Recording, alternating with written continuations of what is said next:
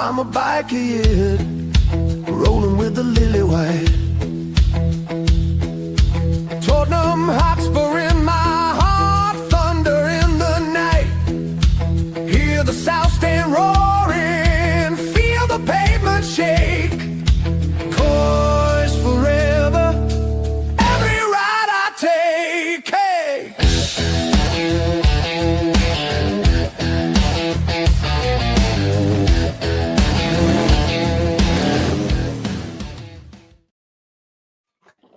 Hello and good evening.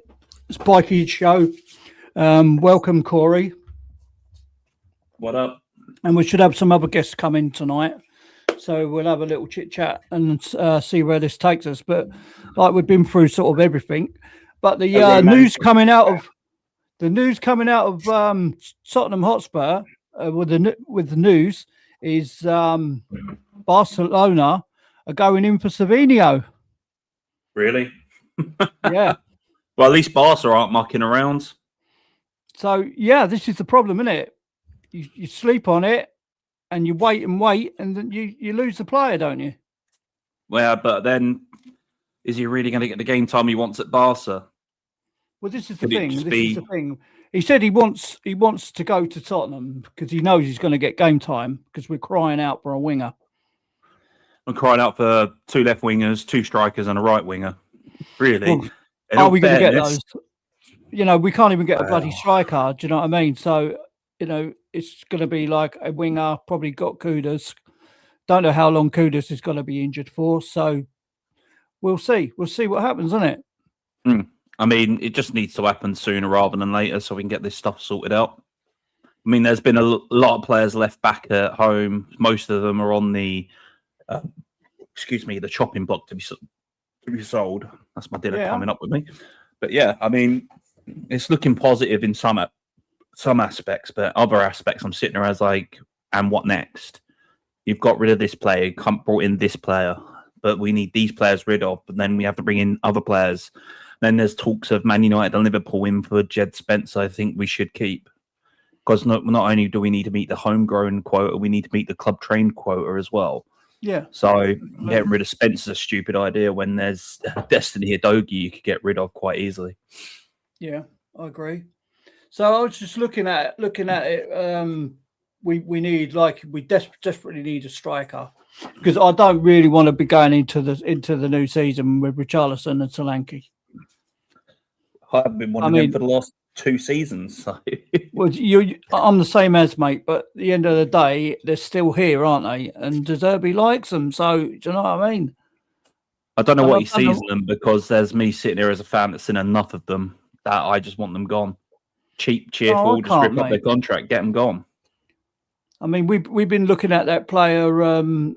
Is that a Mascherano or someone like that? You ever heard of him? No. Mascherano or something like that. Yeah, we will have been looking at him this week actually. Is that kid out in Portugal? Mascherano. Mascherano, yeah. He's is he at Barca? I think he might be at Barca, you know. Cannot remember where some of these players are. I mean, I'm not keeping tabs on everything. I mean, for the last week, I've been detoxing myself from internet because the first week and a half of school holidays, I've had my little boy. So, yeah. I mean, I've got a couple of overlays I've done. I don't know if I've done them in the right order, actually, but we'll have a go, won't we? This one, is it this one? Oh, no, this is a women's one. I was going to show Ellie that one. Yeah, there we go. Tottenham Hotspur pursuit of Savio has become one of the longest-running transfer sagas of the summer. But the North London club now appear closer than ever than landed Robert De Zerbi's priorities target. Right? The thing is, though, is he really a De Zerbi target, or was he the target that we've been linked with for the last 2 years? It doesn't. Well, this is it, because we've been linked for the last 2 years. So how the hell is he a De Zerbi target? He's a club target. He's not a De Zerbi target. This is what I'm saying. You know what I mean? We've been linked with him because. But then he's a very good player. So, I mean, I do rate the kid. And when you get people going, oh, he hasn't had any outbursts, he's got to play behind the likes of, Doku, Semenyo, Germesh. Like, there's so many talented wingers there. They got the young French winger as well. I can't remember his name. I wanted that Tottenham, but City come calling, you go to City, right? Of course you do. You got 4 guys in front of him. When his breakout season in Girona, it speaks for itself. His first season in the Premier League, second behind ball progression, behind Doku, and second behind progressive passing behind Savinho. So when people are saying he hasn't got the output, he's got to try and get in front of 3 other guys that are in front of him, and all of these other guys can play multiple positions across those front 3. So when you're 21, 22, and you're trying to get into a team full of guys that are being picked above you. Yeah. Well, it's just one of the things. I do rate the guy. So, I watched a lot of him when he was at Girona because, exciting young Brazilian guy coming through. Got to see what was going on here. I was impressed with. Then when City went in for him, I was like, City get the best out of him. The first season, he was great. And then second season, he hasn't really managed to get going because of injury or other players bought in his position. So, yeah, he ain't going to get in front of Doku, is he? Let's be fair. He's not going to get in front of him, really, unless they have like a major injury crisis. The only player that he could get into, we've only got Mikey Moore on that side, haven't we? And Solomon. Guy we got on free from Russia attacking Ukraine. So he left the Ukrainian league on a free because FIFA came out with rules that any players in those leagues could leave. That's exactly what happened. So, and that's the only reason why we've got like Solomon. So now it's one of those guys that we need to sell on. He's going to get game time, isn't he, at Tottenham? He's going to be first pick on the wing without a doubt because we haven't got no one else. Oh, so he'll get his games. So I can't see why he wouldn't want to go to Tottenham Hotspur. I really couldn't. Well, stays in the Premier League, so that means he's still settled in the country because, he's been here 2 years now. He's a young guy. He's not like we're going in for someone ridiculous like, I don't know, Yan Diamonde that Real Madrid are going for. Yeah. Yan has been bounced around all the top leagues so far, and he looks like he's going to be landing in Madrid. Yes, that's what I saw. Yep, and we're looking at this other lad, Matteo Ruggeri of Atletico Madrid. Apparently, he's a winger as well. Can play, So, what do you think of him? No, he is. He's a left back. He's a left back. Do we another left back? Another one.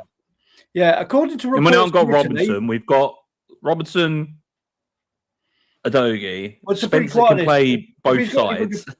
If he's got anything about him, this Matteo Ruggeri, he's going to get in front, and he plays okay, then he'll get in front of Robertson, won't he? Because I think after the first 5 games of Robertson, you're going to see a fucking serious decline on that side. Because I saw it with Liverpool and I saw it at the World Cup. He got hooked off a couple of times. He weren't good enough because he was getting roasted. Well, we've just got to see because we need to see what we can get out of the club. If we're going to go and get more left backs and stuff like that, it's just crazy, isn't it? We've got Destiny Udogie. We've still got Spence, who I think we should keep to meet one of 2 quotas, homegrown and club trained, because he's been with us now, 5 years? Yeah, so he meets both of those criteria if we hit Europe. He's had a successful stint at Atletico Madrid. You know what I mean?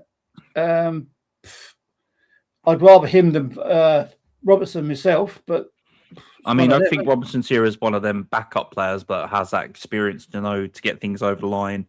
People can learn from him, see what he does off the pitch, off from training to recover, what his dietary. I think he's just been brought in for that kind of bit of stability for kids to look up to, because he's not a bad player, Robinson, but it's just one of them things, isn't it? We need the experience and we need leaders amongst men. So it's just one of them things. I see it we got him done. Okay, great. But then we've still got players we need to ship off out. And then Robinson's also been brought in for the league trained status as well as homegrown. Yeah.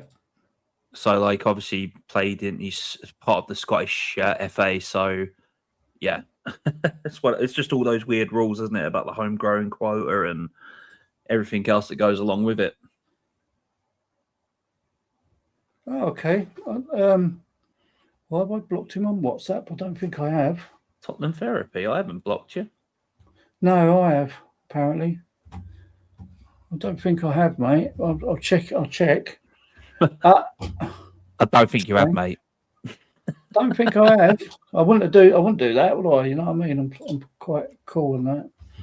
We only block Palace fans. Yeah. I'll tell you what I did do. I went on WhatsApp and I spoke to Stelios, and I was talking to him, and he goes, "Put me on your WhatsApp." So I'll give him my WhatsApp. He said, "I can't find you." So I said, "Oh," he said, "I don't know what's going on there then." And this was just before the kickoff in Australia. It was like 3 o'clock in the morning, something like that. So I was like, "Oh shit." So I said, "Well, I don't know what's happening there still." He said, "Ring me." So I rung him and he goes, "You twat." I said, "What?" He said, "It's come up with a different number." So he said, "What number's this?" And he told me it, and I was like, "Oh mate." He said, "I'll give you my old number, and I've still got the WhatsApp on my old number." So I had to change it all over. And if he's trying to get hold of me, yeah, and he's probably doing it on the old number, isn't he?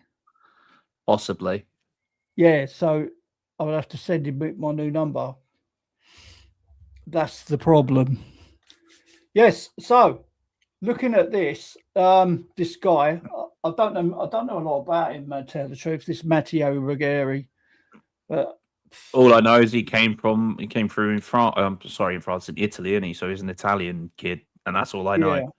Yeah, that's as far as I know. I don't know much of him. I haven't really been watching much of Atletico since we signed Gallagher. No. Oh, I don't understand that. Also, there's another one I was looking at. There you go. Barcelona open talks to sign Krupi. Slept again on it, didn't we? Oh, well, that's another one of us going then. That's like I said a few weeks back. We act now or we're going to regret it when he ends up at Barcelona, Real Madrid, Bayern Munich. One of those teams. That's what's going to happen, isn't it? Tottenham Hotspur have received a potential blow in their bid to sign one of their top targets. After Fabrizio Romano confirmed Barcelona have opened talks with him. But it's game over, isn't it? As soon as Barcelona, once one of the top teams are in for it, mate, that's it. It's game over. Game, set, match. What's the Galacticos, isn't it? Oh, the Galacticos are Real Madrid. Yeah. Well, they're one of the Galacticos, aren't they? I mean, you've really got Barcelona. It used to be Barcelona and Madrid, didn't it? They were the main ones, weren't they? I mean, where are you going to play? At Tottenham, North London, or in Barcelona at the Nou Camp? I know where I'd rather play. Spain, where the sun is. Absolutely. So this is a thing, isn't it? You know, we slept on this one as well, haven't we? We're just walking around with our eyes closed and just trying to stick our hands in a jar and see what sticks at the moment. That's what it feels like as a Tottenham fan. It feels like we're just like marauding our way through transfers and not really acting on anything. If the board come out with their sentiment at the start of this season, we've neglected the team for so long, it's now time to act. Well, then fucking act. I mean, you've brought in great players so far, but you need to top it off. Once you've got these players in, then you can sprinkle in the players over the next few years that you need. We need a strong team, not just starting 11. We need quality on the bench that we can bring on. We need quality up front. We need quality on the wings. I don't want to see Tell. I don't want to see Odegaard. I do not want to see those two in a Tottenham shirt. I don't want to see Solanke. I'm fed up with Richarlison. No, I don't want to. And the guys, obviously, Richarlison, I want to stay. The only reason why he wants to stay in this country is so that he can be given an English nationalisation. So we'll send it to Everton then.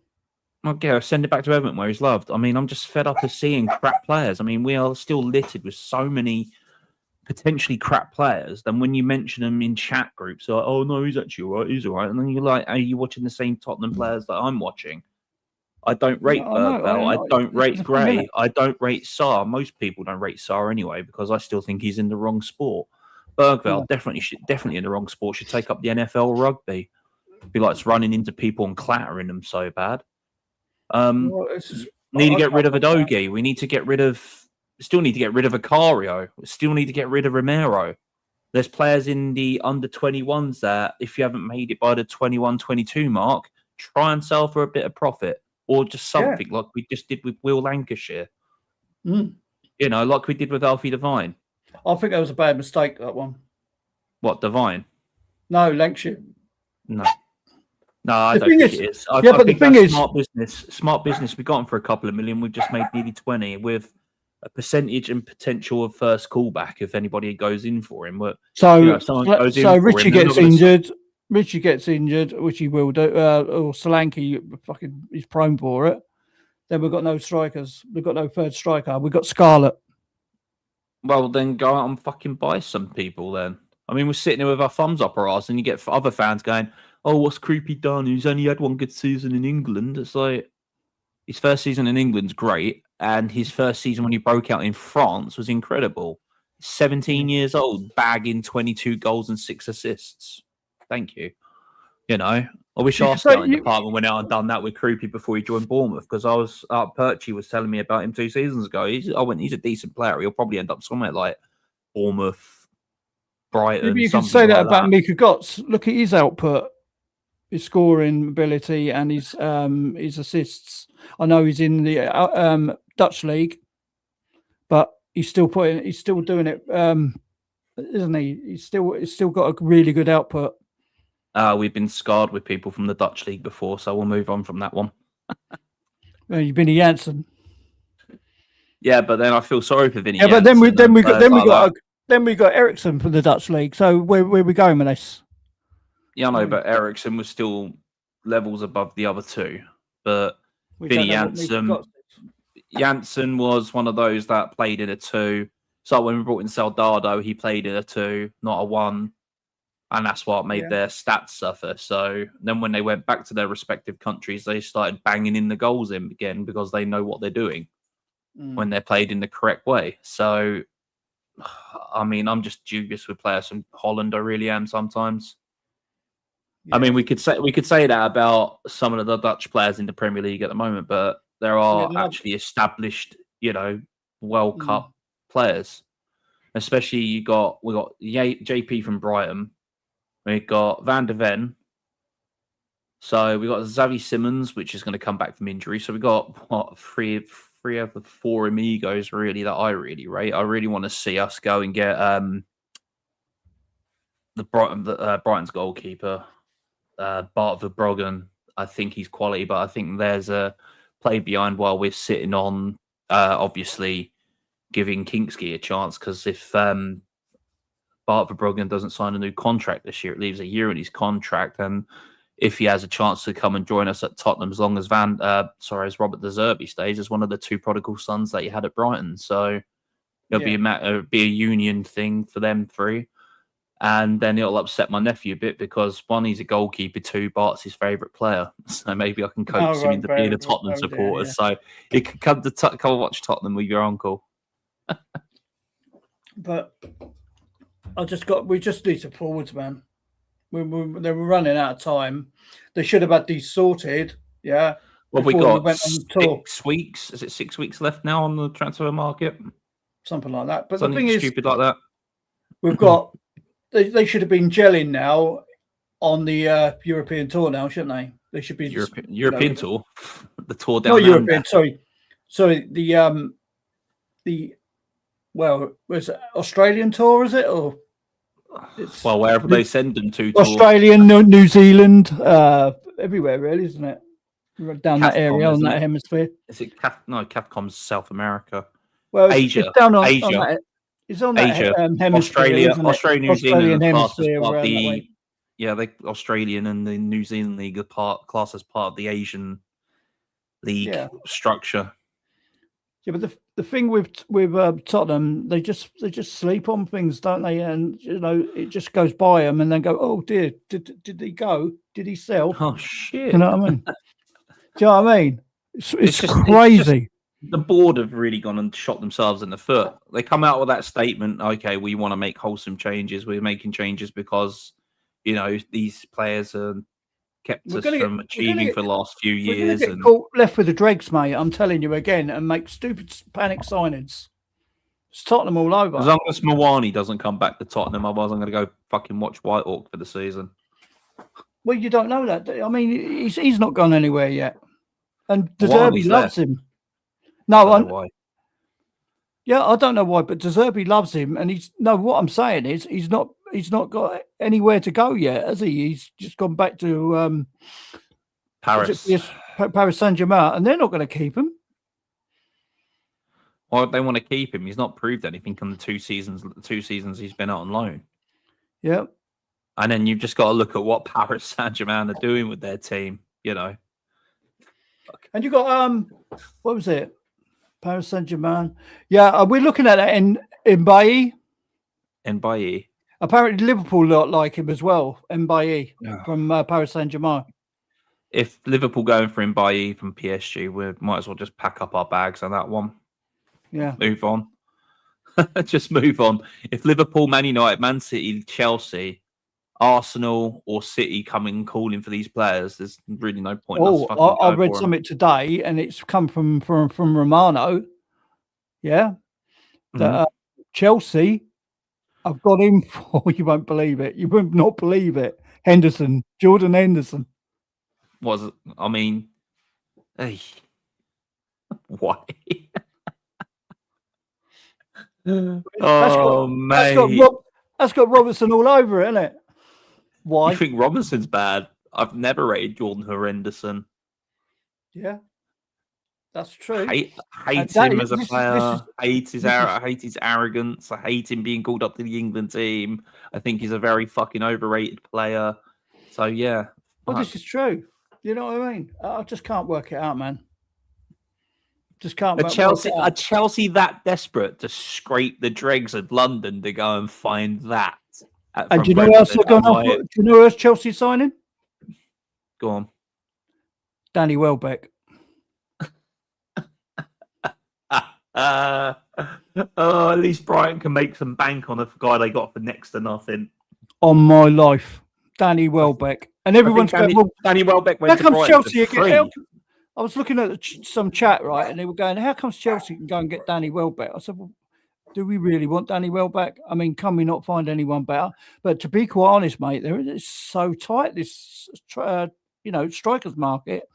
But, like, if you're not going to get Krupi, then who are you going to get? Garassi's still out there. Just saying. Christ, man. Look at Garassi. Let's go over this fascination of trying to get Harry Kane back. We're not paying that guy $500,000 a week, 500,000 a week to come back when he's on 475 grand a week. Of course we're not. Oh, that's another thing.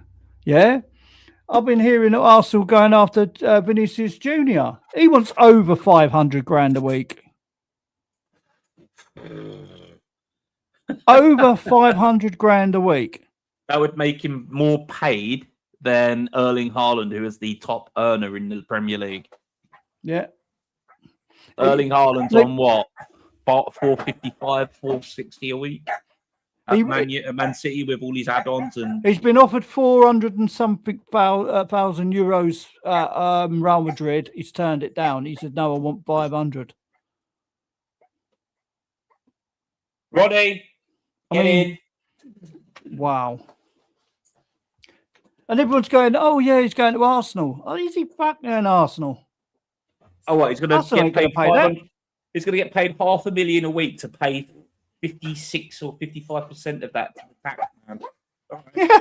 Sure. So he's going to be on 200 grand a week. You might as well stay in Spain where there's hardly any tax bracket when you're earning at Real Madrid. Or go to Turkey, innit? Yeah, go to Turkey and wash your money through the system. Yeah. And while you're there, you can get your teeth done and your hair. Or you could go to Saudi and get your money because they don't tax either, do they? You know, so it's one of them. Isn't it? They've got some weird rules though. If you want to buy their players, if they've not met a certain time and quota, and the players have to pay. I mean, I've been going, I'll go and get Ivan Toney, but what he's been fucking bad shit in the club. He's really been bad mouthing the Spurs. Really why would you want to leave Saudi when he's on 400 grand a week? He does nothing. Bags in, he's bringing in bags. I mean, the only reason why people go to Saudi is to bring in the bag. They're not going there for football pro-esque. Yeah. That's because it's just absolutely crazy. Absolutely crazy. You know, It's like this transfer window's done my head in. Saudis have ruined everything. They've ruined golf, they're ruining boxing, they've ruined wrestling. Crazy.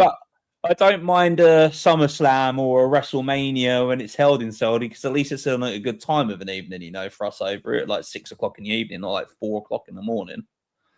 But the Saudis just ruined every sport that they touch. It's the only reason why their league is lucrative is because where does their league sit and what's their country's main income?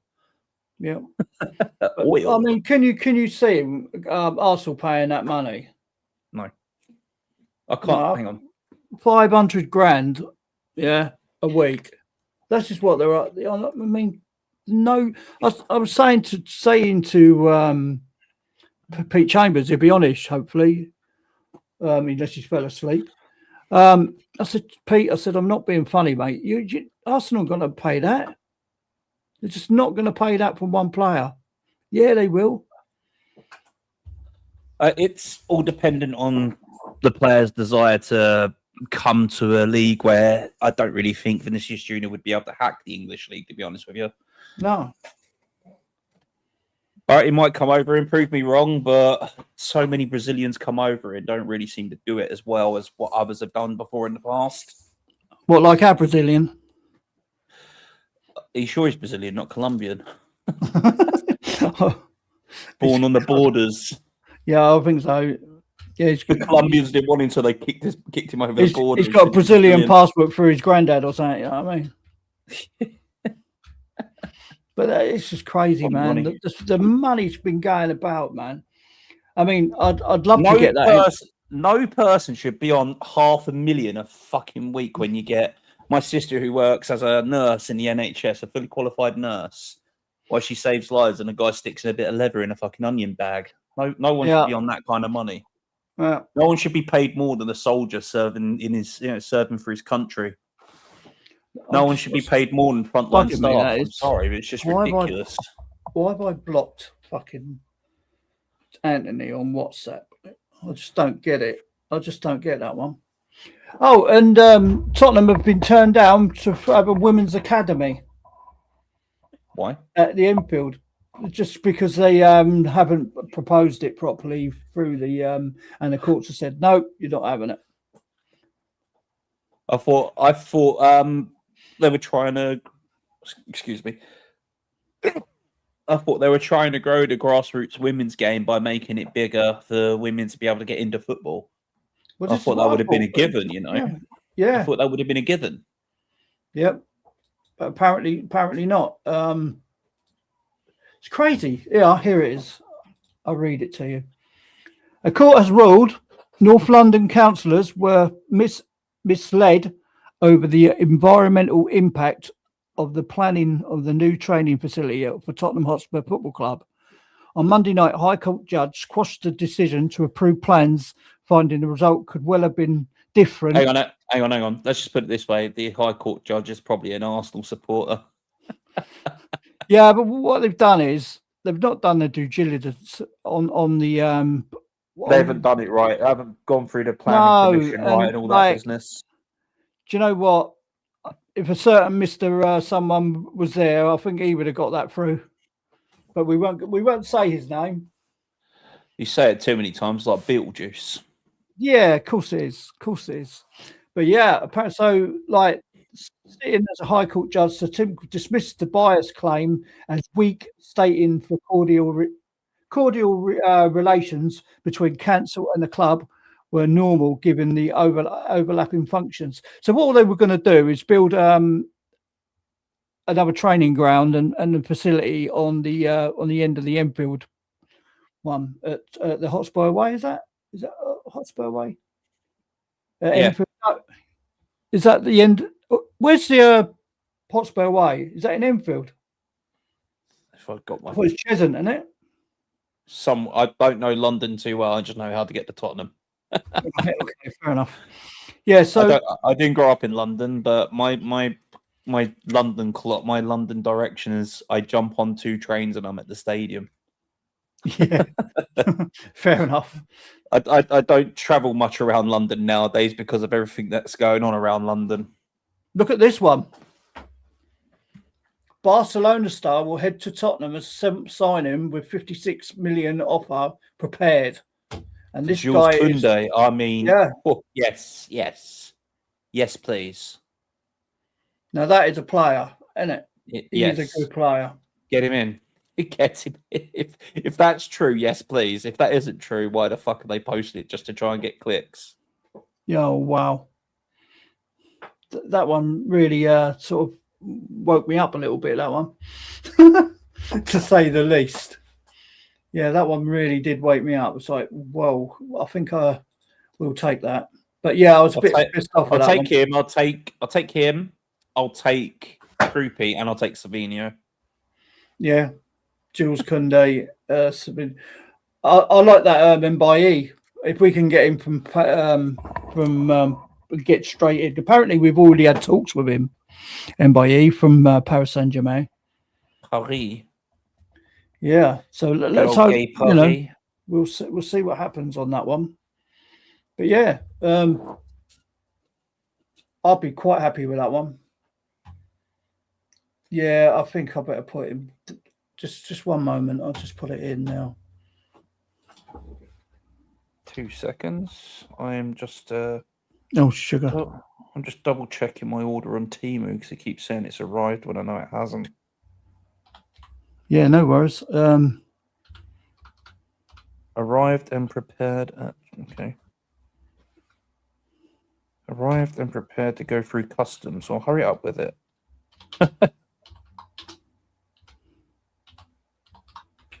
I still can't believe though. Last week, get a call from the ex. We haven't got no clothes for our son. He's outgrown them all. Blah blah blah blah blah. So everything I bought for him for Christmas and his birthday, within 8 months he's outgrown. Yeah. Can you help towards us with the clothes? I'm always going to put my hand in my pocket for my son, but I went over the top. I went over the top and made myself skint. Oh, that's not good. Yeah, I went Temu, and it was like pay half up front and then do the buy over 3. So Okay. yeah, mind the mess on the back. That's my dad's birthday present. My Hoover, I haven't put it away. I mean, my flat is immaculate. It's just one of them. I get the Hoover out, I get it out, and it just ends up being a floral ornament. Well, if you could see my desk at the moment, you'd laugh. I've got dart stuff all over it, and it's just mad. My desk has got 3 different controllers sitting on it, headsets for other things, wires everywhere. Yeah, mine's wires everywhere, and phones and controllers, and just madness at the moment. I mean, I haven't really been playing much online. I've just literally been sitting there playing the old Pokemon games, as it's the 30 years of Pokemon now. So, have you watched any of the games in Adelaide and things like that, or wherever it was? No, I really don't get interested in pre-season friendlies. I watched it. I stayed up. I won't get them. I've never been into the whole pre-season friendly. Because you'll go out to watch the team and it's all the fucking under-21s showing up. It's like, what's the fucking point then? I want to see how the lad done, Mikey Moore, and the other boy, LWB, I call him, Lucas Williams Barnett. On me Barnett. Tidy player. He's a very good player. Very good. Very tidy player. Just but he's not don't ready. Rush him. Don't rush him. But the thing is, you've got every young player since Michael Owen, we rush them in and they burn out before 23, 24. But the thing is, Arsenal blooded a young player in, didn't they? Well, there's a difference between their young players and our young players. Their young players are fucking better. Why are they better though? Because they're amongst the first team and they're training with the first team. Well, the 16-year-old, what's his name? Downing? Alex Downing? Dowman. He's a very, very good player. Very good player. And you compare that to anything that we've got in the first team right now. Fucking Jesus Christ. He walks into our team. Well, the boy, at 16. that lad, he's like I say, he's only 17 now, and he's doing so What was well. you doing at 16, 17 years old? There's me just past my GCSEs and getting over my injury. He's playing football in the Premier I had a League. bad time when I was 16, man.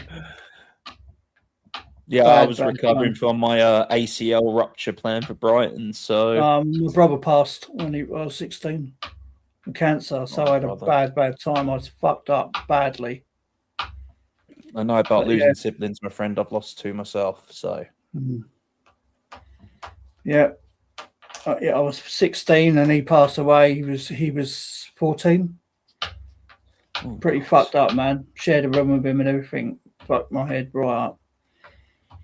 But there you go. You know, it was a long time football ago. to a mental health show. I did actually this morning. Did you see the 2 marks this morning? No, I was busy this morning. Went to mental health. Then it sort of went on to unemployment and how it affects everyone and fucking how it affects your mental health. And it was pretty fucking fierce. Do you know what I mean? It was good though because they all helped each other out. Do you know what I mean? It was all right, you know. And I would have watched for everyone on the chat as well. If anyone wants to chat on this morning, we're all available. You know, just help. You know, we're all family at the end of the day, and we'll try and help each other out as much as we can because we've all had mental health issues one way or the other. Everybody has it. You know what I mean? Everybody gets it. We all have the toughest problems. Son of a bitch like my dad, but I know secretly inside my dad's broken. So yeah, this is the thing, isn't it? You know, I've been broken since the age of 5 years old. So please, guys, if you're out there, and you have got issues, man, talk to someone. Please, I'd rather you do that than bottle it. Please talk to people. That's what I say, because it does bloody help talking. You know what I mean? Even if they're not proper, you know, psychiatrists and things like that, just tell someone, man. Tell them. It's not easy. I would rather talk to someone knowing that they're here than carrying them on my shoulder. Yeah, absolutely. Anyway, that's got a bit grim, isn't it? Let's talk about Tottenham Hotspur as a team. We're not ready, man. We're not ready for the Premiership. We haven't got a first 11. We've signed what? Is it? JP, Senesi, Anderson, Dubravka, Tonali, Fernandez. So what? That's 6. Yeah, it's true. 6, 7. And so far we've got rid of Velez. He's gone back home to Argentina. We've sold a kid that hasn't touched a Premier League pitch for 49 million, which is fucking business. That is really good business. Well, even though I watched him all last season, he was fucking incredible. But to get 49 million out of a kid that we paid 7 or 8 million for is just fucking genius. Absolute genius with a 20% sell-on clause. So, like in a few years' time, when Brighton always make a profit on a player, if he goes for like 100 million to like a Real Madrid or a Barcelona, there you go. There's another 20, 30 million slapped straight in our pockets, you know. So that 49 million goes up to 69, 70 million. Yeah. It's just clever business. Clever business. Well, the thing is, we also got rid of Will Lancashire, Devine. What's his name? Alfie Dorrington's moved to Poland. Stuart has gone south because he wants to stay in England. Yeah, it's stalled. He's not going. He said I don't want to go to Poland. He thought about it and thought, nah, it's not the place for him. Well, that league is the Polish league is rough. It's fucking rough. Yeah, I've watched the Polish league and I'm like, fuck me, I can't watch this. It's fucking barbaric. The tackles. Have you seen the supporters? They're like an army. The ultras over there are fucking ultras to the word, not like the Italian ultras. The Polish. They're fully trained army. The Polish do it right when they become ultras. Yeah, absolutely. Yeah, I've seen it. I've watched it. I was like, Christ Almighty! They're trained in unarmed combat and everything. They're mad. I would happily move to Poland, seeing as it's probably one of the safest countries in Europe to live in. That's what I'd be like. Right, see you later. I'm gone. As long as I can take my son with me, I'm fine. I'm going to Poland now. Bye-bye. Apparently, suppose Croatia's supposed to be nice because they've got lovely beaches in Croatia. Croatia, I've not seen or much. I thought it was landlocked Croatia. And there's my knowledge of the world. No, I think Goes past Paris and France, and then they start going a bit wonky. Yeah, I could drive to Spain. That's about it. I've driven to Spain a few times. Loved it. On the wrong side of the road, lad. Yeah, believe it or not. You got fucked you up when you touch down in France. It's nice because you're driving through France and you go past all the ghettos or something. No, what they call them, the fucking houses on the hills and that. The Bordeaux. I don't know. Anyway, the houses on the hills, they're stunning, man. The views are absolutely beautiful. And you're going through Toulouse and things, and then you get through to I went through Le Mans, Rouen, then Toulouse, and then we shot through to the Pyrenees. Went through the Pyrenees. If you can hear that in the background, that's the local taxi service going to get someone. Oh, right. No, I didn't hear nothing. Oh, yeah. Police Blue and 2's going off. I call it the White Hawk taxi service. No, yeah, I drove through the Pyrenees and I was driving along and I just mind my own business. And also this bloody great moose stuck his head out through the bushes at me. And they're huge, man. Following you, was it? Hi. No, he's a pigeon. No, seriously. Pigeons. Don't insult pigeons. They descended from dinosaurs. Leave the pigeons alone. Yeah, I mean, a threat of life. Dinosaurs, man. I'm sitting driving along and all of a sudden this fucking moose stuck his head out. And I was like, what the fucking hell's that? It was huge. I got some venison's deer, isn't it? Car. That one went right over your head. Venison's deer. It's venison, yeah. I heard it. That's deer, isn't it? Venison? Yeah, it's very deer. Stag and things, yeah. I've actually had deer. It's really rich. Yeah, it's a very rich thing. I've had venison pie. Yeah, it has to be cooked right because you overcook venison, it becomes very rubbery. Yeah, that's in Chinese, isn't it? It's very rubbery. Wobbly? Thank you very much. Jonathan Ross. It's a wobbly. It's a wobbly. It's a wobbly with my wobble dinghy.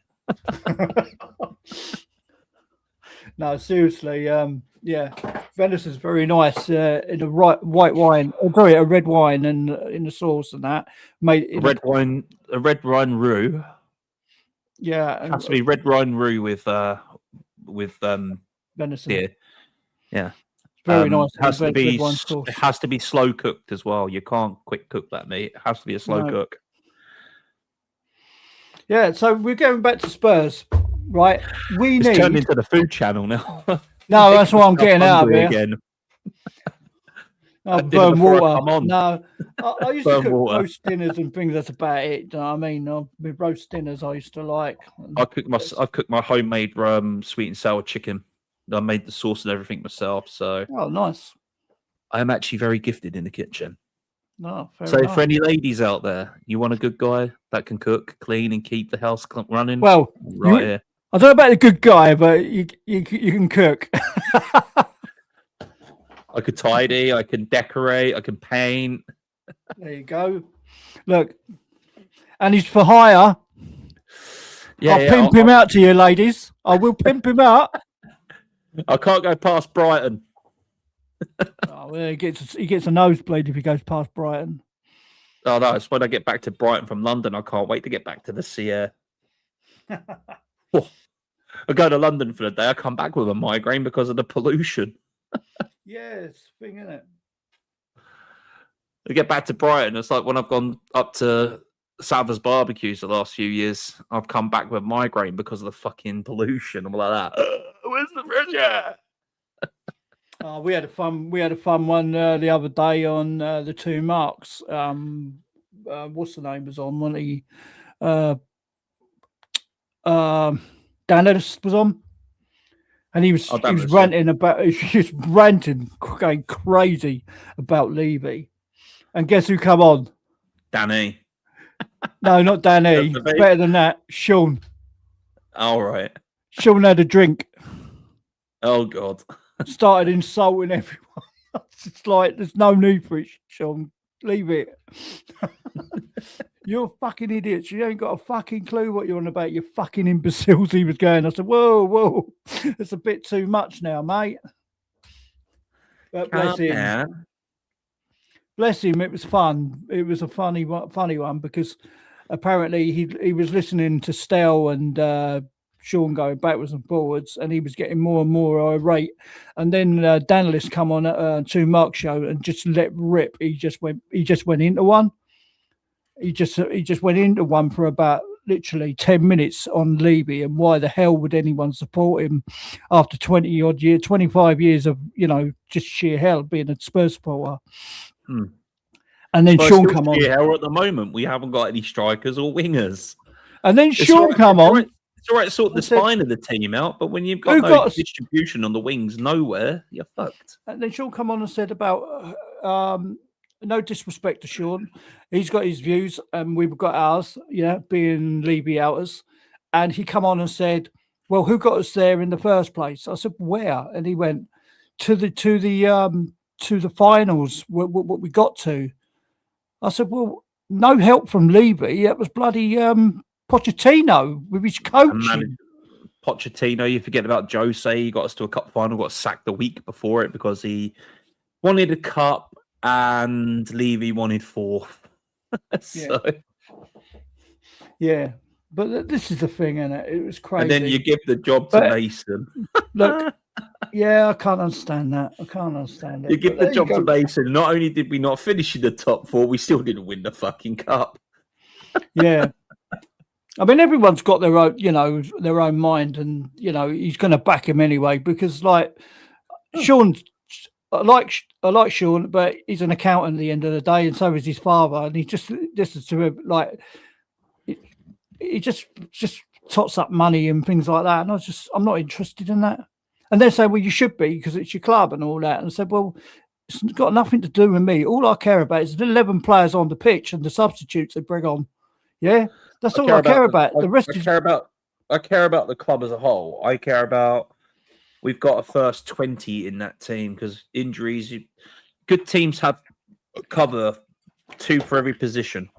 They have depth. They have depth. We don't even have that. We don't even have first 7 at the minute. Well, you got to look at it, right? Senesi and JP are going to be our centre backs next season. That's a solid on, right? I still think Mickey van der Ven is going to do what he does for Holland because we are wasting his pace at centre back. Then it's going to be Porro on the right. Obviously, JP Senesi in the middle with van der Ven out on the left. That's what I feel like could be our defence. In midfield, it's who the two of the 3 midfielders are going to be. Yeah. It's going to be obviously Tonali, Fernandes, and then you insert either Gallagher, Bentancur. I saw something the other day that we were trying to get rid of Bentancur as well. I don't know how true that was. I just saw that today about Bentancur. I saw that a couple of days ago. I was like, that's interesting if we get rid of him because then what we're doing was saying to Graham Bergvall, we're keeping you. It's like we need to hurry up and decide what we do in Bergvall. Are we selling him or are we keeping him? Because if we keep him, he's shit. Sell him, make some profit, and invest. You know what? I'd rather have that Luca Williams fucking Barnett than Bergvall because I don't know what Bergvall does. I would rather have a used condom from a bloke next to me shagging someone. There you go. Than have fucking Bergvall on my team. There you go, mate. Go and put that in the bin. Well, at least he knows when it's coming and going. But no, I can't take Bergvall. It's like I don't like eggs. I'd rather stomach 10 eggs than watch Bergvall play. Yeah. Let's have a look at this chat anyway. Why have you blocked me on that WhatsApp?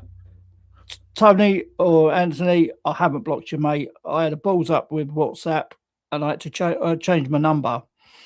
Yeah, because I realised I had my old number from 2 years ago on my WhatsApp, and that's why I changed it. So I didn't block you, mate. Right. Sorry. I'll put sorry, mate. Come on, Anthony. Then Welbeck is better than Solanke and Ritchie. Well, yeah. So Welbeck is a very good player. He can put the ball in the net. He does brighten a service. Yeah. But is that what we want? There is better, but if we could get Welbeck in for 2 seasons, see his twilight out, why we find another player to take over from him? Why not? It's better than watching Solanke and Ritchie.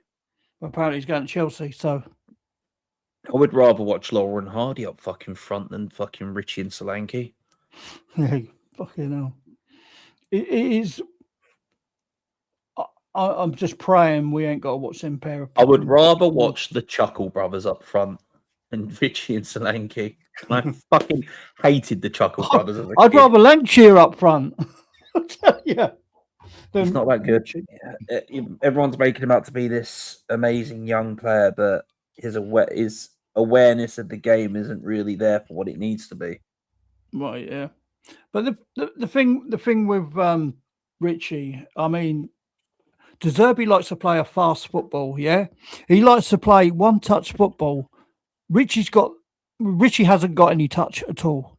And Solanke can't touch it either, so... Yeah. It's literally to me, to you with them two, and it's to me, to you. Fucking hell. Yeah, they just can't play, man. So there we go. Good evening, Tom Kingham. You're welcome, man. I've been quiet, Tom. I've been very busy last week and a half. I like a Brazilian. Yeah, we know that. We know that. What kind of Brazilian? I think he's on about his missus. Watch out. My little Rottweiler's jumping out the door again. Yeah, I think he's on about his missus. There we go. It's another story. Oh, here we go. Look. Yeah, it is Enfield. It's in Enfield. Yep. Thank you for that, Tom. I didn't know myself, mate. I live away from the ground and the training. Like I said, I don't care where the training ground is. I don't care what other shit goes on. My pilgrimage when I go up to Tottenham is train from Brighton to London Bridge, it's to stop after London Bridge, jump off at London Bridge, off the one after London Bridge, and then you go inwards, and then I just walk to the stadium. Andy, come on, man. Do you want me to put the link in the chat? Put the link in the chat. Tom, come and join us too. And it must have been love, but it's over now. I'm sure I sent you the link on your private chat, didn't I? Privately? Yeah, we do a private. You know, he just said, "Hello, Dallas, mate." There we go. There's my a top man. We're just talking about you, Dallas, having your little rant the other night. It is a burning. It was good. It was bloody good when Sean came on, man. You held your own, mate. I was impressed. His ears for this. Yeah. My name. I'm woken up. My name. He held his own, believe me. Yeah, I mean, big up, guys. What you going on with Chelsea? They are in talks with signing both Welbeck and Jordan Henderson. Are they signing oldies suddenly? You know what it is? They're trying to copy us. They're signing the English quota because they got fucking foreign players on the books. Oh God. I mean, come on, really? They had a transfer embargo or whatever it was for breaking the. Oh no, that was just a 10 million slap on the wrist. Don't do it again. Welbeck and Jordan Henderson. I mean, come on, what are we doing here? I mean, Alonso should know better, shouldn't he? While they're at it, they could go get Gareth Barry out of retirement, I guess. Yeah, they could do. Yeah. Actually, no, he's still playing football down here locally. Gareth Barry. He's really? He's back at he's back where he grew up down here in Sussex. Okay, I'm not going to give cool. it away, but yeah. If you're watching, Gareth, you still owe me 20. Adam Lab, you still owe me 20 as well. Like with inflation, and both you boys made it professional. I'm going to add a few zeros to that. Oh, here we go. Look, listen to him trying to get some money back now. Nah, the youth team was fun, mate. It was great. Yeah. There you go. Yeah. So, like, it's going to be Chelsea. It'll be the Chelsea pensioners, wouldn't it? That's what it'll be. Wasn't Welbeck like an Arsenal reject, a Man United reject? Yeah, he played for Man United, and he was he was at Arsenal, wasn't he? Welbeck. Or as my cousin calls him, Danny Wheelblick, because he can't fucking pronounce it properly. It's like fucking idiot. So I have to listen to my cousin say that wrong for the last 16 years. Danny Wheelblick. Welbeck. Do you know, I was thinking, man. I mean, we do need a left winger, yeah. There's a really good left winger about, and he went to Man City and he did really get a look in, really. You know what I'm going to say, don't you? Jack Grealish, he's available. And he's going to cost a lot less than Savinio. I wanted him on loan last year. And he can do it. I was laughed at. And to be quite honest, people going, why would we want a pisshead? Why would we want a drunk? I'm sorry, but wasn't Gazia a pisshead and a drunk and a cokehead? He used to drink whiskey at half time. He used to drink whiskey at half time. Are you worried about Jack Grealish letting his hair down at the end of the season when professionals are told that they're allowed to let their hair down at the end of the season, not in the season, at the end of? Every fucking player goes out and drinks, trust me. The thing is, man, I mean, the guy's got talent and he's been there, done it, and got the T-shirt, and he can score goals. Why not? Just why not? I would have him in. He's available. Yeah. That's another one to the English quota. You know, trained in country. Everton want him. Everton want to sign him again properly. Why don't we just go in and go, yeah, come to Spurs? I mean, Big Ange's taken a pretty hefty post out in Saudi. Maybe we can get some of the players off the books that he brought in. Yeah. You know, some of those 19 players in 2 seasons, you know? Yeah, isn't it? Yeah, you brought us crap, you can have it back. That inflation as well, because you're at Saudi. So that player you bought for 20 million is now 90. Yeah, I mean, to be quite honest, I'd go for Grealish. He's available. Yeah. He's a very dynamic player as well. I mean, he'll also get failed, which means opportunities to score. Yeah. I'll get him in. Coming on. Hello, Dan. Danny boy, Danny boy. You hear that? Why don't we go for Grealish, mate? Tried and tested, didn't he? Grealish? Player, yeah, winger. Mate, yeah, anybody really, isn't it, at the moment? Anyone better? I'm sure we can do a job. Did you see what did you see what I said earlier in the show? What's that? Did you see that? What I said earlier in the show about Savinio, Barcelona sniffing. Apparently, you're in talks with him. Oh, so okay. We missed the fucking boat again. I don't think they can afford it. But, you know, 70 million for Savinio, I don't think so. Well, it's one of them, isn't it? They don't really need it. They could just pull a kid out La Masia like they do every fucking season. Well, this is the thing, isn't it? Yeah, I mean, that's the news. The last 3 years, what Barcelona have brought through, shall we? Yamel, Kabassi. The list goes on, but those are the 2 top talents out so far from them. Xavi Simons came from Barcelona with the PSG. Didn't that Pio come from him there as well? Was it Pio? What, the one at Palace? Was it Pio? I think it was a Pio or something like that. Well, Barcelona don't really need to go and sign players when they've got the La Masia sitting on their doorstep and they can just go, right, you and you're in this here. Let's see what you can do. Well, most of that Spain's team made out of that Barcelona academy, wasn't it? Was it Kabassi, Pedri? Brilliant. Pedri. Oh, wow. Yeah, sorry. Yeah, you got Kabassi, Pedri, Yamel. That's just 3. What, Pedri's 25, 26 now? Yeah. Something else from La Masia? I mean, fucking hell. You could just pull a name out of the hat and it's literally come out of either Real Madrid or Barcelona for their first team. Yeah, they're just so good, aren't they? I mean, they could, like you say, they can pull it out. Kocher is up to fucking hell. Right, just 1 minute. I'm just going to go over and invite Anthony. I'm going to give him the... desperate for strikers. I hear Jermaine Defoe's pretty tidy at 40 plus. When I watched him in the Legends match the other week. Big up, Ellie. Hello, beautiful lady. Hello, Ellie. Yeah, I mean, what are we doing here? I mean, we're going to miss the boat again, aren't we? Do you know what I mean? Someone's going to go in for Savinho, and some. You know what the Real problem Madrid- is? You know what the problem Huh? is? All the fuckers are in London, aren't they? They don't know what the sea and what the beach looks like. You say missing the boat, they don't know what the fucking beach looks like.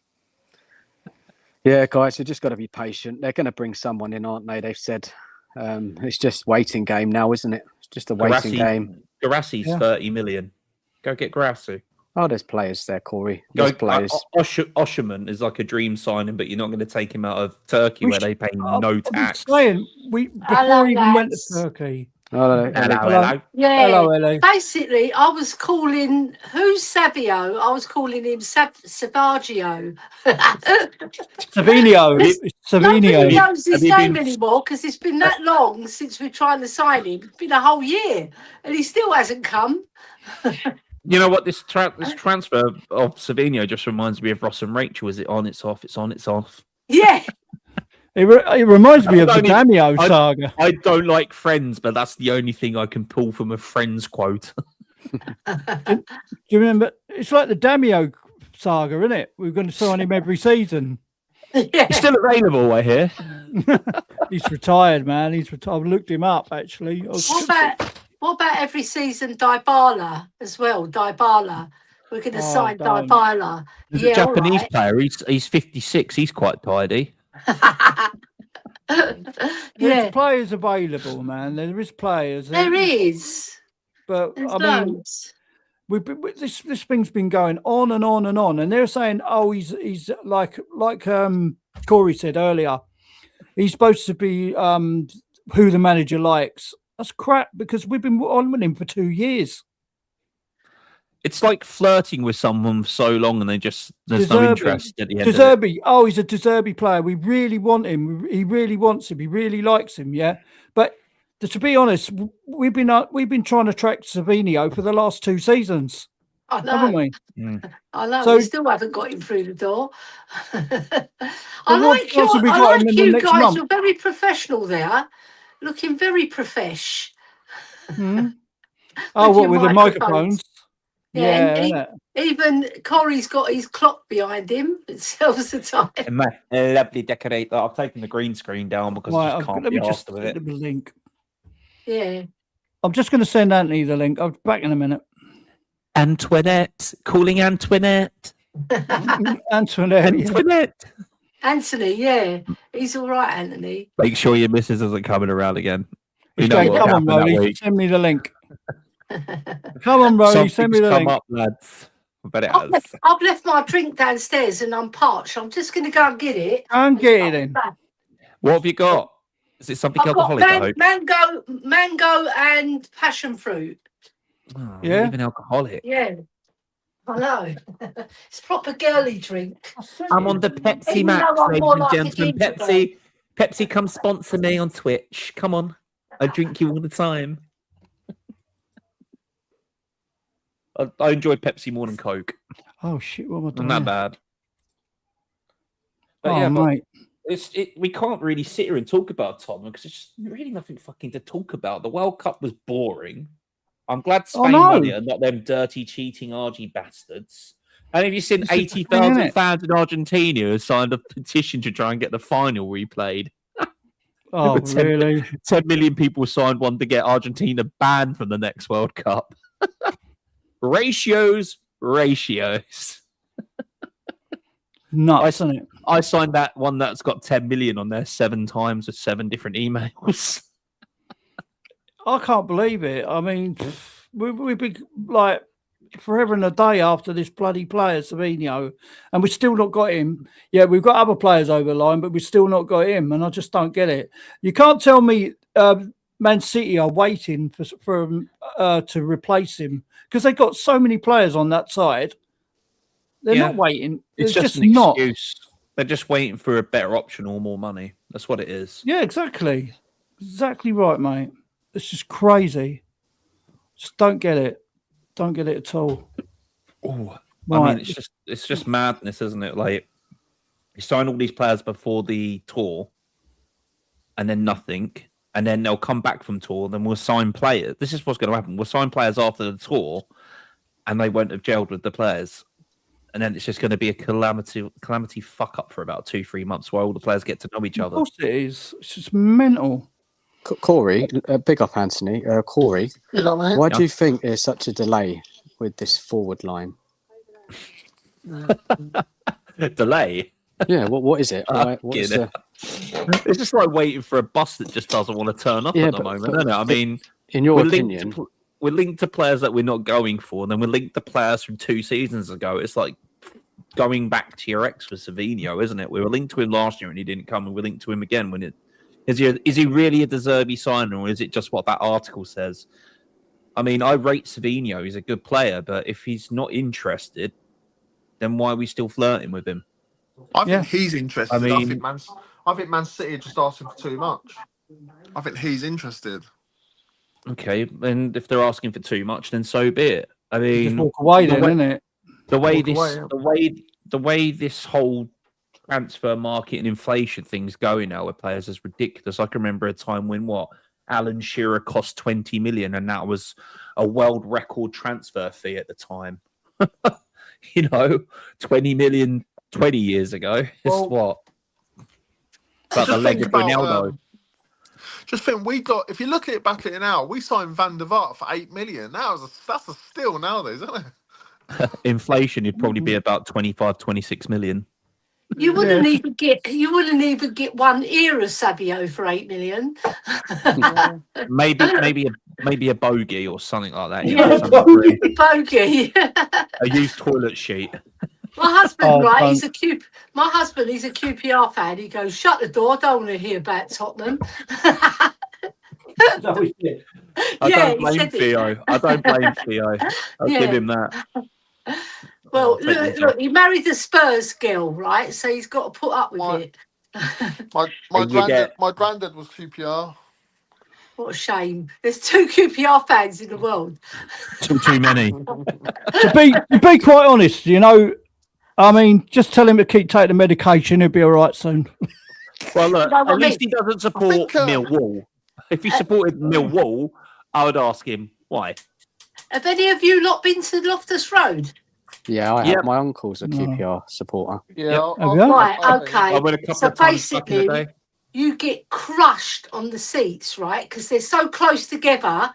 I'm 5'5", right? And my legs get crushed. What about the 6'2", 6'3", 6'4" blokes? Like me, I have to stand up the whole match. I don't know how they manage it, because it's ridiculous, and you get crushed because the next person next to you is literally on you like they're making love to you. That's an old school stadium. I'll make love to you like you want me to. Are they all like midgets down there then, or what? I know, but my husband's only 5'6", and he gets crushed as well. Right, this is the thing. When those old stadiums were built, the average height back in those times were probably around the 5'5", 5'6" marker. Yeah. You still get crushed. The consensus back in the day to people like my size nowadays, if I go back like 100 years, I'm a giant. I'd be treated like I'd be lauded. Yeah, of course like, come here, giants, come here. You'll be like Gulliver's Travels. I'd have guys behind me playing guitars like that. You'd be like that scene of Monty Python, isn't it? In Search of Holy Grail with like fucking coconuts. Welcome, Jane. Yeah, I love Monty Python. It's brilliant. There's this pub. There's this pub near where I live. And there's an old building and a new building. The old building, people must have been midgets back in the day, in the olden days. I'm not joking. This new building, I walk in, and next minute I'm on my knees, trying to stand up on the bloody thing. The pint glass is as tall as the bar back in them days. I'll tell you what, though, you shrink when you're a Spurs fan from worry. I'm going grey because of Spurs. Yeah, I'm 6'6", but I used to be 7'6". 6'6", are ya? Yeah. Me and him are the same height. Sorry, I didn't realise you were 6'6". You got the same dad. You got the same dad. Get in our go, defence, Anthony. What are you doing? I go. I've tend to got He's really Dreyer. 5 foot. He's really 5'6", identified and 6'6". The last couple of years, I've tend to got Dreyer, and I think it's from Spurs finishes 17th 2 years in a row. Yeah, Oh, mate, don't even go there. 100%. Mine fell out, mate. It's wearing that.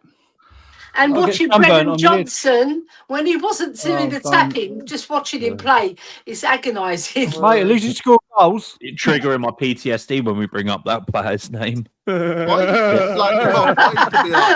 you get the jitters, like shaking. What about Crystal Palace? The poor sods, they've got him. Being a Brightonian.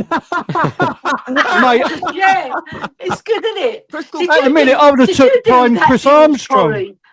At the minute, I would have took prime Chris Armstrong. I'll tell you at the minute. I'm telling you. Chris Armstrong, Don't ever mention Glenn Murray and Brighton. He was better than Brennan Johnson, Chris Armstrong. That's what I mean. At the minute, with strikers, I'd even take a prime Chris Armstrong. Do you know what I mean? Or Jerry Armstrong as well, the Irish boy. When Crystal Palace first signed Johnson, I went on a few Palace pages and they were loving it, and I commented saying he might get the odd goal, but he's not the best footballer in the world. And they were basically saying, because he's at a Ron club, basically slagging off Spurs, you don't know what he's talking about. We'll get the best out of him, all this stuff. I've been on their things, and they all hate him. Ange Postecoglou got the best out of him. 17 goals, and I don't know how.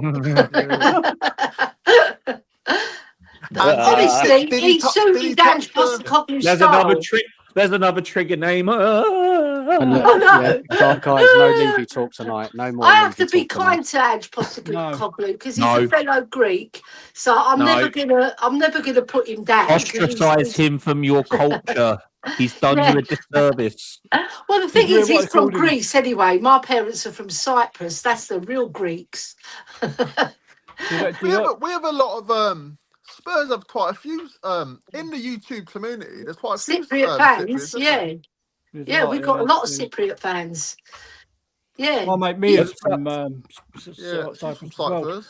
What's that? French She's half Palestinian English and half Cypriot.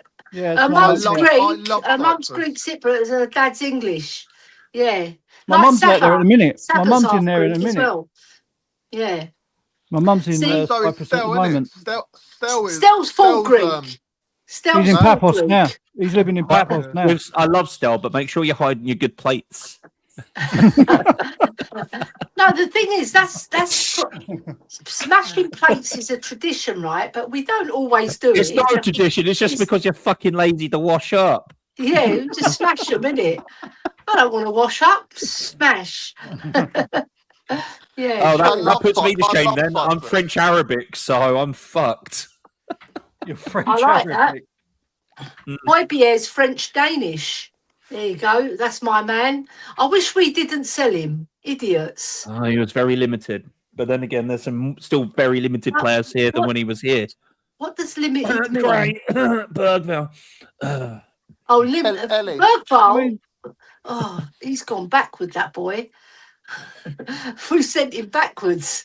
The thing with Holberg, guys, he was always available, weren't he? He was never injured. Yeah, Højbjerg is a good player. Isn't it weird? He's not a brilliant player, but he's a decent player. The whole time Gallagher's been a professional, never injured, he comes to Spurs. He has that one cup of water at the training centre. I'm just saying, Darren Anderton left something in the water.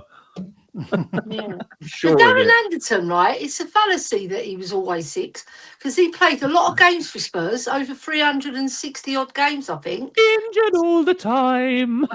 No, he wasn't. He was injured. Yes, a lot.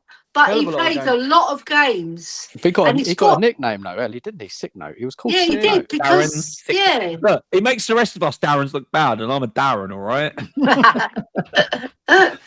we want to remove you from the Darren community. Sorry, Anderton. You're just Anderton now. You're not a Darren anymore. He still loves Spurs though, doesn't he? He's a Spurs through and through. Lamella, right? Lamella was similar to Anderton, but he just didn't have the end product. And what he did, the Rabona. Yeah, because he could dribble. Lamella could take the ball. He's a bit like Bergvall as well. Take the ball, but he doesn't know what to do with it when he's there. You say all he could do was dribble, but at least that's one of the main skills that a winger needs to do. Look at wingers nowadays. Apart from your Yamels, most of them can't fucking dribble. They can't beat the man anyway. I think Kudos can. Kudos can beat his man.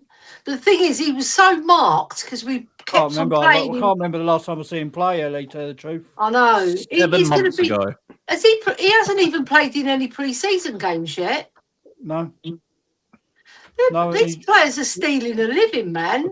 Guys, aren't you worried? Aren't you worried that our players are made of glass? Yeah. Glass. Yeah. Glass has more substance than paper.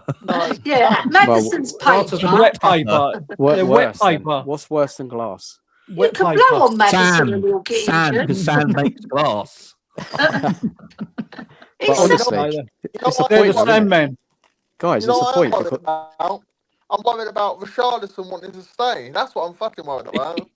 He's not going anywhere, is he? He's going to stay, I'm telling He's you. not going anywhere. He's like that skid mark in your pants you try to wash out in the washing machine a few times. It just doesn't come out, so you throw them away and get new pair. Yeah. Only thing, we don't throw our skid marks away, we keep them. No, we throw our skid mark pants at the wall and they stick and stay. That's our problem. Yeah. We just give them another year.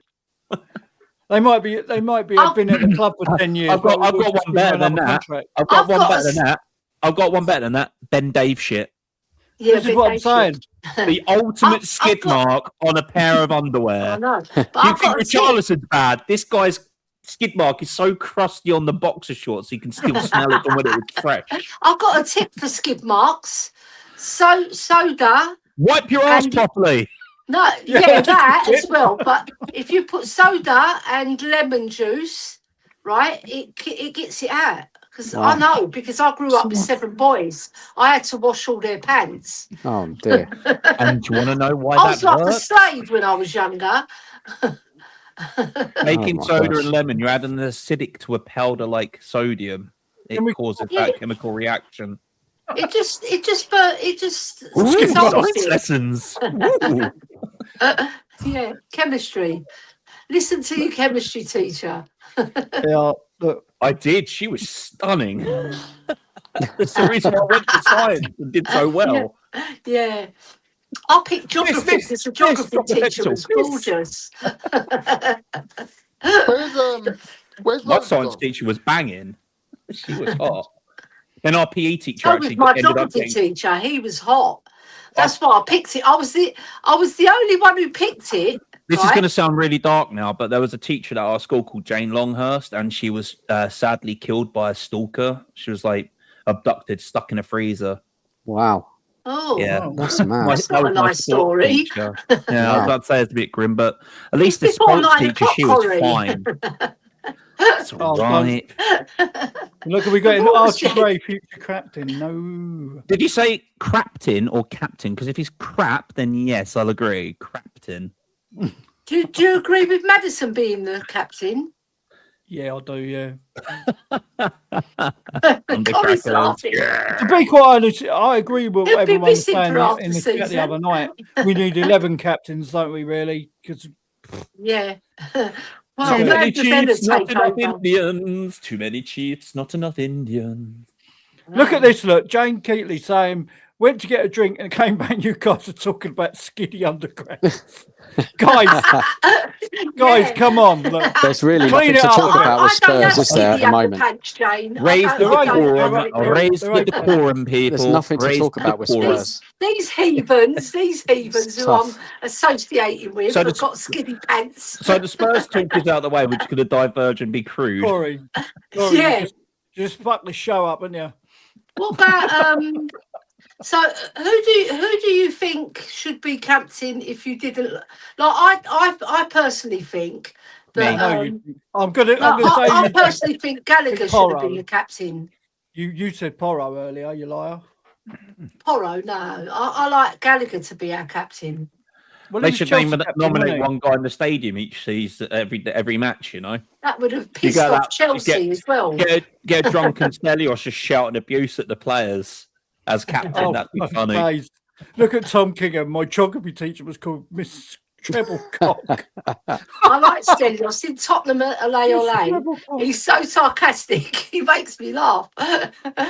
So we had a teacher. So you know when you're like before you're 16, you get called like Master and Miss. I kid you not. I went to school with a kid called Cole Bates. Didn't get old. Okay. Master Bates. All right. If you're talking names, right? I worked at the Department of Social Security when I was younger, right? And I worked with a lady called Amanda Bent, and she was an inspector with me. We inspect national insurance. Very boring, right? And on her card it was A Bent Inspector. He Bent Inspector. I went to college with someone called Richard Head, but he changed his name. And I worked with a guy. I worked with a guy called Wayne Kerr. That is the truth. Wayne Kerr. Why would you call your son Wayne if your surname's Kerr? Can I just ask? That surname's Scottish, Kerr. So yeah, but not call him Wayne. Wayne Kerr. I would do that to Theo if my name was like that. If my surname was Kerr, your name's Wayne. Wayne Kerr. I would have done it. I still feel bad for my mate Richard Head though. For years he got called Dickhead. He changed his name. He's changed his name to Chris Head now. He goes, "I'm a Chris, not a Richard." No, you'll always be Richard, mate. You were born Richard. You can't change. You can't change your fate. That's awful, isn't it? Calling your kids names like that. I know. How can you do that to your kid? You know, knowing you've got to grow up like, you know, they've got to grow up as an adult. Character building. That's like when I went to school. But you learn to fight. My brother said you can't go to school with your Greek name, Ellie. Right? So there was, you know, the Beverly Hillbillies. Have you heard of that? The show? Maybe you're a bit young, right? Beverly Hillbillies. There was the Miss Ellie on there. They goes, Miss Ellie, right, you're going with the name Ellie, and it just stuck. I don't call myself by my Greek name. Nah, it's Alea, my Greek name. It's a nice name. Alea, yeah, it's nice, but you know when you called Ellie all your life, you're not going to start calling yourself that. No. Yeah? It's like if you just take the Y there, my surname's Core. In my friends group, there's 5 Darrens, so we just all go by our surnames, and I have done since I was about 10. If anyone ever calls me Darren, I'm like, you fucking calling me by my Christian name for? Fuck off. Yeah. Is your real name Roly? Roly. No, my name was named after a. Do you remember Grange Hill down the list, Ellie? Yeah. Yeah. I remember Grange Hill. I remember used to watch the little kids. with the glasses? Yeah. Yeah. His name was Roland, wasn't it? Yeah. Yeah. That's my name. Okay. Roland. I went through fucking hell. Roland the Rat. And then that fucker come out. And then that come out. God I went through hell with that as well. And to be the worst thing was that I had a friend called Kevin at school. He's my mate. Yes. Kevin Gwynn, his name was Kevin Gwynn. That's my mate. Kevin Gwynn. His name was. Yeah. Yeah. And I fucking went through hell at school, mate. Yeah. Because every time I used to go around and go, always want to help you, Roland. You did like the little black girl. I go to Grange Hill, and then that fucking rat come out of fucking on TBAM or something like that, and that fucking done me. You should have sued them. I had honestly. At least you got that. I always got, oh look, it's Dad's the washing up powder. Fucking hell. Oh mate, I had the worst. I had Dan, you know, the Karate Kid. Oh my days, Daniel's son. Oh my days. I had that for years. Nothing's worse than the rat, mate. Roland Rat. They're going, that is bad. Bands. That is bad. Oh, well, yeah, that's worse than me. Yeah. I used to be called Ellie Smelly Rubber Belly, but I was never smelly. I was a clean kid. And here comes Ellie Smelly Rubber Belly. That's out of order, isn't it?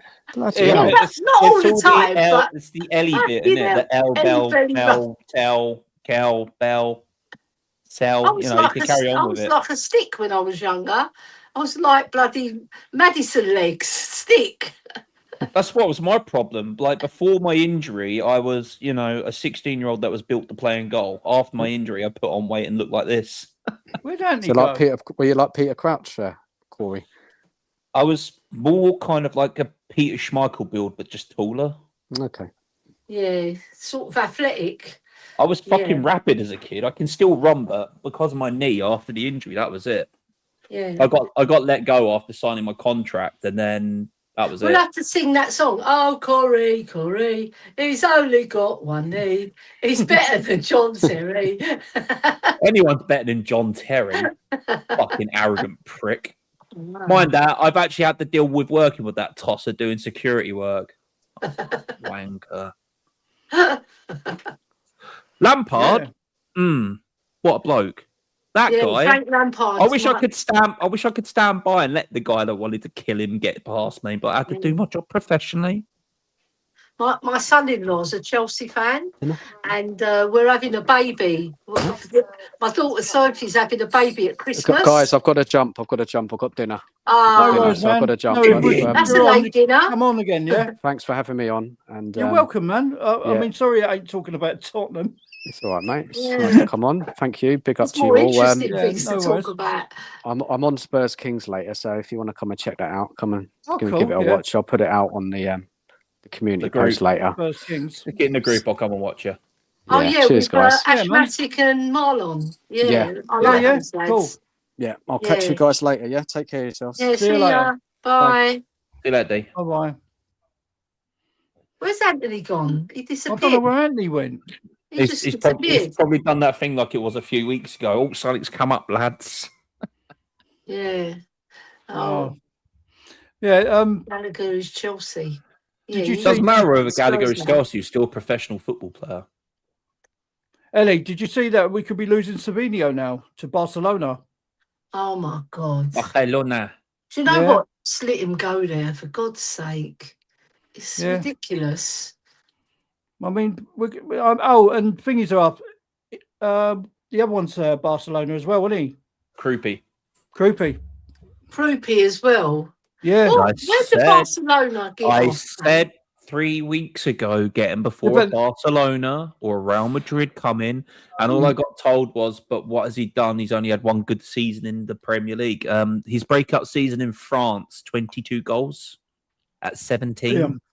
Yeah, he's the business, Creepy. Well, you can tell. He's already scored more goals in 2 years than what Richarlison's done in 6. Yeah. Do you know what? I think he's going to be like a little Defoe. Is that sort of player? He's even more technical than Defoe. Because Defoe was he was a brilliant player. He could turn on sixpence and take a shot. I love Jermaine I think Croupy's like that. He knew where the goal was, didn't he? Yeah, exactly. Yeah. But that's who did you like better? Do you rate Defoe or Robbie Keane? I like both. I'll probably have Defoe. You like Defoe better? I always had a soft spot for Robbie Keane, right? Because him and Berbatov were electric, weren't they? They were brilliant. That goal at Fulham in the FA Cup, they scored brilliant. I liked Robbie Keane because he was true Spurs. You know when we beat Arsenal 5-1 in that semi-final, and he was subbed off after scoring a couple. I think he scored a couple of goals that game, right? And he was just jumping for joy, weren't he? Yeah. Proper Spurs. Yeah. I mean, I always have a soft spot for a decent Irish player because my dad's from Ireland. Yeah. So. Yeah, I like the Irish players. Yeah. You always he was Spurs through and through, wasn't he? Yeah. I think most Irish blokes are, though. Most Irish blokes are either like Tottenham or Liverpool, aren't they? Well, even Roy Keane's a Spurs fan, isn't he? Roy Keane's a Spurs fan. Yeah, he is. Do you want to know something funny about Roy Keane? While I was at Brighton and was told he was too aggressive. Really? Yeah. Oh, this one, Ian Wright was too small, had trials at Brighton. Oh, they're silly. Right. I think Ian Wright's about 5'8", 5'9", isn't he? Do you know what? He's tiny, but what a player. I loved Ian Wright. Brilliant. I can tell you now, Ian Wright. Such a good player. I've done work for Ian Wright as well when I was doing security. Bloke is a gentleman. Yeah. After work, he was talking to all of us for ages, and I got to finding out that he's heavily into vinyl, like most old heads are. You know, he loves his vinyl, and my granddad owns a record shop down here.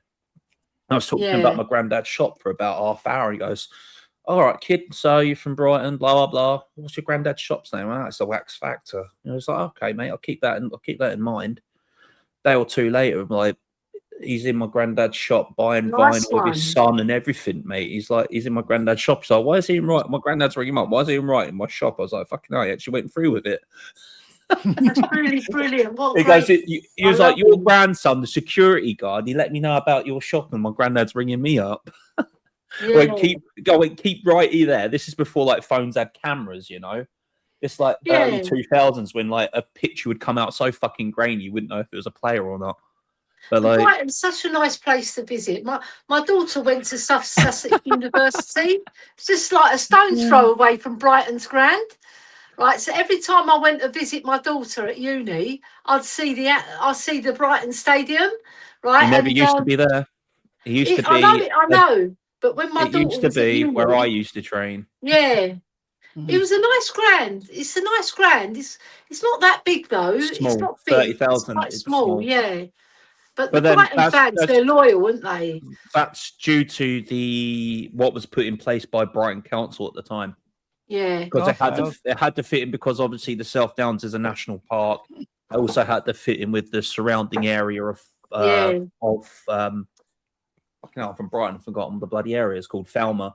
So it had to fit in. It couldn't be overbearing. It could be anything, because there was one of 3 places they were going to build the stadium. The biggest plot of land that they could have built a 50,000 seater stadium on was Waterhall, but because of the planning permission out there, there wasn't too many travel links, blah blah blah, and all that business. The Waterhall one fell, and Brighton ended up with the Amex. Yeah, Ellie, I'm going to show you something now. I'm going to put an overlay on. Hang on, where is it? You've seen it already, Corey. Old news. Look at that. Port Block's plan for new Spurs Women's Academy. Bloody hell. I joked earlier on the High Judge was an Arsenal fan. Yeah, stupid sod. Yeah, look at that. Look. I know, it's bad. Do you know, they're supposed to be doing things for women's because they didn't they didn't give them enough information about the scheme. They blocked it. Yeah, because they were going to build something for the ladies just past Bruce Hill, right? Yeah. Can't they just use the facilities at Tottenham at the state of what we've built already? I mean, they train different days to what the men do or at different times. So why can't they use the facilities of what was already in place? I know, I mean, it's top of the range facilities, and can you imagine? They were going to have their own academy on the end of it. There's another field the other side, and that would have been so good for the ladies. I know, it'll help them with their fitness as well, because all the equipment in there, strengthening equipment. Because in this day and age, right, you've got to be super fit, man or woman, right? So if you're strong, you've got more stamina, right? It does make a difference. Yeah, of course it does. Like back in the day, they used to focus on technique and skill. Right now, it's athleticism. Their own like gym and everything where they can, relax and be taught by proper physios for women. Women are structured differently, obviously, aren't they? I mean, different muscle groups and everything, aren't they? Yeah, of course. I mean, it'd have been so good for them. Brighton have done it. Yeah, they have. Brighton have got a good football team, actually. Yeah, Brighton have done it. They've got their own stadium as well. The women now, right next to the Amex. Now, Man City have sort of taken over. Chelsea and Man City are dominating. I think the women are playing at where I used to train back in the day. So they've got their own stadium, though, haven't they? Because I see it on the news. I think they're training and playing at Withdean, where I used to train as a kid. We signed a lady for a striker, Ellie Brazil, right? And I was at the match where she got an ACL, and it was Man City defender. She cluttered into the back of her leg, and her leg just snapped. The hamstring went, and that was her first bloody game for Spurs.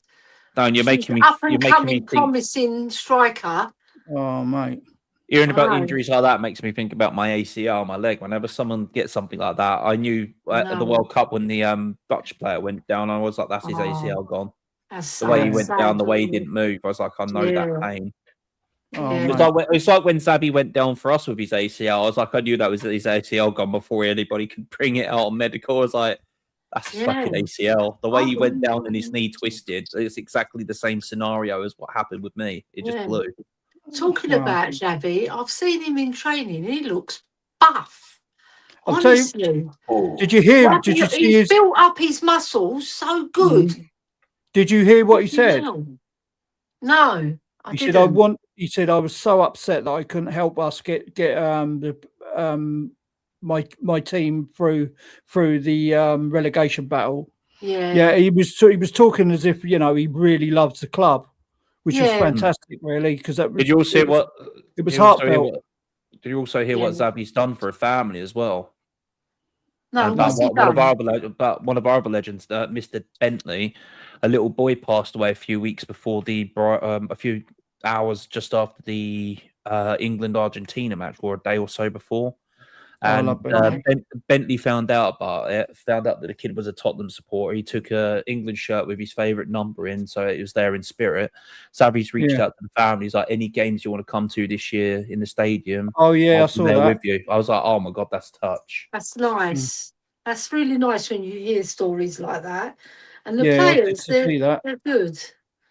Yeah. Yeah, and he wrote something, and it was just really from the heart. And he said, "My team," and I really wanted to help my team. He said, "We're, although I've only just joined," he said, "We're a family." He did in a roundabout way, because that goal he scored against Brighton was fabulous, wasn't it? If with that point, I know it didn't. We were 2 points clear, weren't we? But we would have had 3 points that day. I knew we needed 10 to 11 points just to stay up, and then we got it. Yeah, we got it. I think we're better than West Ham, so we did deserve to stay up. Anyone's better than shit Ham. Yeah, but you know that Tati Castellano. You know what? I am so happy those bastards went down, because it's the taxpayers that pay for their stadium. Yeah, true. And then when the London mayor come out with, oh, it'd be such a travesty if West Ham go down because of it being the nation's stadium and all this business. Oh, shut up, mate. They're a bunch of cunts that live in fucking caravans. Shut up. And they shack their sisters as well. Right. Mate. You know what? Listen how sad I am, right? So I know when Sophie came a couple of weeks ago, she did a gender reveal, and it's a boy. So I went and bought some Spurs stuff for the kid, and I bought him a little Spurs watch, and I bought him loads of Spurs stuff because his dad is my son-in-law. He's Chelsea, and I can't have him being a Chelsea fan. You say League 2 in France at 17, professional football player banged in 22 goals. League 2 in France is only the league below what the top teams are playing in, dude. It's still a tough league, and it's still 22 goals. Yeah. Every striker's got to start somewhere, lad. Who's that? Talking about Krupi. Oh, Krupi, yeah. Oh. Yeah, and he was only 17, remember? Got to get my streaks on Pokemon He's Go. Not even a man. Oh, right. 17 years there old. There we go. Grown into a proper man, and he's not even a man yet. He's only 19. What are we talking about? A 17 going on 18-year-old bagging 22 goals as a professional your first year. And then you come to the Premier League a year after, so you're 18 going on 19, and you score 13 goals when you're only coming in and out of the team. That's fucking incredible. I'm sorry. Talking about youngsters, Dane Scarlett scored again, didn't he? Who? Yeah, well, it's only a tap-in now. It was a rebound off the goalkeeper. Yeah. And he tapped it in. Yeah, I saw it. I watched it, Ellie. I'm telling you now, it wasn't that convincing, to tell the truth, because they got through around the back so many times, yeah, and they crossed the ball in. They crossed that ball in, and if they had a striker, we would have been 2-0 down, I'll tell you, by half time. Yeah, I saw that. No, we are playing mostly the kids, aren't we? Just, so we're not exactly playing just at the shot the against a goalkeeper, against a goal. Do you know what I mean? They done the defence easy. I saw Williams Barnett. He was trying it. He didn't always get past his player, but he's very skillful. You can he's see got a lovely passing range. Yeah. Once he gets his man's body as well, like Gareth Bale did, right? He'll be a top player, that boy. Yeah, you're a man. Yeah, because he's only a kid, really. What is he, 17, 18? Yeah, I'll tell you who's good. I'll tell you who's good, and Leicester want to take him on loan at the moment. Is Malachy Hardy? Very player, very composed. Didn't look out of place at all. I saw a report as well that they want to promote Olasesi into the first team. Olawesi or something like that. They want him to be part of the first team this year. Wow. Not always, because we've only got one game a week. But I think they should try a few youngsters, give them a chance. To be quite honest, if we get rid of Bergville, I'll just put Williams Barnett in there. I know he's young. Yeah. Not just Bergville, get rid of Gray, get rid of Tell. Well, yeah. I can't get rid of Odebear, he's injured, so you can't get rid of him. To be quite honest, Tell looked quite good. Believe it or not, Tell looked quite good. Anyone can look good playing against the Australians, mate. They only know how to play fucking rugby out there. Well, Australian rules. Aussie rules football's fucking. I played that. That's mental. Yeah. I played that for a bit before I played American football. My fucking god. The fucking sport is crazy, mate. Like it's rugby but football, but it's a bit of both and a bit of NFL. You're like, fucking hell, let's just take all three sports, play. I swear 2 Australian blokes just got a bunch of their mates together drunk one day and just started running into each other. Should we play some soccer? Yeah. So I mean, he did look very, very good, that lad. You know what I mean? Yeah, he is. He's talented. Gray put a lovely ball over to and he cocked it up. I can't think who the striker was now. Was it Scarlett? Could we stop giving Gray praise, please? No, it was a cracking ball, and he should have scored from it. But because that's all fans are going about. Oh, did you see that pass in pre-season? He'll do nothing all year. Yeah, this is the thing, isn't it? This is the thing. That's why you latch on. They latch on to little small souls. Yeah. Well, what else can you do? You watch it. It's pre-season. You're playing basically against fucking League 3 teams in Australia. What the fuck are we talking about? But they were young. Like, you're playing against Australian blokes. I wasn't praising. Sorry, I wasn't praising him, man. I was just saying I saw him take a nice pass through, but we were fucking suspect at the back. I'm telling you. Suspect. Well, were we even playing with like our proper centre backs? Probably not. Probably playing with like fucking kids, weren't we? This is the thing, isn't it? So it's a pre-season tour, but all the under-21s are playing. And then they chuck. It's not even a pre-season, is it? Because the World Cup's disturbed. Mikey Moore was playing. Mikey Moore was playing. There was 2 other youngsters playing. But the only thing that looked quite good was that that guy I was just saying, Malachy Hardy. Quality composed player. Yeah, it's a good player. Yeah, we're probably loaning him out. That's the problem. Yeah, well, this is the thing. He's going to go to, apparently Leicester want to take him on loan. Yeah, that's a good one. Leicester could do with quite a few players getting on the loan since they got relegated. They're League One, aren't they? They're going to from grace. What, 10 years ago, winning the Premier League, now playing in basically League 2. Sorry, that is League 2, isn't it? So it used to be Division 1, Division 2, Division 3. Look at my home team. I say my home team. It's where I was born, Luton Town. Man, they went right up. They went straight up, didn't they? They went into the Premiership, didn't they? Yeah. Went down the Championship, lost the players that they had, and then they got Jack Wilshere runs them, doesn't he?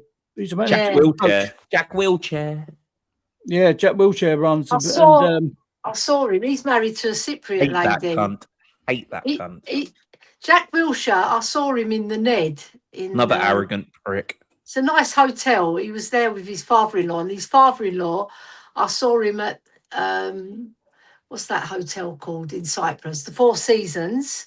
Right, I went there on a day pass. I just wanted to, because it's a really lovely hotel, but it's so expensive to stay there.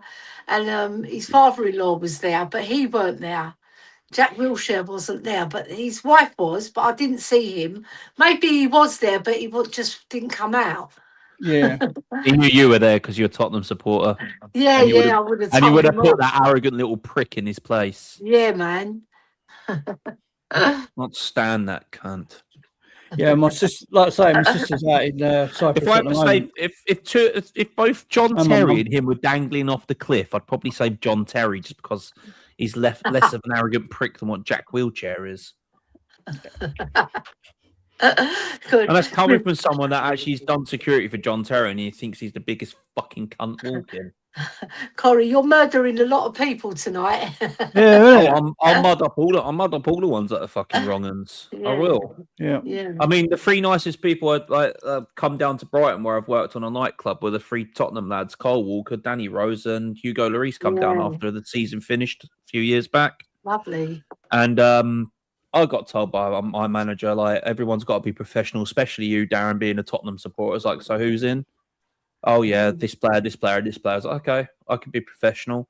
While my colleagues like this with their phones, hey!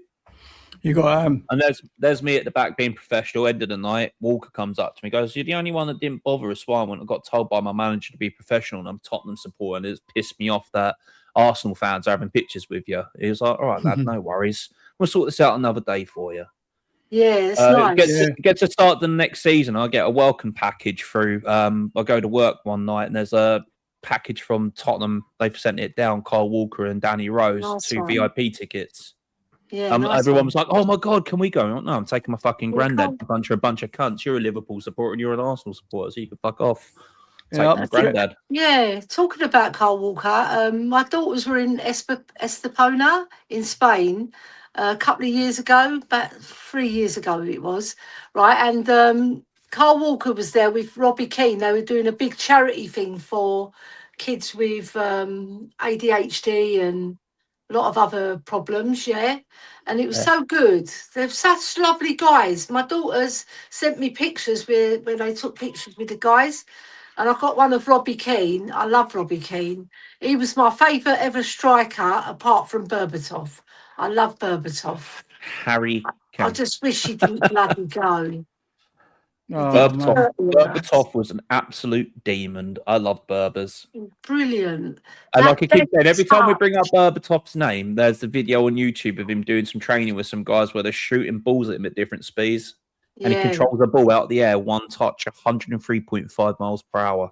Yeah. Wow. And that little croupie has got a deft touch as well, because there's a video of him where they fire the ball at him, and it goes over his head, and he traps it with his back feet, and he flicks the ball up and scissor kicks it into an open net. Bloody brilliant. And they were firing at him and he was deft touching it. Like, that boy is talented. He's so talented. And there's a load of people where they're like, I don't know about Croup. He's only had one good year in the Premier League. No, that's it, isn't it? You can see he's talented. He's going to get better and better. Dominic Solanke's had one good year in 10 years being a professional, and this kid's had 2 good years. And, you know, I'm just saying, 17 to 18, 22 goals, 18 to 19 in the Premier League, 13 goals. Yeah. Not bad return when you're coming in and not the team.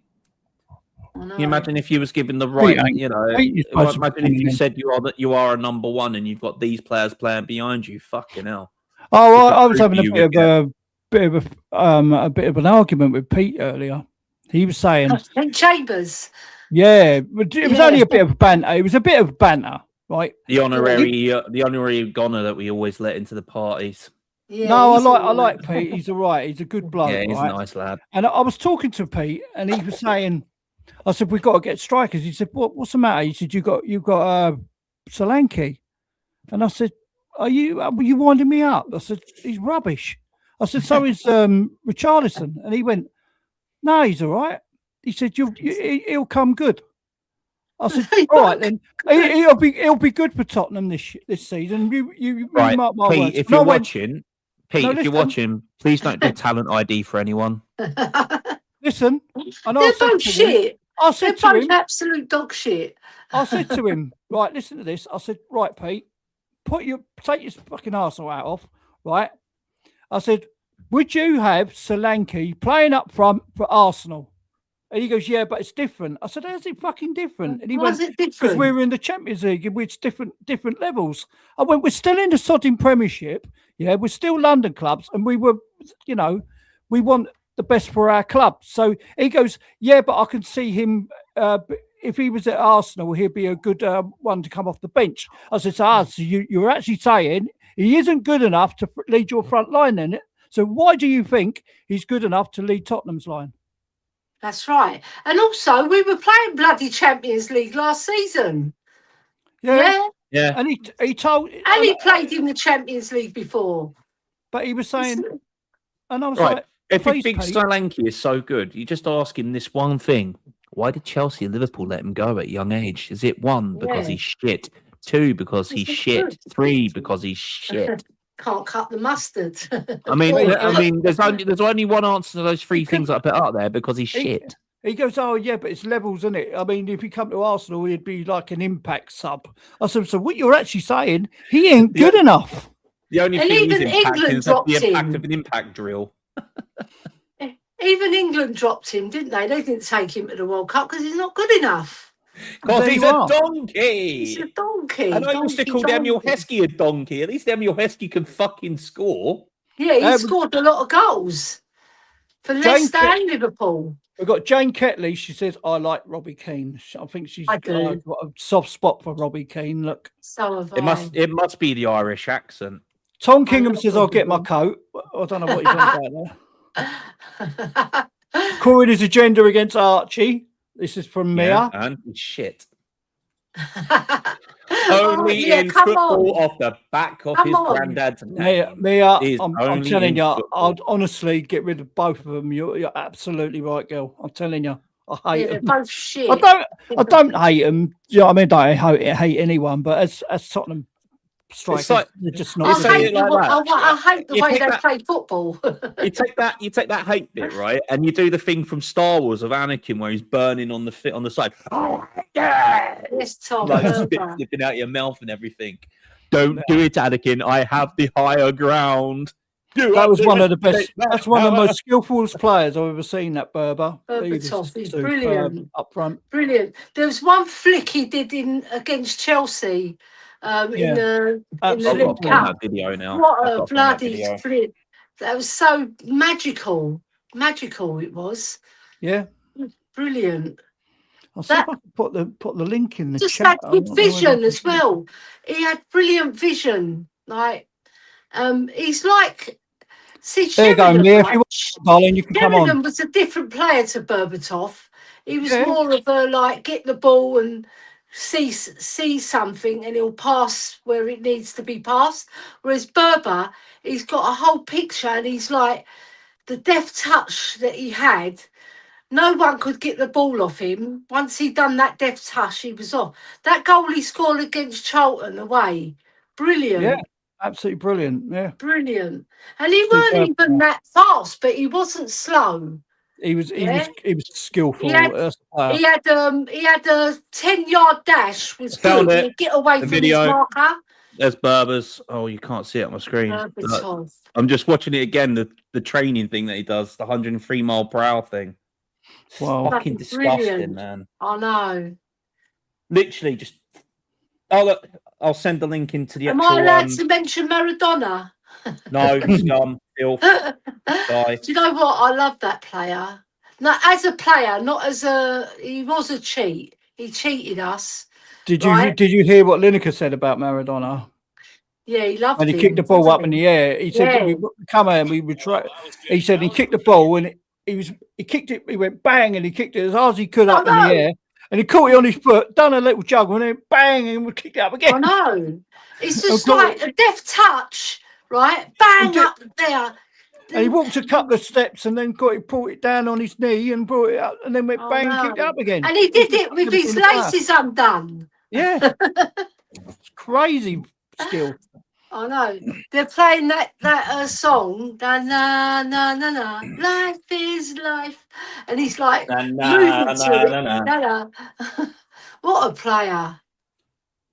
I found that video. I'm going to link it in the private chat so you two can watch this like 10-minute video later on. Cool. It's filth. It's total filth. It's just like, wow, just proper. I thought David was coming on as well. I don't know what's going on with the chat. You know, Dave was coming on and Pete. I don't know what's going on with him. Pete was going to come on. Yeah, I was going to get Pete on here, but he said he'd come on. I took the mickey out of him today. Mia, if you want to come in, the link's in the chat. That video, I'll post it in the chat for everybody else to look at this video. What Burp Talk can do about retirement, but fucking disgusting, filthy fucking control. Big up Aussie Ange. Thanks for joining, mate. Like and subscribe, guys, if you haven't. Appreciate it. It all helps, don't it? There's Mia. Welcome, Mia. Hey. Hello. I thought I'd even up the odds. Having two ladies on here. Yeah, of course we can. we look after you. We look after her. Yeah. Don't we, Ellie? Yeah, of course. I think Ellie looks after us. I think Ellie can handle herself, to be fair. Yeah, I can. Yeah, I'm happy because my daughter hasn't come home. She's with her boyfriend and it's going well. So it could be another daughter flying the coop as well. A bit of romance going there. She's getting them out. Yeah. She's getting them out. Yeah. She had the booty call last night. It was 11:15, right? Watching Love Island. We watched it late, right? days. And then she went upstairs. I've got to dry my hair. Then she comes flying down the stairs. Bye, Mum. My boyfriend's called. She don't want you telling her things like her private business on YouTube, Ellie, man. Come on. Nobody's listening in my family. Nobody watches YouTube in my family. Right. Next time I tell her, when I see her, I'll tell her about her booty call, innit? I'll be like, oh yeah, you get a booty call. Booty call, there we go. And she's been with him all day. She hasn't come home. When she went out, Ellie, did you lock the doors? So she changed the locks. I changed the locks. No, Angela's a good girl. I wouldn't have changed the locks. That's the reason why Ellie's really moving. She's kicking the kids out and finding a one-bedroom place. We're selling the house, right? And it's such hard work when you're selling the house. Because you've got to get it prim and proper. Flipping hell. There's so much junk that you build up. I just put it all up in the loft. And I'll get my son-in-law to get it down for us because I'm not going up there again. It's dingy. Just like our trophy cabinet. Just like our trophy cabinet, dingy. When my mum moved out of the house in London, and that was our childhood home we grew up in, she still had VHS tapes up there that she pick up the VHS tapes. Get in. I've got some in my garage. Yes, can't be analog. Those were the days. I've got a garage at the back of my garden beyond my shed, right? So there's lots of DVDs and old VHS tapes. And I'm sure, my wedding one I've got underneath my bed because I've got an Ottoman bed. Yeah, you know what that is, don't you, lads? Ottoman bed. Yeah. Yeah. Dolphin on it. Yes, Tom, we remember. It's a storage bed. It lifts up and it stores all your shit. It's brilliant. You just put all your shit underneath there. Yeah, dead bodies and everything. Isn't it weird how technology moved on? All dead bodies, everything. What is a DVD? You don't want a dead body there because they end up dripping fluids. It's not a good place to put a dead body, man. If you want to play a good place, I know, a pigsty because they eat everything. Yeah. There you go. There's the tip of the day. If you're going to kill somebody, just take them down the farm. But the nails, I think, it is in teeth. So you have to collect those, make sure there's no DNA evidence. Yeah. Oh my God. You get all the good evidence. You get all the good tips here. Sorry. We're talking about nice corrosive acid. Done. Nice big vat of corrosive acid. Throw them in. I'm not planning on killing anybody, unless Richarlison don't score any goals. Okay. Does my ex count? That's the mother of your child. That's the mother of your child. Come on, man. Like, even me, I'd never do that because that's the father of my children, even if he is an arse. Yeah. Oh, I've heard her speak ill of me, so I'm allowed to say it back. I mean, what, 2 wrongs make a right? How old are you? Like 7? Yeah. Well, she said it to me first. I'm a male. We're males. We don't grow up. What are we talking about? That's it. They've got a brain of a 7-year-old. We're fucking Peter Pan. We're being generous when we're I'm saying sitting here seven. playing with Lego. What are you talking about? I mean, yeah, I do live with two of them, and I fully know what they're like. Yeah. It's funny, Mia, because my daughter Sophia, she's going to have a boy, and it's the first boy for ages because it was all girls in our family. That's right. And I grew up with all boys, but now I'm so happy because I'm going to make him a Spurs footballer. I'm going to be in my garden practicing with him. Yeah, he's going to be Spurs. If he has any inkling of Chelsea, I will disown him. You've got to make it. You need to do. You need to be like, oh, you're going to come round to Yaya's for dinner, and then that way you brainwash him from little when you've got him to make sure that you get him into Tottenham, and that's it. Yeah. I say that Yaya says so that's how it is. You know what I mean? Like, I'll don't be looking after him, Chelsea. Leanne. I'm going to be looking after him more so than but his mum. Sam's mum, Sue, she doesn't like football, but his dad does. He's proper Chelsea. Don't let them. Don't let them go round to the Inglesi. They can bugger off. Yeah, we're not going to let them have the. We're not going to let them have the baby. We're having him as Tottenham. And he's going to be called Louis. Yes. Aww. He's going to play for Spurs when he's. I hope I'm still alive. I'm going to make sure that he's a proper professional footballer. I'm going to take him to the Spurs Academy when he's 8 years old. That's when they take him. And he'll be signed up and he's never going to think of Chelsea. No way. Right. Yaya has president over everything. Yeah. Looks like you're scared, Tom, Mia. Yeah, means grandmother, by the way, if anybody doesn't know. You what? Tom, when you spell it like that, it sounds like it's missing in action. I mean... Mia scares me. Yeah, Mia's lovely. What are you on about? I'm lovely. I'm strong with my opinions, that's all. Yeah. And you don't want to mess with me because I know probably several ways how to kill somebody because I watch enough to see crime. Do you know what I mean? Oh, my missus watch him all the time, Mia. Fucking honestly. I think we've had all 7 ways already. Oh my God. Berbatov and Keane in the chocolate kit under the lights. Yes. All you need is a 6-foot hole with limestone. I'll tell you what, though, Archibald and Crooks were really good together as well. See, a lot of you are a bit too young for Archibald and Crooks. I remember them. They were great. We'll take good care of you, Archibald. And sorry, who? There used to be a Garth Crooks song that I can't sing. Oh, right? Yeah. You know the one? I can't really sing it because it could be struck off.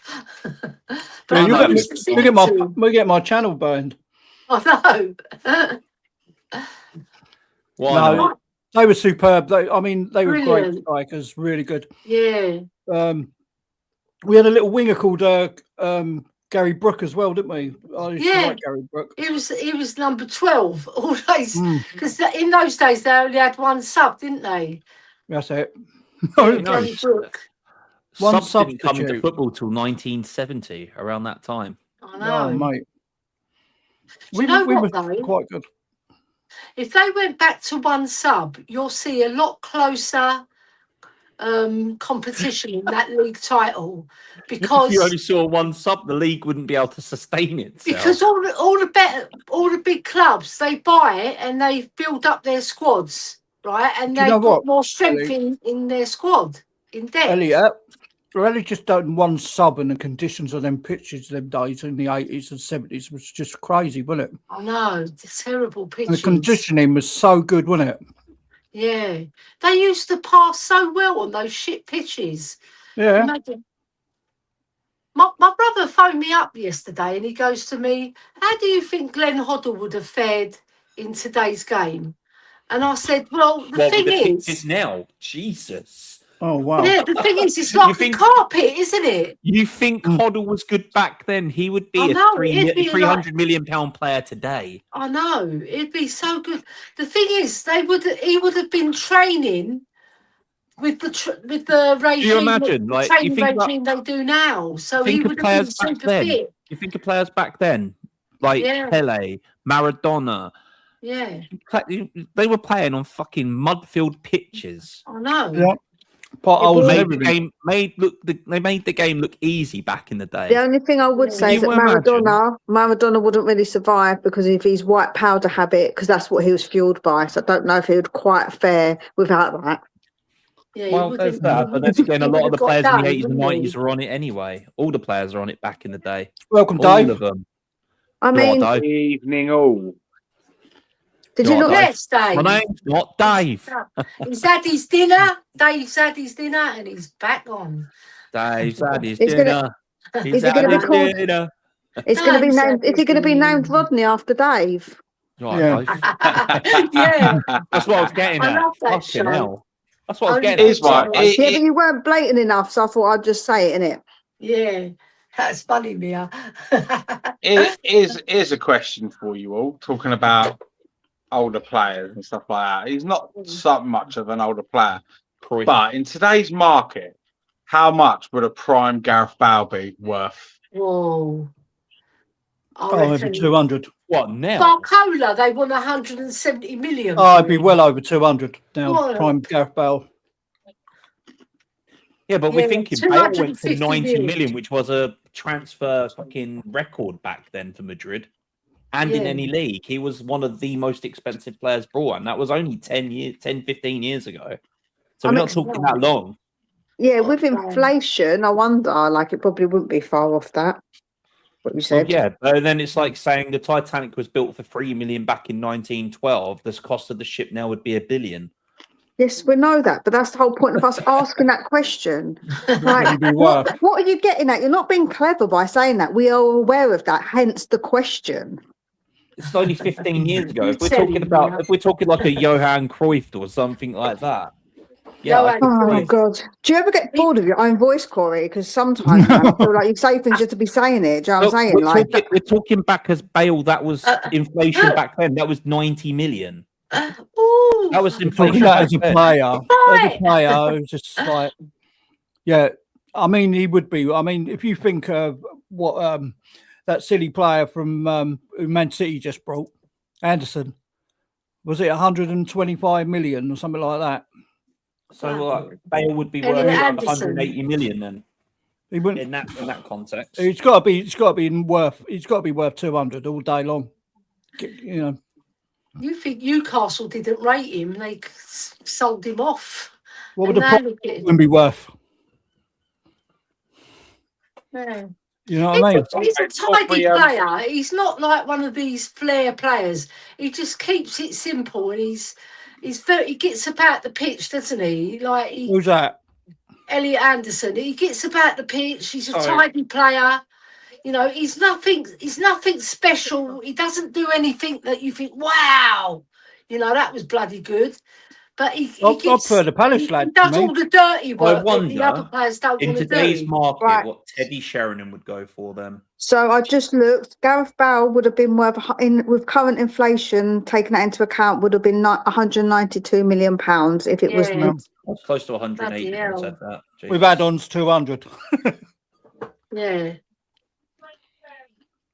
Teddy Sheringham. Anyways, guys, what I've only just tuned in. What have I missed? What have you been chatting about? Everything. Skinny underwears, killing people. Skidding. How to kill a person. Flipping hell. I was saying earlier that looks like we could have missed the boat on Savinho. Was Barca are sniffing at him now? Apparently they're in talks with him. and his agent. With Savinho? You mean Krupi? Savinho, apparently. Barcelona won't go for Savinho. No. No, what they've got Yamal, Rafinha, Ferran Torres. They've got much bigger and better players in their team. They don't need him. And they're after Krupi as well, aren't they? They've just signed Anthony Gordon as well, haven't they? Yeah. I see it on X about an hour ago. Krupi. If the Alvarez deal falls through, they're going to turn their attention to Krupi. This is what I was saying earlier. I said this is why it's now or never for Krupi for us. Yeah, that's got to happen in the next few days. Yeah, it's got to happen soon because I can't see Atletico backing down from their word, saying they're not going to strengthen their rivals. Right. They've been doing it for too long. That's the reason why Atletico turn is that they're fed up of selling their better players to Barca and Real all the time, or overseas for that instance. If they're in Europe and they're strengthening their European competitors as well. It's Madrid have so many good players coming through, then they just end up selling them off to like Real and Barca or Inter or AC. All their players end up dotted all around the place. From what I heard that Leal was going to come to us and they were going to take Savinho. That's what I heard. Okay. Yeah. So, yeah. I'm not really bothered because I don't really want Savinho, so I'm not fussed. If we get somebody else, then I'm not really bothered. Krupi, I think that he's a risk, like I said earlier. He's a lot of money. That's a heck of a lot of pressure for that young boy before he's had no pressure. This is a massive step up for him. He's not a traditional number 9 neither. So I don't know if he's really what we're actually looking for. We're looking for somebody who can play across the front three and a winger. And I don't think Krupi really fits that, because he's more of a false 9. He's not really. He's not an out and out striker, and that's not what we're looking for. For that amount of money, I would rather pay it for Gibbs White, because I think Gibbs White would be like what we're looking for. I think he would be a fantastic player for us rather than Krupi if we're going to spend that money on a big player. But yeah, I wouldn't pay that much money for Krupi neither. So it's either them. Maybe go for like I said earlier, go for a Grealish or someone like that. I mean, he's available. He ain't going to cost us nothing, is he? You can get him on loan, I should imagine. They're not going to do it, though, are they? Huh? He's still injured, isn't he? Yeah, he's injured. Yeah. Apparently, to be fair to him, right? Grealish, he had an absolute blinding start at Everton, didn't he, on loan? His first 5 games, I think he got like 2 goals, 4 assists or something in his first 5 games, and he just got injured, ACL, bang, out for the rest of the season. I think it's coming up though, because apparently Everton really want to sign him. They really want to sign him. So do you know what I mean? They probably want to have a crack at the whip, don't they? Try and get 6 games out of him. No, but it's a thought, isn't it? I mean, he's proven, isn't he? I like Grealish. I've always rated him. But we were after Ndiaye as well. We were hot on Ndiaye, and now that's gone cold. There's no talk about getting Ndiaye from Everton. We were looking at a winger, Mbaye from Paris Saint-Germain. Yeah, but apparently Liverpool is sniffing around him now. So there's Tottenham, Chelsea, Liverpool, and Juventus are sniffing around him. I can't see Juventus paying. No, for I that. can't see Juventus getting. They can't even afford to fucking get Kolo Muani. They can't even afford to pay for. Isn't he? He's still there. I reckon De Zerbi's taking him out for some more breakfast, lunch, and dinners. No, Muani went back, Kelly. He went back. Yeah, he went back to PSG, but I heard that he's going to come back. No. He's not coming back. Oh, God. I mean, they can't even afford Vicario. What story then? I mean, really? But yeah, that is a great player, Mbaye. He's got some good output, he has. Yeah, I saw him in the World Cup, isn't it? It was good. I think we're looking at Noosa as well. Apparently. Yeah, I see that this morning as well. We're looking at Noosa.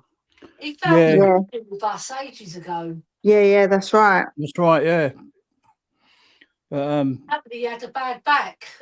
Well, he seems to be doing all right with his bad back.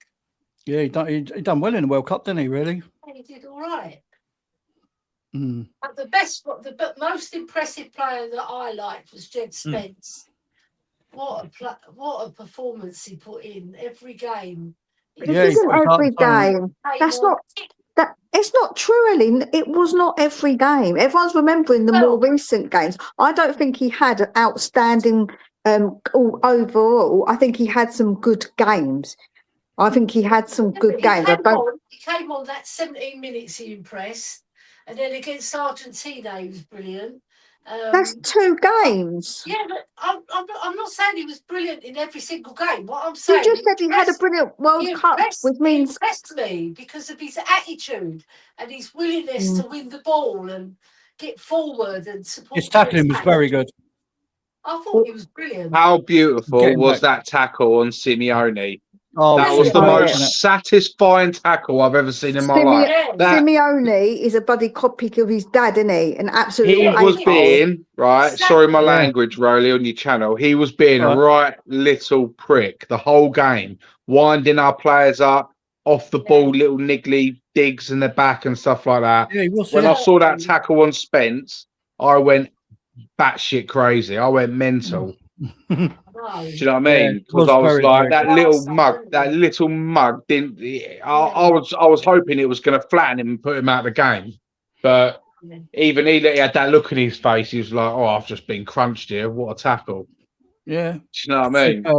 Yeah, he easily got his foot to it as well. It's hope, but it weren't just a tap, was it? Done really well to get back. Yeah, really well. Who played well was Porro. He played some good games as well. Not every game, but when he scored that goal, that was brilliant, that move. Oh, yeah, it was. Do that for Spurs more often. I think, Joe, what that is, Ellie, they play him correctly. They play him correctly. Attack football. And when they lose the ball, they really work hard, that Spanish team. They have about 75% possession every game they play because they're so good at keeping the ball. I've been looking at the some chat. Arsenal are looking at Danny Olmo. Oh my God, he's a good player, man. Another number 10, really? They've got Eze, Odegaard, Marino. Odegaard's selling Odegaard though. Odegaard's selling. They're selling him. He's yeah, I think so. Yeah. That's their captain. Well, that's what I've heard. I can't see it. I can't see it in them leaving him. He's their captain. Yeah, he's their captain. I hate to tell you guys, but we're selling our captain. Yeah, we're captain. There we are. Yeah, do you know what they want to do, Winter? They want to take him. They want to take him on loan, right, with an obligation to give us 40 million next season, and go run and take a jump. That's ridiculous. They haven't got no money because Danny's this is why, isn't it? Got no money. No, they haven't. I mean, to take a World Cup captain, yeah, and then try and take him on loan, and then give us an obligation to buy him in another year for 40 million. I wouldn't be against it if there was add-ons with that 40 million. Easy to get add-ons to make it up to 45. He needs to get gone. I don't really think that's ridiculous because we haven't got money though. But we don't need the money right now, not that money, because I think that at the end of the day we can get money from other players. I just think that we need to get rid because his wages are on our books. So he's a big wage money. So if he goes and we don't pay his wages, that's that off the books. So we do get a bit of money really. If they pay a lot of money, we've got to recover something back from players. Yeah, I think we will recover player money though. What I'm trying to say is everybody wants him out, so this is an exit for him to go. I don't really know why that's ridiculous. If it's an obligation to buy, great, off you go. You're not going to get to play. Our squad's bloated. Let him go, man. I would like an obligation with 40 plus. Bit more, maybe like I say, some add-ons, make it up to 45, no less than that. But if that's what it's got to do, we've got to do it, innit? Off your trot. Yeah, agreed. At the end of the day, you can't. I saw Stell say in his chat that we're keeping Ben Davies and getting rid of a World Cup winner. It's crazy, isn't it? It is crazy because Romero is a much, much better player than Davies. But it's not about. Company. But Ellie, it's not about that. He wants to go, and we can't keep hold of players that don't want to be here. De Zerbi said it. He said, "I don't want nobody who don't want to be here. Off you go." Yeah. I think Romero wants to go to Spain, don't he? I think if we're all being completely honest, I think he has to go. He caused too much disruption last season, calling the board out. He's got to go, and he has got to go. You can clearly see he's not happy at the club. Well, he was going to see his boyhood club, wasn't it? I mean, and then he got called back because he had to be called back. He was causing too much. Not just for all that, also holding up that fucking banner a few weeks ago about the guy can definitely fuck off. Do you know what, right? The fact is, the club actually gave him permission to do that, by the way, to go abroad. He got permission. So to say that it was all him, I feel like is a bit of just not a bit of like great for look for him. But I think the club giving him permission shows that actually it wasn't. Look though, was it? No, but he got permission. If they said to him no, he might not have gone. But they said he could go. So actually, it's on the club as well. Oh, of course, it was on the club. I'm with Mia on that one. I'm with Mia on that one because he should not have been let. But he was given authorization to go. Got over there, and then shit at the all fan. Of a sudden, like, hang on a minute, shit's at the fan. We'll pay for your first class flight back. Yeah, I agree. Absolutely. These are the idiots that are running this club. Well, they got no idea, have they? They're not football. Do you know what I mean? Let's get a good idea. Let's go and let's let our captain go and watch his boyhood club on the last game of the season where we could potentially go down. We need his voice. We need his voice in the dressing room. I don't actually think he was planning to watch the club. I think he was going over there because it was a medical thing. But by the by, right, they gave him permission to go over there, and obviously it did kick off, and he did come back, whatever, right? He needs to go. As much as obviously I'm somebody who likes him for different reasons, I've sat here and said I want him to go, and if that means we've got to do a loan to buy, then that's cool with me because it's too much water under the bridge now. He wants to go. We're done. Like it's done. Yeah. So players at club that don't want to play, it's not good for the dressing room. No, that's right. No, or alternative in club. Next choice. Aussie and you're deluded, mate. I'm sorry. Surely the first 10 Premier League games unbeaten with 20 points, then we'll go for the league title. I'd like to think. Wait. Aussie, you're out. Your maths is off there. If you're going to go first 10 games unbeaten with 20 points, nah. That'd be 30 points, mate. Yeah. Well, no, you got to take into account as well, Corey. Draws. No. I want perfect 10 games. Nah, fuck that. I want 30 points then. If we're going to go Aussie, whatever you're snorting and smoking, mate, send it this way. I need a cheer up. Well, Aussie, and I will reply to this comment, and I will say that could well be achievable, but not with Richie leading the line. No. Also wanky. I'd rather Solanke than Richie. I know Richie gets more goals, but I think Solanke's suited to deserve his style of system. I like Richarlison better. I don't like Solanke. I just don't like him. Not a good Well, player at all. You and bloody Julia, mate. She's got an agenda against that guy. She's got a proper agenda. I mean, John Stones to Whitley, that'd be a good suit for him because the league's slower. So that would suit John Stones down to a T. Of course it would, yeah. And just he'll look like Paolo Maldini in that league, mate. Do you know what I mean? That league is so if it went any slower, it could be going backwards. That league, it is such a boring league. Unless you're Como. Well, yeah, Como are an exception. Do you know what I mean? There's literally about 4 players in that league I'm willing to watch. That excite me. That's Yildiz, Paz, and probably a couple of the Napoli players. That's about it. Tom Kingham, man, you never see Hoddle play live, man. He was outstanding. What a player. As a manager, he was absolutely crap. It's probably when you were like a lad and you first got to see Hoddle. but we see him as a What player. about Chris Hughton? Fantastic. He was I love fantastic. Chrissy. I love Chrissy Hughton. I'm in a picture with Chrissy Hughton. He was a bozo for England as well. Good girl. Yeah, Hoddle. don't get me started on England with how Hoddle, what he done to my Beckham. He done him dirty, mate. Done him dirty. I'll never forgive him for that. What he done to Bex. Stupid bloody Irene, whatever her name was. Yeah. You know, the whole nation came out against Bex when he did that kick. I didn't.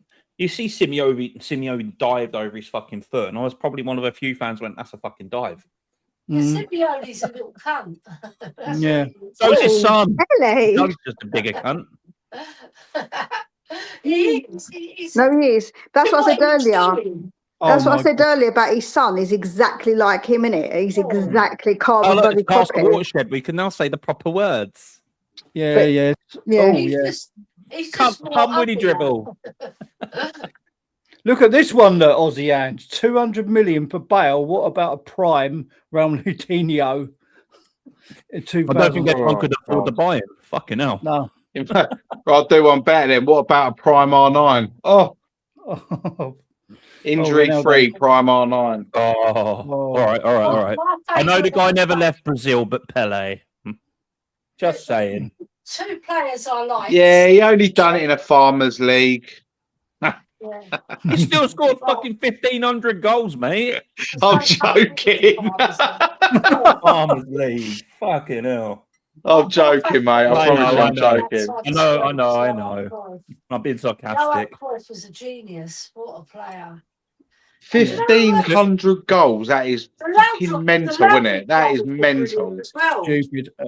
And how heavy the ball was then, yeah. The football boots they used to play and the condition of the football pitch, that's just superb, wasn't it? Did you ever watch the Laudrup brothers, Michael and Brian? Brian Laudrup. Yeah, I saw them. Yeah, which one played for Rangers? Michael. Yeah, Michael. Yeah, that's it. Yeah, Michael Laudrup. Brian Laudrup was a better one, wasn't he? No, Michael was the better one. Michael was the better one. Yeah. Then you had the and he managed Swansea, didn't he? What was the Dutch striker? Here's a good debating point for you. Who's better, Peter Schmeichel or Kasper Schmeichel? Peter Schmeichel. Oh my God! He's not fit enough to tie his dad's shoelaces, mate. No, mate. Peter Schmeichel. One had a career at Leicester City, getting relegated. The other one won multiple trifles. Trophies. Well, if you saw Schmeichel in his 80 years, and a cherry Bakewell. All right. Here's a question: who would you have in your team? Teddy Sheringham or David Beckham? Different positions. Do you know what? I'd probably. They're both sort of number 10s, aren't they? All right. Beckham. Although I love he's a winger, isn't he? Beckham a lot as well. Right midfield, yeah. I would. Do you know what? Right. I'd rather Sheridan because Beckham was just it was an amazing. He had a beautiful wand of a right foot, didn't he? Yeah. He could ping. He could fight. He could hit a flipping nap on the corner flag from the other side of the pitch. That's how good his pinpoint passing was. But Sheringham just had that unbelievable footballing IQ. He was always two or three steps in front of people. Yeah, he was. He was a joy to watch because he had everything. He was just, and like another one we had, Berbatov, just incredible footballing IQ, great first touch, just a joy to watch. Yeah. We've got to get those sort of players back at White Hart Lane, haven't we? Oh my God! Do you know what? Right? Do you know what? Do you know? I'm being honest now. I'd take a 42-year-old retired Roman Pavlyuchenko over the current crop we've got leading the line. I know. Super. Pavlyuchenko. Yeah. I'll tell decent, you know.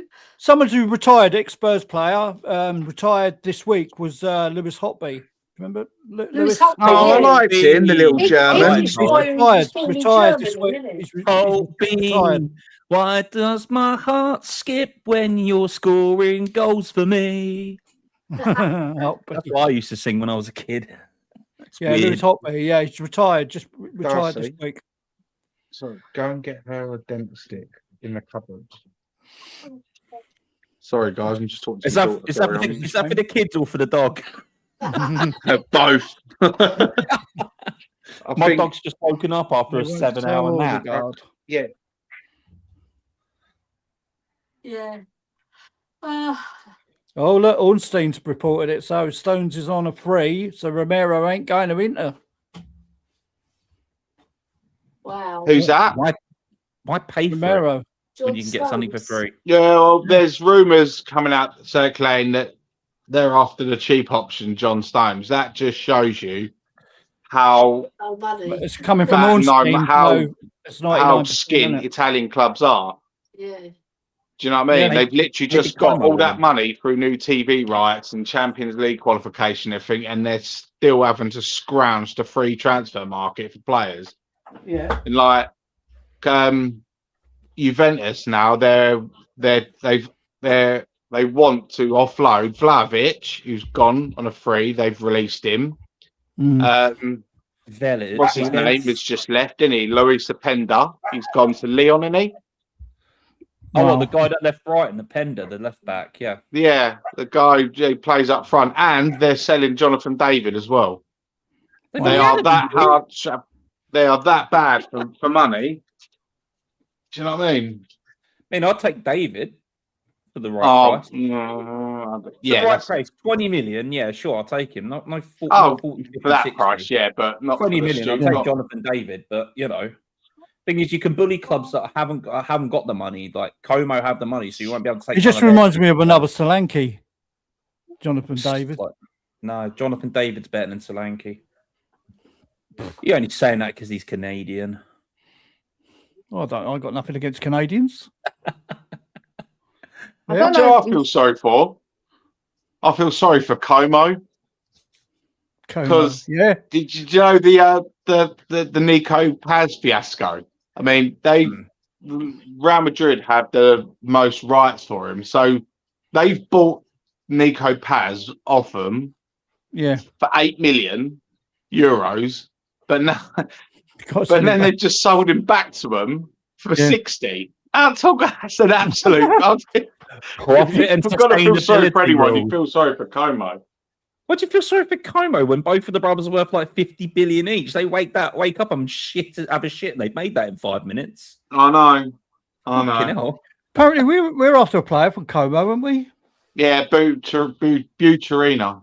Buturina, yeah. He's a tidy little player, actually. Buturina. He's an absolute little wizard. He's class, and he will give Kudu, if we did get him, he would give Kudus a good run for his money. Oh no, Kudus would be the guy on the bench. I thought he was playing the number 10, wasn't he? Kudus would be the guy on the bench, and he would be. Did he play just beyond the striker though? Buturino as a playmaker. He's talented. He could play across the front three. That's how talented he is. He's that good. So that's a player we could sort of be interested in. It sounds quite good. Seeing as that club's owned by billionaires, do you really think like players are going to want to leave there when they can get a nice tidy pay packet at Como? Well, if they can sell Nico Paz for 60 million back to Barca, I mean, no, Madrid. Sorry, Madrid, No, Madrid gave them 8 million. They had to pay 52 million basically on top to get him back. So, but it's not going to bother. It's not going to bother those two that own Como, mate. If it, like I said, 60 million, they wake up, take a shit, read the paper, have some Weetabix, they make that back. You know, an hour. I mean, it's worth asking, isn't it? If he's that good, give her another one. But maybe it's the quality of the league. Maybe he wants to move away from that and come and test himself in a stronger, more physical league. Yeah, I hope he's a player if he's available. He's inquiring about him. He's young as well. He fits the profile of like he's not young enough for people to use the old but he's young, give him 3 years card like we do with every other fucking young player in this squad. And we're looking at the other winger, aren't we, from Norway? Shoulder up. Oh, shoulder up. Yeah, apparently we're looking at him as well. But no, no thanks. I'd rather Noosa, to be fair, if I had to pick out the two. Noosa's great, but I wouldn't take Shoulder because on the pitch he's great, but there's a lot of baggage with that guy. A lot of baggage. Yeah, rape and pillaging and things like that. Bloody Vikings. No, not that kind of stuff. There's other irregularities to his character. That's what I'm going to say. Right. It's been touched upon on other things that I've read. I'm like, okay, nah. Fair enough. You thought Greenwood was bad. I don't know. I think that what was said was he didn't realise what was the situation and deleted it straight away. I don't think it was quite as bad as maybe he was a bit old, like he was a bit older, but he weren't like a proper I don't know, like I don't think it was as bad. I think he was 18, was he not? And then it happened, and then he deleted it straight away once he realised the girl was underage. So if we offered 25 for Trossard, I think Trossard's gone, and is he gone somewhere? Yeah, he's Trossard? gone to Besiktas, hasn't he? Besiktas, yeah. I thought he went, Turkey somewhere. That's all right. He doesn't have to pay any tax, and he can sort his dodgy teeth out. There you are. he's obviously got some sort of deficiency as well, because he always looks like he's really tired. He reminds me of a vampire. He's got big bags under his eyes all the time. Yeah, he looks like that. Also, there's a referee in the World Cup that looked like him, wasn't it? Sorry, two of you were talking at the same time. I didn't hear. Sorry, go on, repeat that, Dave. Said to that Trossard. Do you see the referee? I can't remember what country he's from. European country. He looked like his twin. Oh, I didn't can't see remember him. his name though. Oh, I cannot remember for the life of me his name. But he looked like, I was thinking, hang on a minute, I just watched Trossard for Belgium. Why is he refereeing this game? You got a moonlight one once every 4 years summer, won't you? Oh, Ronnie, in. Oi! Stupid dog, stop barking at the foxes. Stop it. If your captain asks to leave, then should that character be told to stay? Do you know what? He's caused so much trouble, doesn't it, isn't he? Romero, do you know what I mean? He's just let him go. If he's asked to leave as well, and with all the controversy with Romero, let him go. That's all I can say, Tom, on that one. Yeah, I agree with that. In the day, if he wants out, let him out. Same with Bergvall. Get him Players gone. Players that don't want to play for your club, just get them gone. You're looking about 90 to 100 million pound worth of sales there, just in them two players, Bergvall and Romero. Do you know what I mean? It's Then you've got Vicario on top. What are you going to get for him? 20? 20 for Vicario, probably about 25 for Sarr, 20 for Ritchie. That's a lot of money. 25 for Sarr. You'll be very generous for the Sarr for 25 mil, 15, maybe 16 at a push. Well, it all depends who you sell him to. If you sell him to another Premier League club, it's going to be about that price. But if you sell him to a foreign club, then your valuation is more correct. Yeah. But it's also, when you're Premier League to Premier League, there's always a premium, isn't there? I don't see him staying in the Premier League. I just don't think he's cut out to play in the Premier League. I don't think he's cut to play football. I think he should be a flipping marathon runner or something. Track and field. For Senegal. He'd probably get a gold medal at the next Olympics. It's like he don't stop running, but he don't do nothing with it, does he? But he's got the ball at his feet. No. It's like I say about Bergvall. He should either take up rugby or the NFL, the way he clatters into people. I mean, we've got Tom Kingham here saying we'll go unbeaten till November and then fuck it up again. What world's that? If we get strikers, then maybe, Tom. But I can't see it with the strikers we got, mate. Yeah, but unbeaten, you're thinking unbeaten. It can happen because if you can get 0-0s, you don't have to, obviously, it could be, do you know what I mean? Draws. If the unbeaten doesn't mean you win. So you don't have to score a lot of goals to get a draw. I still can't see that one. Thing is, I'm saying that. I'm seeing a lot of people saying, I'd be happy with a top 10 finish. It's massive progress from last season. I agree, it is. It's good progress. But with the players we've bought, And if we add to it with a couple of 2 or 3 decent attacking players, why can't that team stay fit? Why can't that team break into a European spot? Top 6. To top We 4? are Tottenham Hotspur, you know that, don't you? I do know. But at the end of the day, we've got a massive, huge squad, and we've only got 1 game a week. Yeah, I understand that. Yeah. So De Zerbi's going to have more time to implement his training philosophy. He's going to have more time. Players are going to be well rested. They're going to be buzzing for match day because there's no midweek game. I can just only see it being good for us next season. That's just no long flights abroad. Getting what they say jet lag, but can't say you can get jet lagged if the place is only like 2 hours in front of you in Europe. Yeah. I think that we can get between 9th and 7th without the strikers and the attacker. I think that if we get a winger and an attacker, I feel like that we can get possibly push for 6th. But I'd rather get Europa and try and win the Europa next season than to get Champions League and just be a participant. Yeah, this is the thing. I mean, I personally think we'll just get conference position. Because that's gone down to sort of 8th now, isn't it? It's only gone down that far due to Palace and Aston Villa winning their trophies.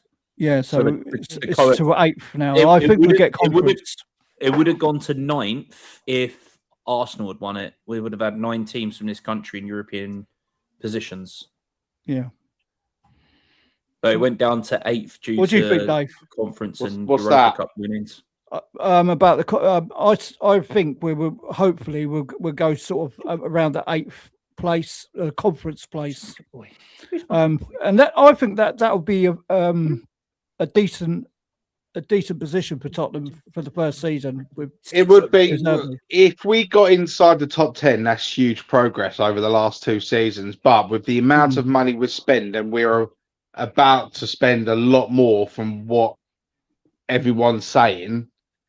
I think if we don't get in the European spot, I think our board won't be happy with that because they've invested in a lot of money and they're going to expect 1 game a week. They're going to expect De Zerbi and the boys to hit that ground running. Yeah, I mean, depends. Like you say, with the strikers we've got, I can't really. When we ain't got no wingers yet, we need some output, don't we? We've got to get some output. Yeah, we need output big time. This is why I keep saying. Bin off Savinho and go all in and get Rafael. He's a proven winger. He's got output, a lot of output. Is he hit and miss though? Sometimes he can go missing. He's another Marcus Rashford type player.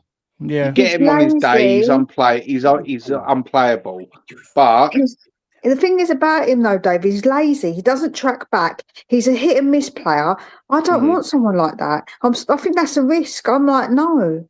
As much as he can be good, I think that we need someone with stability that we know is going to score those goals and isn't going to be lazy as a player or cause a bit of ag because they're a bit of a dickhead. And I feel like he's a bit of a dickhead. Ooh, where you going, boy?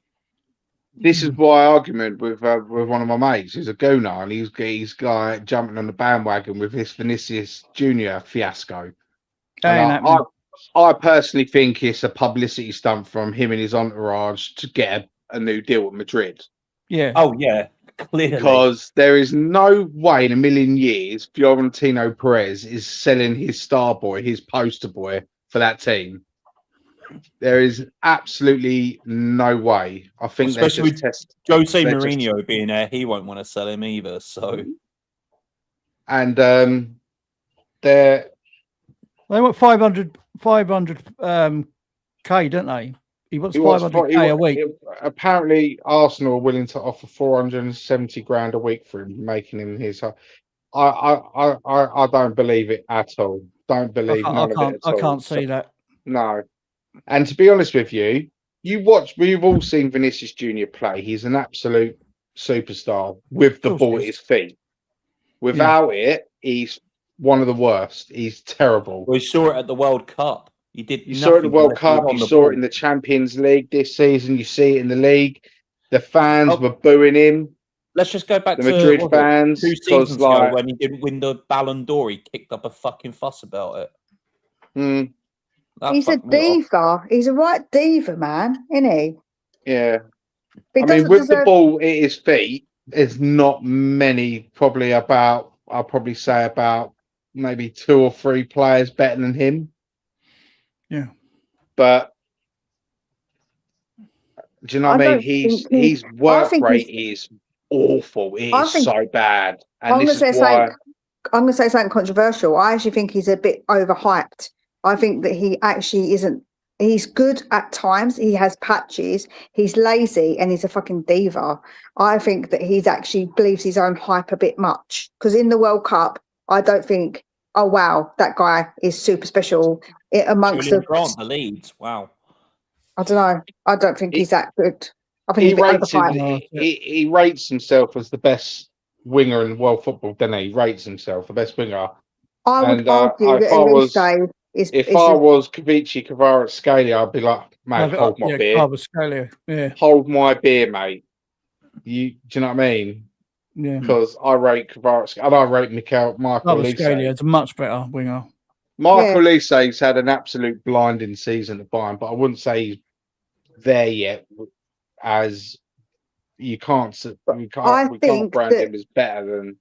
I think that he's better in different ways, though. I think that he's better than Vinny Jr. because I think his work rate. I think that he's really good with the ball at his feet, but also off ball, and that's why I think I rate Elise a bit more than Vinny Jr. Cool. I should have got a parrot. I should have got a parrot than a dog. All right, Tone. No, mate. Vinny Jr. ain't all that. Remember the massive fuss he gave up out for not winning the Ballon d'Or a couple of years ago when Rodri was he had that massive fuss. He's not the player you want in the changing room. Arsenal fans go on about loving getting Vinny Jr. Arteta likes players. He likes a team, a good team. Vinny Jr. will go there and he'll upset everyone. He want to be the superstar, won't he? Yeah. Yeah, he will. He would want to be a superstar, and I'm not being funny, but if I was Arsenal, I would avoid that like anything. I'd avoid it. If you're prepared to pay 140 million pounds. They want 160 in euros, don't they? If you're willing to shed 140 million pounds, I would go up to PSG and go, right, I'd rather Kvaratskhelia. He's cheaper and he's better. Yeah, but the thing is, and also look, players are overpriced. Look, because I heard a story today that PSG want like 145 million for Bradley Barcola.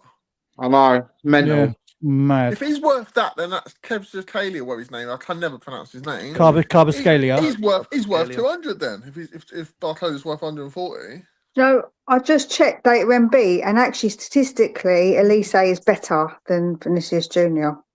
I love Elise. Yeah, mate. I think I rate him higher, man. I absolutely rate him higher than Vinny Jr. People just overrate his name, man, because he's Brazilian.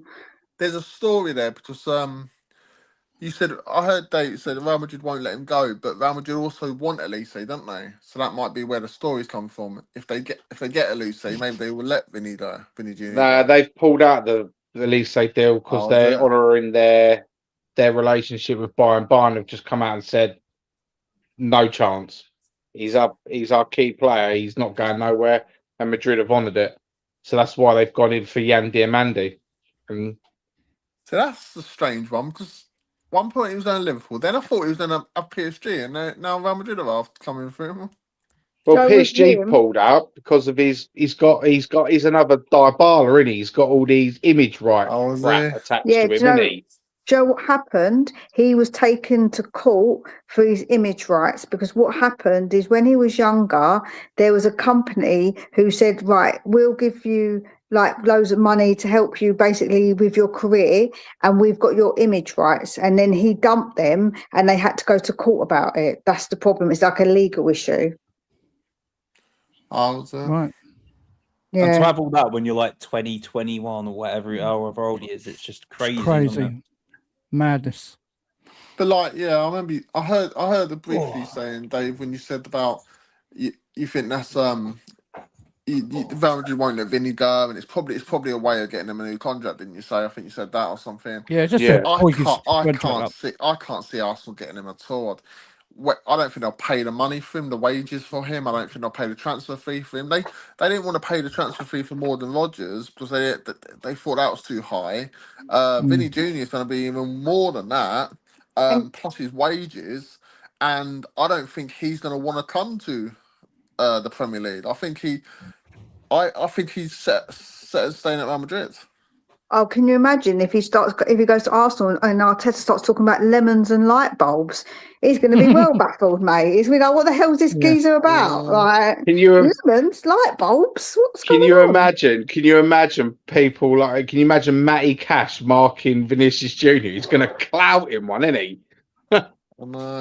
Tom King as Ornstein is reporting Arsenal can, and it's now down to Madrid. I mean, I think that Madrid won't do it. I don't think they'll do it personally. I don't think they will. I don't think they've got the bollocks to sell him. You go to that city, Madrid. With the fans alone, it will cause a fucking riot. But do you think that him and Jose get on? That's the only thing in it, because they've got Mourinho now, man, and Mourinho is a bit different, isn't he? Special one. If he says thank and he wants it, he's going to make Madrid great again. Do you know what I'm saying? You don't know, but I can't see him. He's not a MAGA, is he? Make Madrid good again. But they've gone for experience this summer. They've signed quite a few experienced players. Obviously, signed Clitrea. They've had Bernardo a phenomenal window. Mate, I hate they've had a phenomenal window. Left. They've bought so much good players. They bought players what they needed, established great players. They bought Kanate. We all know he's a capable, reliable centre back. They've bought. Can we? Are we saying that? What's that? Liverpool fans wanted him out in the end because it's because he had that. He just wanted out of the club, didn't he? He didn't want to be there no more. I think Van Dijk was making him look good. But I know what you're saying. They've gone for spirit. They've gone for know-how players, haven't they? This summer, players that have been there and done it. Yep. Yeah. Yep. I mean, I wouldn't go for him. I wouldn't. Who? Vinny Jr. Oh, yeah. I just wouldn't. Oh, don't get me wrong. I'll take him at Spurs. Yeah. I would. Tom's put in the chat he would have Senesi and Van Heck over Kanate. I would every day of the week have pick those two over Kanate. Ronnie, come in. I mean, I'd rather Kvaratskhelia, 100%. 100%. We missed the boat with him, weren't we? Linked him years ago when we could have had a chance to get him and stuff, and Levy didn't want to pay the money or something. Yeah, he was at Napoli, as well. Conte didn't want him. When he at Napoli, and when we could have got him. He was at Napoli, Conte turned. Was it? Who was it? Who did we get instead though? Oh my God! What dross did we buy instead? I can't remember. It was take that back, Anthony. About Daniel Levy, you were incorrect. Was it Werner? Was it Werner? Timo Werner. Daniel Levy was at fault for most things. It's hard to know what he wasn't at fault with. No, because everything that's bad is always Daniel Levy. Anything that's good is not. And then when he doesn't do something, something that actually isn't true, people like to run with it and go, "Oh yeah, but he does so many things wrong." I mean, I think that's just a bit of a cop out, personally. I'm not defending him fully. I'm just saying to you that I feel like that anything. So we got Bale, and if that was done, if everything is Daniel Levy, then Bale was here. So was Modric. Do you know what I'm saying? So there was plenty of things that you can say. So was Dele. So was Trippier. So many players that we got in that you could say, well, that's Levy then. But you're not going to say that. You're going to go, well, it was the director, the person there doing the transfers at the time. That's my problem with the inconsistency of the criticism. Okay, but we signed those players. oh my God! Which world class player this is on? Which we didn't sign. We signed all those players. we've found potential, haven't we? We've never really gone for established players for years, and that was on Levy's We fault. got lucky with Kane, didn't we? We got lucky with Bale. I don't think you can say lucky though. That's what I'm saying to you. You can't say everything that's good is luck and everything's bad is Levy, because that's illogical in the world. Didn't Tottenham make Bale then? Tottenham made Bale to the player he was. It doesn't matter. It was Harry Redknapp that made Bale and Modric. So what I'm trying to say to you, no, this is what I'm saying. But you weren't. But then who hired him? Then who hired the managers? So what I'm trying to say to you is, no matter what, anything good, nobody can be fair and say that actually he did loads of shit wrong. He did tons of shit wrong, tons. But he didn't do everything wrong when it comes to those players. Everyone points out the players we didn't get and forgets about the players that we did get and the managers we did get in. That doesn't matter how we got them. We got those managers in, and that is down to, if that was everything's Levy, that was also down to Levy. 25 years of shit though, Mia. But you can't. Right. But I'm not trying to say, I'm not justifying everything that he's done. But I'm just saying everybody is so illogical with it, and so like they get so in their feels about it that when they say all the bad things, they forget that you can't say everything good is just an accident, because I think that's just like, it's just silly. We've always been short everywhere, Mia. We've always been short on depth. We've always been short on a player somewhere here and there. When Poch was offered players, he turned them down. He's the one who said that cups. Give him the better players that he wants. He's the one who said that cups make egos. So that was actually his motto, and he actually still stands by that. So that tells you that actually not winning cups in the Poch era wasn't actually just down to Poch. It was down to Levy. It was his like thing as well. So what I'm trying to say to you, there's so many factors to things. It's not as black and white. I'm telling you what people make it out. That is what I'm saying. Can I just say we were interested? We were going to go and get Sadio Mane, weren't we? But they wouldn't pay the money. We went up got someone else, didn't we? I mean, Sadio Mane, yeah. The players we were supposed to be getting, yeah, and they Levy said no, I'm not paying that. We tried to get Fernandez, the guy from Manchester United. No, that wasn't because that was debunked. We got the reject. That was debunked, I think, because he already said that something about Tottenham. What was the thing he said? That was debunked. That's what I'm saying. The transfers aren't as black and white as that. They're not always as black and white as that, man. And that's what I'm trying to say to you. Sometimes have a bit more of an open mind when you're thinking. He did so much shit wrong. I'm not trying to be Butler before like Tom in the thing Tom was getting on my case.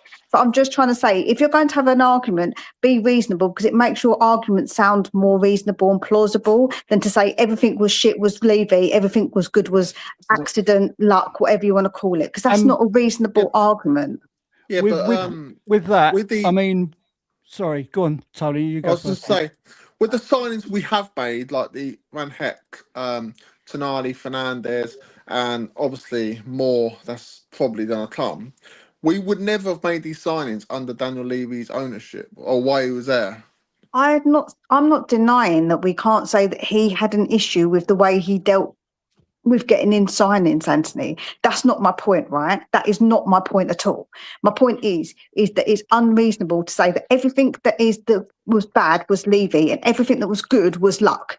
I feel like that's such an unreasonable way of looking at things. It's not a reasonable minded person wouldn't think like that, because I think that's like saying, yeah, all the bad luck you had was down to the fact you tripped, like you went over 3 drains, and anything good, well, that's also that was all right, because that was just lucky that I didn't fall over, it was a bit of luck. Like, you can't just, it's irrational. It's an irrational way of thinking. Now, what I would say about that, I mean, Levy was part of the board, right? He was the main man. He had to say yes or no, didn't he? I mean, he didn't have the purse strings. The people above him had those. This is what I was about to say. This is what I'm about to say. He had the say of the team and everything else, because no one wanted to deal with Levy, right? The fucking players didn't want to deal with him, right?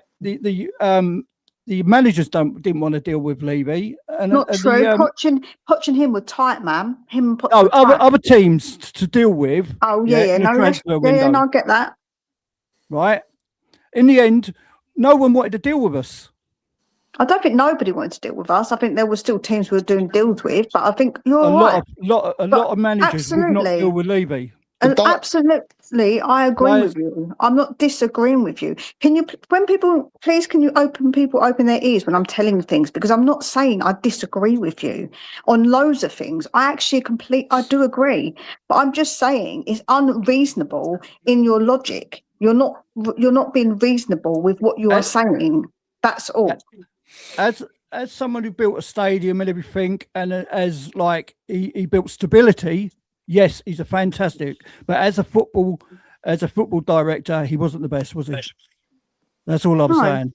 When it comes to the football side, no, absolutely. He was risk averse. He didn't want to take those risks. He wouldn't have put like Tonali on all that money. 1,000,000,000%. I completely concur with you. But what I'm trying to say to you is you can't bring up all the players that we didn't get and then forget the ones that we did get and say, well, that wasn't Levy. That was just luck. We've always been short, though, Mia. It doesn't matter. That's right. That is not the point. The point is that you're pointing out. We're going to go by. We've got to go teams. That's all we could compare it by, Mia. But no, but we're going to big teams, big teams, and we got the money what we're supposed to have, They should be having. We should have a decent squad, and we should have depth on the bench. Right. My point being, it does not matter because that was not your point. Your point was all the players that we did not get. My point was you forget about all the players that we did get that were good and that was a good player that we got. So what I'm trying to say to you is unreasonable to say that those were luck. There wasn't a player. We've had so many good players in our team over the time. You're telling me that Toby and Jan weren't good, that Trippier weren't good. You're telling me that Dele wasn't good, that Bale wasn't good, that Luka Modric wasn't good. All of that you can't say is just luck. That was down to TV. So what I'm trying to say, you've got to say that, and the managers that we love, I loved Redknapp and Yol and Poch. So what I'm trying to say to you, is that those things of positive things that he did, he was part of, and they weren't negative things. He did so much negative, but those were positives that he was part of. To say, but what I'm trying to say to you is that actually, when you look at it, you've got to say that not all of that was luck, because I don't believe that. If you're going to blame everything on him, then you've got to say those things were also on him, right? Mia, sorry, just to say one thing. Yeah, you're right. We have had some top good, like really good signings and stuff, like the players you mentioned. But he's also signed absolute dross in his time as well. Let's not beat around the bush for that. 100%. More dross than what good players. And overspent. I mean, he's never overly spent like what he got Tonali and Fernandes. But for those type of level, like the Solankes and the Charlottesons, for example, he has overspent if you think about how much those players are really worth. Yeah, no, I agree. If he's going to be tarred with a brush of making bad signings, which he absolutely did, I'm just saying that you also have to tar him with the brush of good signings too. That's my point. Yeah. Otherwise, it's logical to say that those signings were just luck and the bad ones weren't. They were just bad because they're Levies. Well, there's more bad signings and good signings, Maya. I'm sorry, there was so many bad signings. To be honest, the one thing I would say about Levy is he has built $1 billion or how much it is, like what he's done to the club. Like he's made the club billions of pounds, like 4 billion or whatever, or billion, how much is worth. I don't know, 4 billion or whatever it is. He generated all that money for Spurs, and in that aspect, that's probably partly the reason we're able to spend the money we are today. But if we had Levy here, he wouldn't have spent that money. No, he wouldn't have. I completely agree with you. Please don't get it wrong and make it feel like that I'm fully defending everything that fucking Levy did, because I'm really not. I'm just saying I'm a fair-minded person. So for all the bad he did, I will tell you he did bad. But I'm also not going to say anything good that he did was luck, because I don't think that's a logical argument. The logical argument is there was more bad players and really bad players that we brought than what we had good players. And we've always seemed to be missing some players somewhere. You know what I mean? We'd never really had a good depth in the squad. My take on all that is right? In the day, he ain't a scout. Yeah, but he thought he was. He's a no. He got involved in a lot of transfers where he should have just. Yeah, he did because he did. He liked to get his fingers in a lot of pies. That was his ego, but that was also his drive at the same time. Do you know what I mean? He was a working man. But where I will defend him in certain things is, end of the day, he hires a scout team. He pays a scouting team a lot of money each year to go around the world and watch footballers. They bring him names and their valuations. He then goes and negotiates the deal. If that player turns out to be a flop, it's not Daniel Levy's fault. That's down to the poor scouting team. Well, end of the day, he trusts his advisors and the scouts and the directors of football. It keep happening, and you just got to go out and get better scouts, don't you? Well, yeah, this is the counterbalance. I mean, you got a director of football. Then he should have been. Then heads should have been rolling. Yeah, he should have went and got saying, "What the fuck are you lot doing here? You got rid of Paul Mitchell. You're bringing me these list of players. I'm getting them, and they're absolute trash. Do you know what I mean? I'm gonna have to start questioning your judgment of football. You've got to be ruthless you're spending. It's not as if you're spending 20 quid like down the bookies. If you win some, lose some. You're spending millions of pounds on football players, and if it goes wrong, it makes you look bad. Out the 900 million pounds or whatever we spent it on, we probably only had what players have we had? You know, that really were good. What we brought. That statistic was from the last 5 years, weren't it? We've spent 900 million pounds, sold 300 and something, so it's a net spend of 657 or something. Yes. In the last 5 years, the only ones I can actually turn around and say that have actually been good are James Maddison when he's available. We didn't really cost a lot, did he? But yeah, go on. Still cost 40 million, didn't he? Still cost 40 million. Yeah, 40 million he still cost us. I'm struggling here, guys. Help me out. This is, this is how bad it's been. I'm struggling to find great players. I mean, Romero, I'd say, started off well for us, but over the last since Ange come in, I think he's just declined a bit. Just Mickey Van der Ven, then, isn't it? Van der Ven. Van der Ven has had his off moments, hasn't he? Yeah. No, we're just saying about the players that we brought in that were sort of that have been good value for money. Yes. I'm thinking in 5 years I can't. It is so hard. I mean, I think Xavi Simons will be good value for money. I think he's going to be. I think he's going to be an absolute. Porro's been good value for money. Before his injury, I thought was really good. I think, Porro, Bentancur before his injury. Bentancur before his injury was good. He ain't no Walker though, is he? Do you know what I mean? Porro. I know, but you're just not. Yeah, but we're not comparing, Rolly. You're asking us a question, then you're changing the goalpost. Stop doing that. You're asking us a question and we're answering it. You can't compare. So you've got 2 or 3 players so far. That's really, not 2 or 3. That's Romero when he come in, Bentancur, Porro, Mickey Van der Ven. Bentancur's not well. He's not a great player. I wouldn't have said Bentancur was ever a great player. Before his injury, he was so good. I'll agree with Mir on that. Before his injury, he was unplayable. You could not play a game without Bentancur. He was class before his injury. He was class, Bentancur. Bentancur. But then was great. You had Kulu as well that come with Bentancur from Italy as well. So Kudos, I think Kudos is a good player. If you actually didn't we get Kudos after Levy went? No. We got him during his tenure. Who's that? Mohamed Kudus. Yeah, we got him last year, didn't we? Levy went. He went about a week after we signed him. Yeah. It was after the summer transfer window. He left Daniel Levy. We got him quite early in the window. Did Levy go? And then we got rid of the striker or whatever his name is. Oh, Jesus. That wasn't Jesus. He'd be a very good player.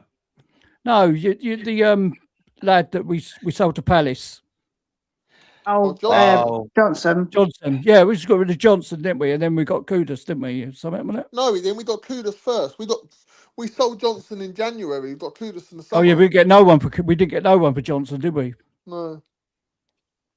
Great business that was and all. Yeah, it was. Was that just Our luck? business model, though, isn't it? Was that just luck? Was that luck? Or we're going to say that was good business because of Daniel Levy's business skills? It wasn't good football, but football skills, was it really? A business, was it? No, but we sold him for a really good price. Nobody thought we'd get that money for him. That was good business acumen by the club, right?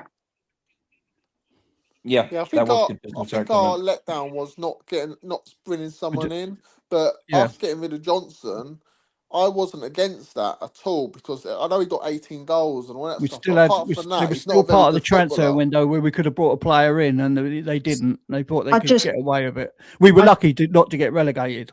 I just checked. We bought Mohamed Kudus in July, and Levy went in September, so he was here when Levy came. Yeah, he was here still. Yeah, because he got sacked a few days after the transfer window was shut, wasn't it? Ended. Yeah, that's right. I think the Gibbs White and the Eze, what happened with that got him the sack. Well, Eze, I think, wanted Arsenal anyway. He was always going to be ringing them anyway because that's what he said. He begged Arsenal to make an offer. So I don't think that's down to anything. And and with Gibbs White, I think that actually we went about it probably a little bit screw-whiffy, but then they didn't need to act like they did, but he went along with it because his wife had complications with her pregnancy. He didn't want to put no stress on her or the baby. So I don't think that was... That's called being a good good partner, that is. That is, exactly. I don't think that was... But I don't think that's to do with, like, the club. I don't think neither of those to do with the club, really.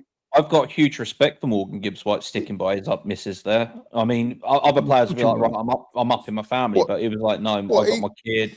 Even though Maranakis had a gun behind his back as well. It doesn't matter. He still was thinking about his other half and his kid. That Morgan Gibbs White deal, right? We got inside information, right? That he had a £60 million buyout clause. We went in, paid it. That wasn't supposed to be general knowledge to anyone on the outsght. Why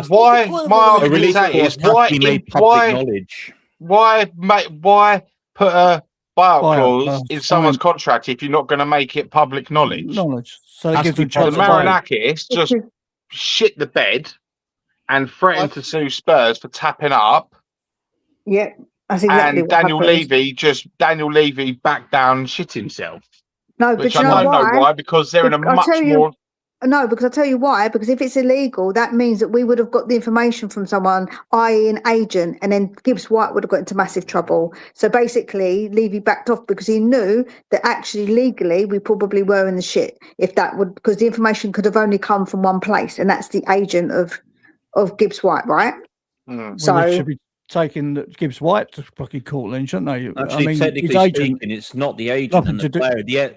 The FA have insight, have the thing over every player's contract, so it's public knowledge to the FA, as well as the agents and the player. So it's public domain knowledge with a buyout clause. What do you think? Like in Spain, every player has a minimum fee of release inserted in their contract because it's protecting their investment in that player.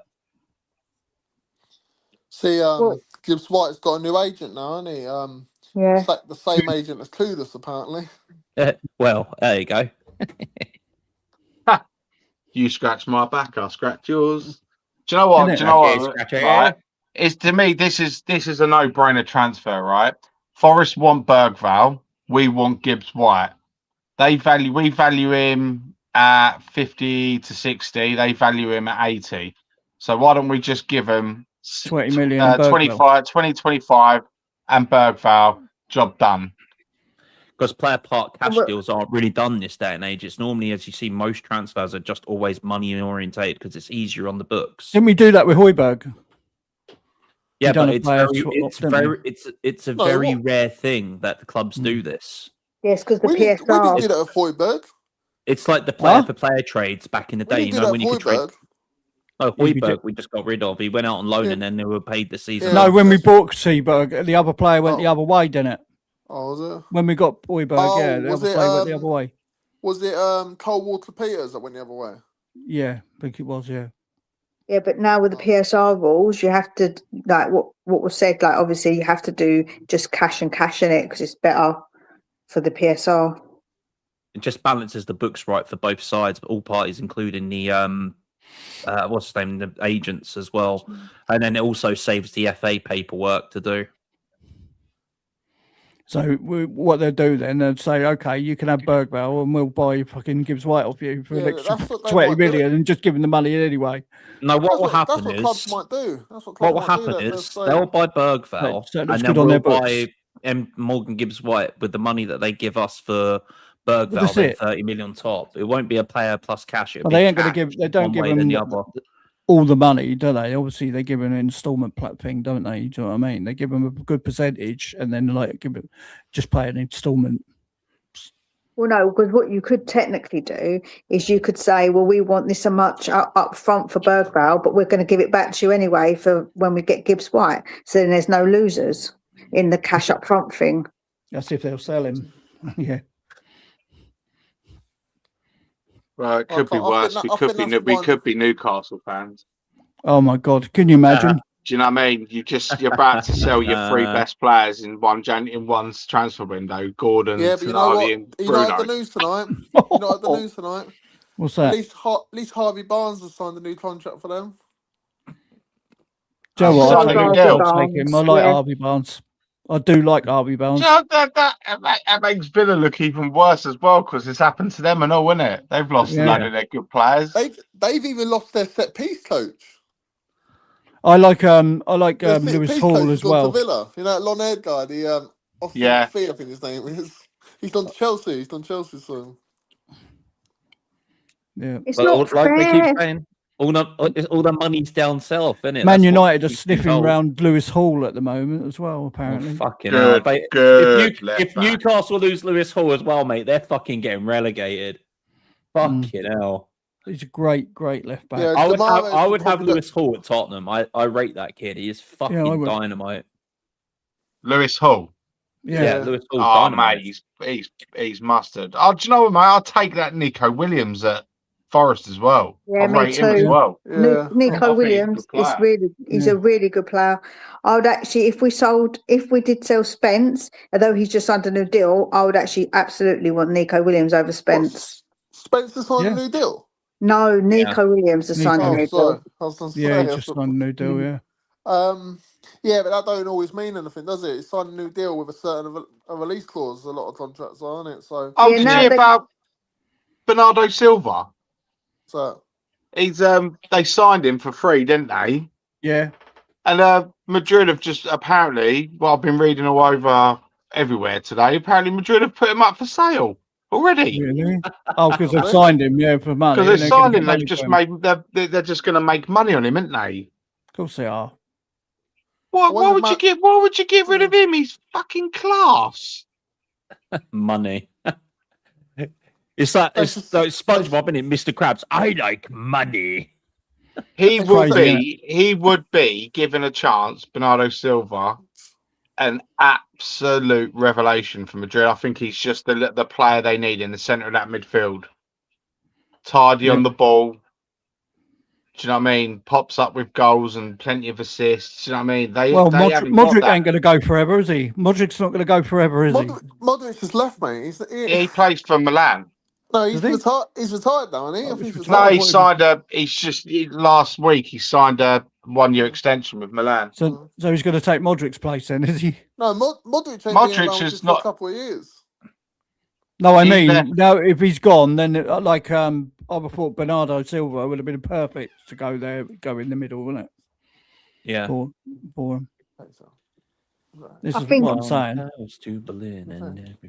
From what I just read, it looks like it's Jose Mourinho led. That he's basically told him he's not part of his plan, so you've got to sell him. Wow.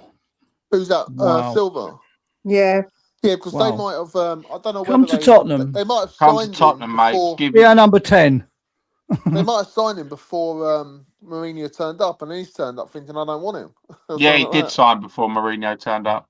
Yeah, yeah. Come to Tottenham, be our number 10. Oh, look at this, Tom. You're on fire here. This is proper shithousery. Oh, look at this. Blondell, Redbroth. That's the move. Who was that? Brian African guy?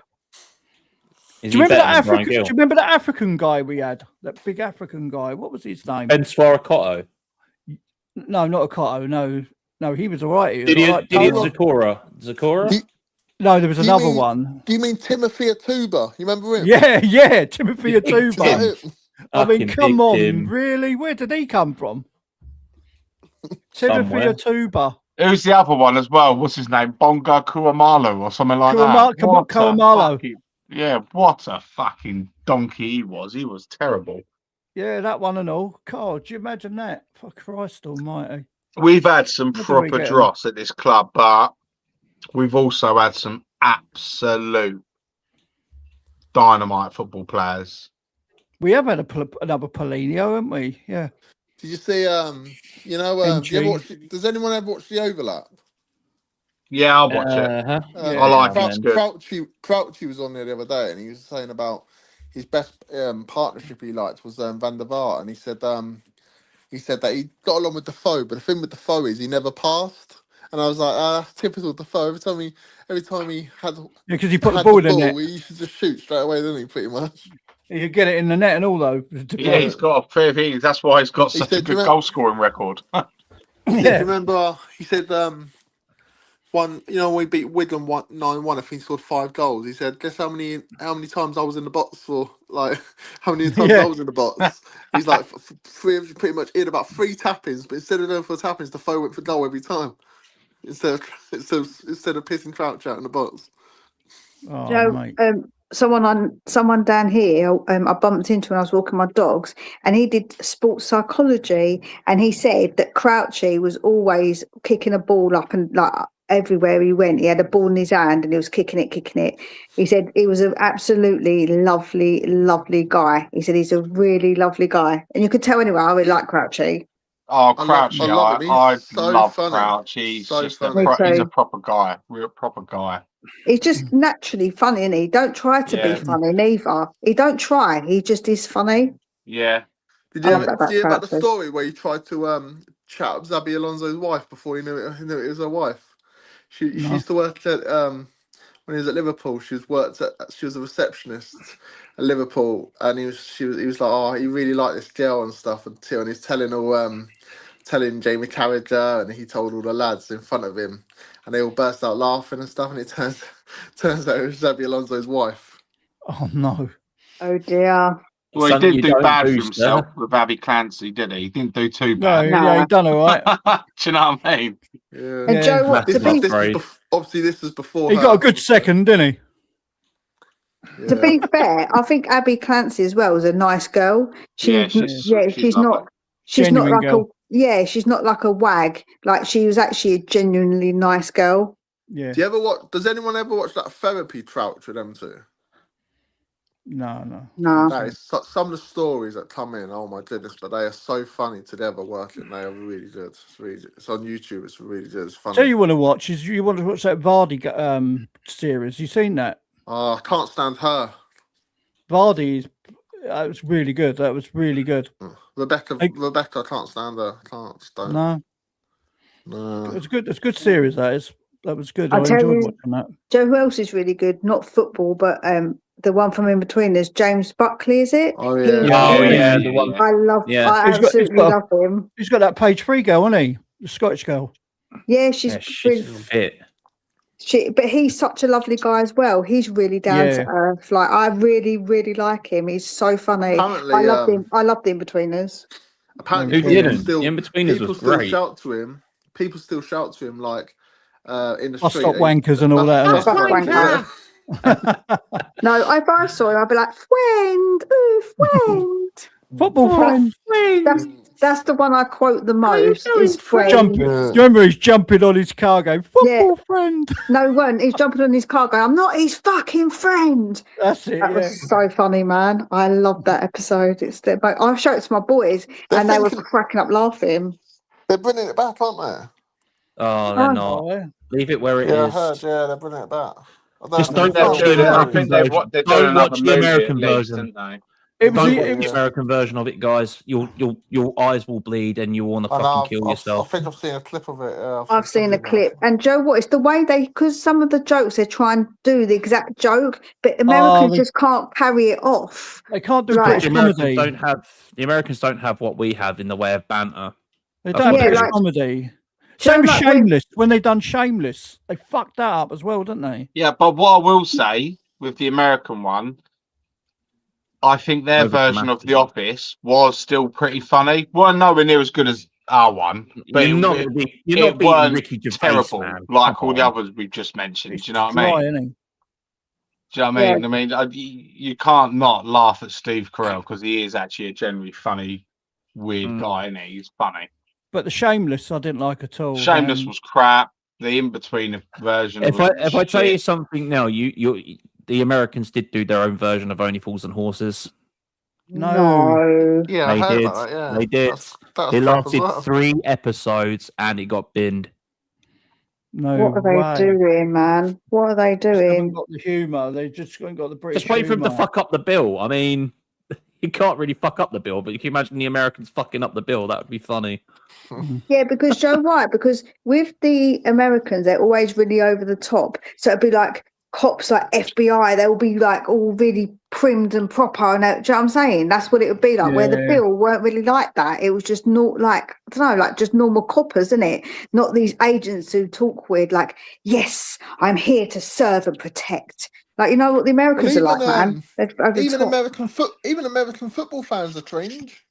Oh God, yeah. I second that. I actually like American football, so no football fans, not as in soccer fans. Some of their songs they come out with, I'm like, really? We're gonna beat you. Yeah. We're gonna beat you. Oh my God, man! Fight and win. That's my favorite one. Kick the football in the goal area. That fucking movement is fun. My God. Yeah. Oh look, the list of good players. Son as well. I forgot about Sonny. Beard ball. Yeah. I think we've got a fair list of good players as well. That we were said in the last 5 years. Berber were in the last 5 years. Van der Bartman and but that's right. Genius, though. I love Berber. No, but the other ones that he listed that were bad weren't in the last 5 years either. Just saying. Yeah, true. So overall, the list is actually pretty like overall. We've never replaced Dembele, have we? No. No one's ever going to replace him. That's the thing. It's like trying to say you're going to replace Harry Kane. You just can't. But we never replaced Ericsson when he went. We still haven't replaced Kyle Walker. Well, look, we haven't replaced a lot of players, man. It's just, you know, we didn't replace Vertonghen and Alderweireld when he went. You know what I mean? Ellie, you're going to sleep. Ellie? No. Okay. What do you know? After watching Porro in the World Cup, just goes to show how badly he's been used by us. Yeah. Because he was arguably, other than Rodri, Spain's best player. Yeah. Yeah. He was absolutely phenomenal. And I was watching him. I'm like, well, all of a sudden, how's he just learned how to defend? He was absolutely phenomenal. You got some names off Maldini. I think because it was the World Cup, and like you say, with international football, you have time on the ball as well, same as they do in Europe. He's just in a better team, though. You know what I mean? That's what it is. He's just in a better team. I think it's the way that they play. I think that when we're playing again under Thomas Frank, Thomas Frank wasn't the best arbiter of playing football, was he? He just didn't want to lose games of football. He didn't go out to win them. So I just don't think you got the best out of these players, a lot of them, because the way we played as well. I was reading something about that, about Thomas Frank. Did you not read what Vicky van der Ven basically slagging him off? He basically said this season we're going to actually play football. Yeah, that's what I just said, Mia. Yeah, but Poro's been at a club a few years now, and he's had about 5 different styles of play. Different managers, exactly. So how are we going to expect? This is my argument with players like Gray and Tell. They've been brought into a team that are at one of the lowest points we've ever been in our club's history. Yeah, I agree. And we, as fans, are expecting them. I'm one as well. I'll hold my hand up and say he's shit. But it's not their fault. When you look here, when you take a step back and you think and you analyse, it's not their fault. They should not be nowhere near that first team week in and week out. They should be integrated into that team slowly. And they haven't. They've just been chucked in a shark's tank and gone, right, try and get yourself out of there. And I feel sorry for them. And I think you're going to see now with De Zerbi, I think you're going to see a different Matisse Tell, and you're going to see a much different Archie Gray. Yeah. I don't think they're gonna play week in and week out. But I think when they're called upon, I like to think they will step up and deliver. I mean, I watched Archie Gray yesterday, and he looked really good. To be fair, he looked comfortable every time he had the ball at his feet. The other night, he put a lovely breach cross, didn't he? To who was it? Solomon. Yeah, it was. Yeah, and I'm starting to see a little bit of Mikey Moore. He looks pretty tidy. New young left back looks really tidy. Yeah, but everyone looks good in pre-season, don't they? Yeah, they look good in pre-season. Well, did you see Sandro Tonali against MK Dons? He looked fucking terrible. Kept giving the fucking ball away. Yeah. So it's, do you know what I mean? But we'll gloss over that because he's gonna fucking cook at Spurs. He's gonna absolutely without a doubt. He's gonna absolutely cook. But can we just all take a second? I'll tell you a player I did like. Matthias Fernandez's goal against MK Dons. Don't care who you're playing against. You're not saving that. That was according to Gabriel Paul. Yeah, do that week in and week out in training. Yeah. In training, yeah. I'll tell you what, the player that impressed me was their striker, that Osriabal or something like that. He was bloody good. Oh, Spain? Yeah.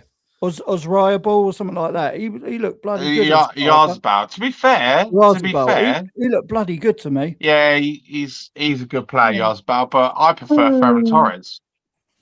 Yeah. I prefer Ferran Torres.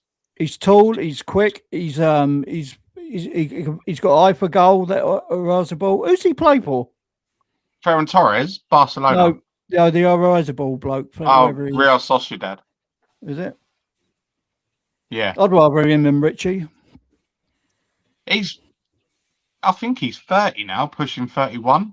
He looked bloody class though, didn't he? Yeah, he's a good player. Well, the whole thing is, do you know what I mean? It's like what we've got with England. You look on Danny Olmo playing behind him. You know what I mean? He's going to look. Do you know what I mean? Who was we talking to in the cookies chat and sheriff's chat the other day? Apparently, he plays for Sociedad. That player you're on about, really? Orazabal, yeah. Yeah, Yarzabal, yeah. I liked him. We was talking about. I think I was talking about the Lucas Bergvall, Sal, and he was like, "Yeah, but he turned down Barcelona to come to us." I was like, "Did he? Did he turn down Barcelona to come to Tottenham, or did Barcelona pull out and think, hang on a minute, Danny Olmo's just become available. Let's go and get Danny Olmo instead." Yeah, well, I know. Do you know what I mean? Like people need to.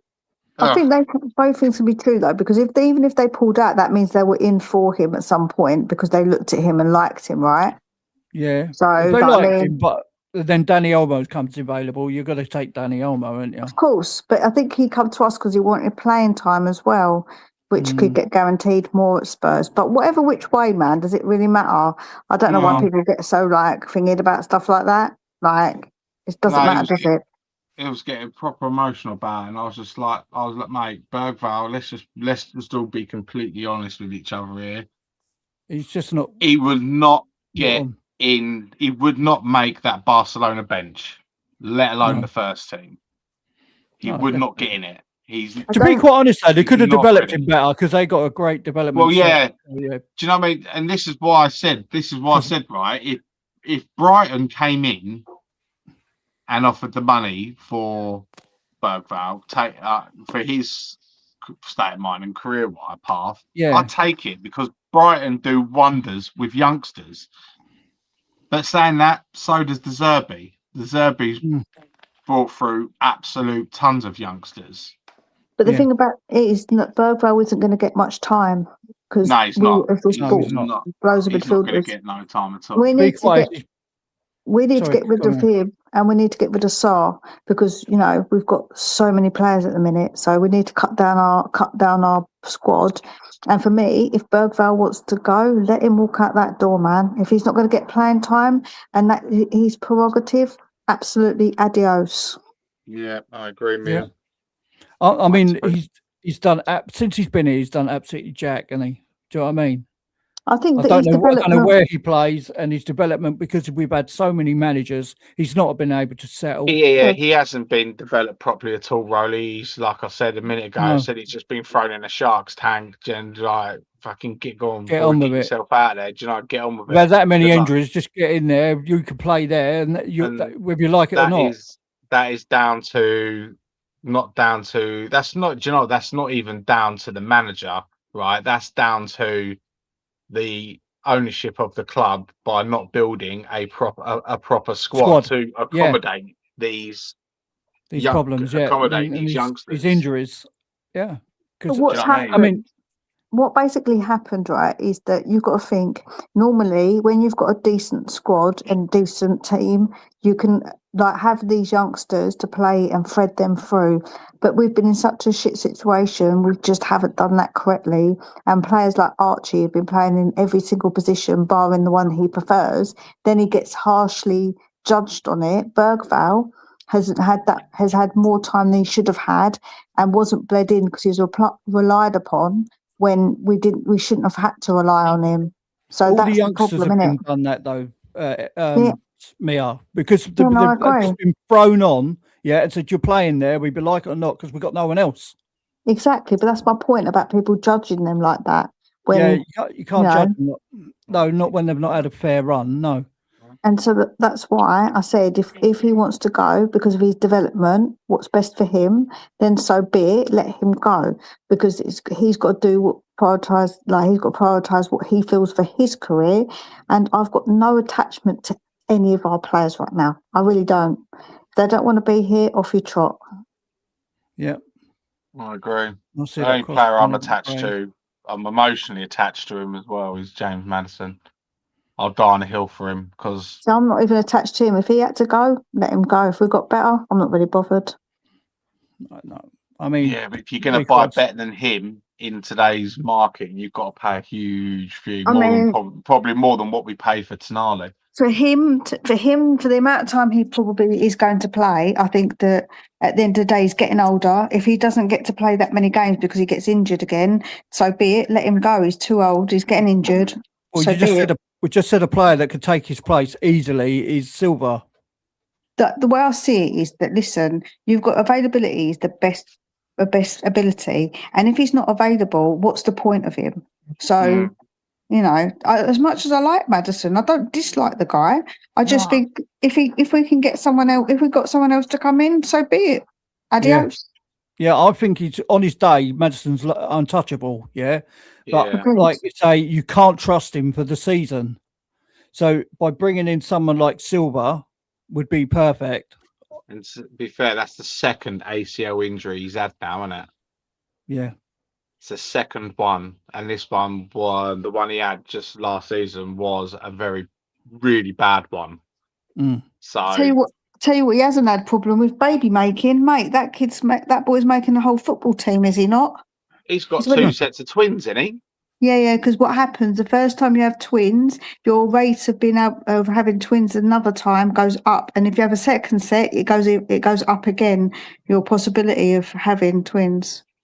Bloody hell. Mate, as Jeremy Kyle says, stick something on the end of it. Yeah, Madders. Put something on the end of it, mate. But if you, I mean, do you watch any of his YouTube shows and stuff like that? Yeah, I watch Madders. He's just he's like another Peter Crouch, isn't he? You just can't not like him. Oh, he's a lovable guy. You know what I mean? He's just like he wears his heart on his sleeve. He absolutely adores this club. Yeah, his kids are all in Tottenham. I liked his interview after the when we stayed up. His press conference at the end, he goes, "If we're being completely honest with ourselves here, we should all be embarrassed with ourselves. We shouldn't be in this position." Yeah, exactly. Hotspur. Do you know what I mean? Yeah. He's absolutely spot on, and I just really hope this season. I pray, not that I'm a believer. They gets a good run. He gets a good run. He just keeps himself fit and gets a nice run of games in, because if we're playing well and we've got one good winger that side, one good winger that other side, they're going to get plenty of service, and our strikers will get plenty of service. Whoever if they learn how to control the ball. Talking of kids in shirts, Joe, I love to see when Bale was there and his little one was in the Tottenham shirt. I was like, yeah mate, I love that. I fucking love that guy. I love Bale, man. He's my favourite Spurs player of all time. I mean, we've had some absolute greats at this club. If you go back to right back in the day, you got Glenn Hoddle, you got Ricky Villa, Ozzy Ardias, Gaza. Gaza was amazing. I just think if you pan out their careers to what he's achieved in his career, Ginola as well. Unfortunately, it's not even close, is it? No. Compared to what them old greats have achieved compared to what he has. Do you know what I mean? He went on. He moved at the right time, though, didn't he? Yeah, he did. He moved at the right time. He went to Madrid. He conquered it, didn't he? Really, at the end of the day, he did in his own way. He conquered it, because you've got to remember he had a massive ego to compete with at that club, Cristiano Ronaldo. Oh, of course he did, yeah. And you had Ronaldo at the peak of his powers, but do you know what I mean? He won things single-handedly, though. He won them 2 Champions Leagues. That bicycle kick against Liverpool. Wow. Enough said. Oh, mate, unreal. I thought the best goal of all time in the Champions League was that Zidane volley against Leverkusen. Oh, wow. But that Bale one, 37 yards, just blew it out the water. Oh, yeah. And the following season, he was in the Champions League, and he was in the final, and he just ran up the wing, cut in, and scored. It's just like, wow. And that was from his own halfway line. You know what I mean? I think Bale's downfall in Spain was he didn't really want to learn Spanish and deal with the culture. He didn't want to deal with the media, mate. He didn't want to deal with the people. He did speak Spanish. He just did he didn't want to deal. He didn't want to deal because the media were arseholes to him. They were absolute arseholes to him, man. Do you know he owes that club, Madrid, absolutely nothing. Them fans treated him like utter shit. Yeah, they did. Every time he got the ball, like they were booing him, waving their little stilly white flags up. But scores an overhead kick in the Champions League final, they were queuing up to suck his dick. Do you know what I mean? Fuck off. Them fans are the worst, man. They're the worst fans in the world. But that's why, despite what he won at Madrid, his heart will always be with Tottenham because of the way we treated him, man. Because we treated him with such love. Even when he come back, there was no fans in the stadium. But obviously the fanfare around him coming back was massive because he still feels that proper love from Tottenham. You know what I mean? He carried us. He carried us on his back for a bloody season, man. Like he absolutely carried us. So, but yeah, no, we treat him with such love. That's why he's got such a big thing with Spurs, and why when he talks about it, where he says us about Tottenham, and I absolutely love that. Absolutely love it. And he said, Absolutely, like, I do. it breaks my heart seeing them struggling. Do you know what Yeah, I mean? When he's talking no. about us, he goes, "We shouldn't be here as a club. It Oh, is painful to watch." yeah, man. Yeah. I love Bale. What a guy. It's crazy, you know, how they didn't take to Bale. Do you know what I mean? Just Did you superb see player. any of you I mean, guys see the Ledley King interview recently? no. About like towards the end of last season, like him and a few of the old greats, like Glenn Oddle. He was him, Glenn Oddle, Ozzy Diaz, Gary Mabbott, and a few more. Couldn't remember all of them who he reeled off. But we were just Yeah. sitting in a room together, and they were like, "What the fuck can we do to get these boys revved up?" Yeah. Do you know what I mean? What can we do? So I reckon the Zerbi played a massive part in us staying up, just installing a little bit of belief. But I think having you seen in the training ground and you seen on match day, you got people like Glenn Uddle walking up to you, putting your arm around you, saying, "Come on, mate, you can do this. You can do this." You know, Yeah. it must give you a buzz, innit? Must give you a buzz. They're just greats, weren't they? Really, Ozzy Ardiles, Gary Mabbott. You know, you got players, just superb players, weren't they? And it's Ricky Villa. Even though I wasn't old enough I wasn't old enough, obviously, to know about that in real time. I was. My mum. I think my mum was having a baby, and I was watching at my auntie's, and I was sitting there, and we were all sitting there watching a portable TV. I was like, "Oh no, got to sit and watch a portable." But yeah, fucking what a goal! What a goal! Yeah, what a player. Joe, what Scott? Scott said about the Wales Golf Madrid thing in that order. Damn right after the way they treated him. That was after a little while he was there and they treated him like shit. That's why I think he come out and said that. So damn right. I don't blame him for that. Yeah. Not at all. Like treating somebody like that. Scott's on the ball. Already. He's started already. It was nice on the cross to finally see Gray not turn over the ball, because before that every pass went to Auckland. I don't think it did. I don't think it did. Oh my days. Oh, I love Scott. Do you know what? He's ruthless. I'll tell you what, he'd cause mayhem if he was running that club, wouldn't he? You out. We wouldn't have any bloody players. We wouldn't have no players. We'd have about 3 people in the team. Doris the tea lady would be up front. I'd always say this about Scott, yeah. He wants the best, very, very best for the club. No, I've said this to him. He gets a lot of shit from a lot of people. And he's a very passionate guy, and he wants the best, and he wants the best I've player. got all the respect for him. In the day, there's nothing wrong with a fan wanting the best for his football club. Nothing wrong with that whatsoever. Absolutely. If you want perfection and you demand it. And the guys and the people that, you know, want mediocre players, then, you know, good luck to them. Do you know what I mean? But like, Scott wants the best for the club. Go and support West Ham. He's very a passionate guy, and yeah, he is. You know, I've got all the respect for him. I mean, I think that you can obviously be a passionate fan and be positive. You can be a passionate fan and be not like somewhat in the middle. You can be a passionate fan and want better and demand better. But I do think that sometimes the way that Scott comes across in chat, Scott, I'm saying this to you, I'll say it to you, obviously, if you're on stream as well, is that I think that it comes across like you're like making other people feel like they're stupid and you're superior because your opinion's better than theirs.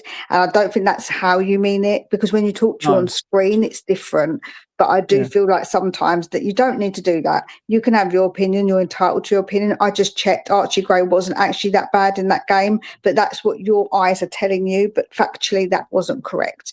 So that's obviously your point of view on Archie Gray. So I feel like that sometimes your eyes, when you've got a thing about somebody, every little thing they do wrong, you're like micro-analysing, which is fine. That's your prerogative. But Yeah, that wasn't actually what Archie did for that game. Just saying. None of them were brilliant in that game. I'm telling you. Well, I don't think I don't think the team was good because at the end of the day, the actual team we were playing weren't very good. So it was a bit of a meh game, regardless. I don't think Mikey Moore was good. The first 2 minutes they got behind us, and if they had a better striker, they were 1-on-1 with the keeper. They'd done that about 3 or 4 times. We would have been down. You know what I mean? If they had the better striker, they didn't have that many opportunities. I looked at the stats this morning. They got behind us, though. They got behind us. I know, but they still didn't have an actual chance. What I'm trying to say, they didn't actually have any shots.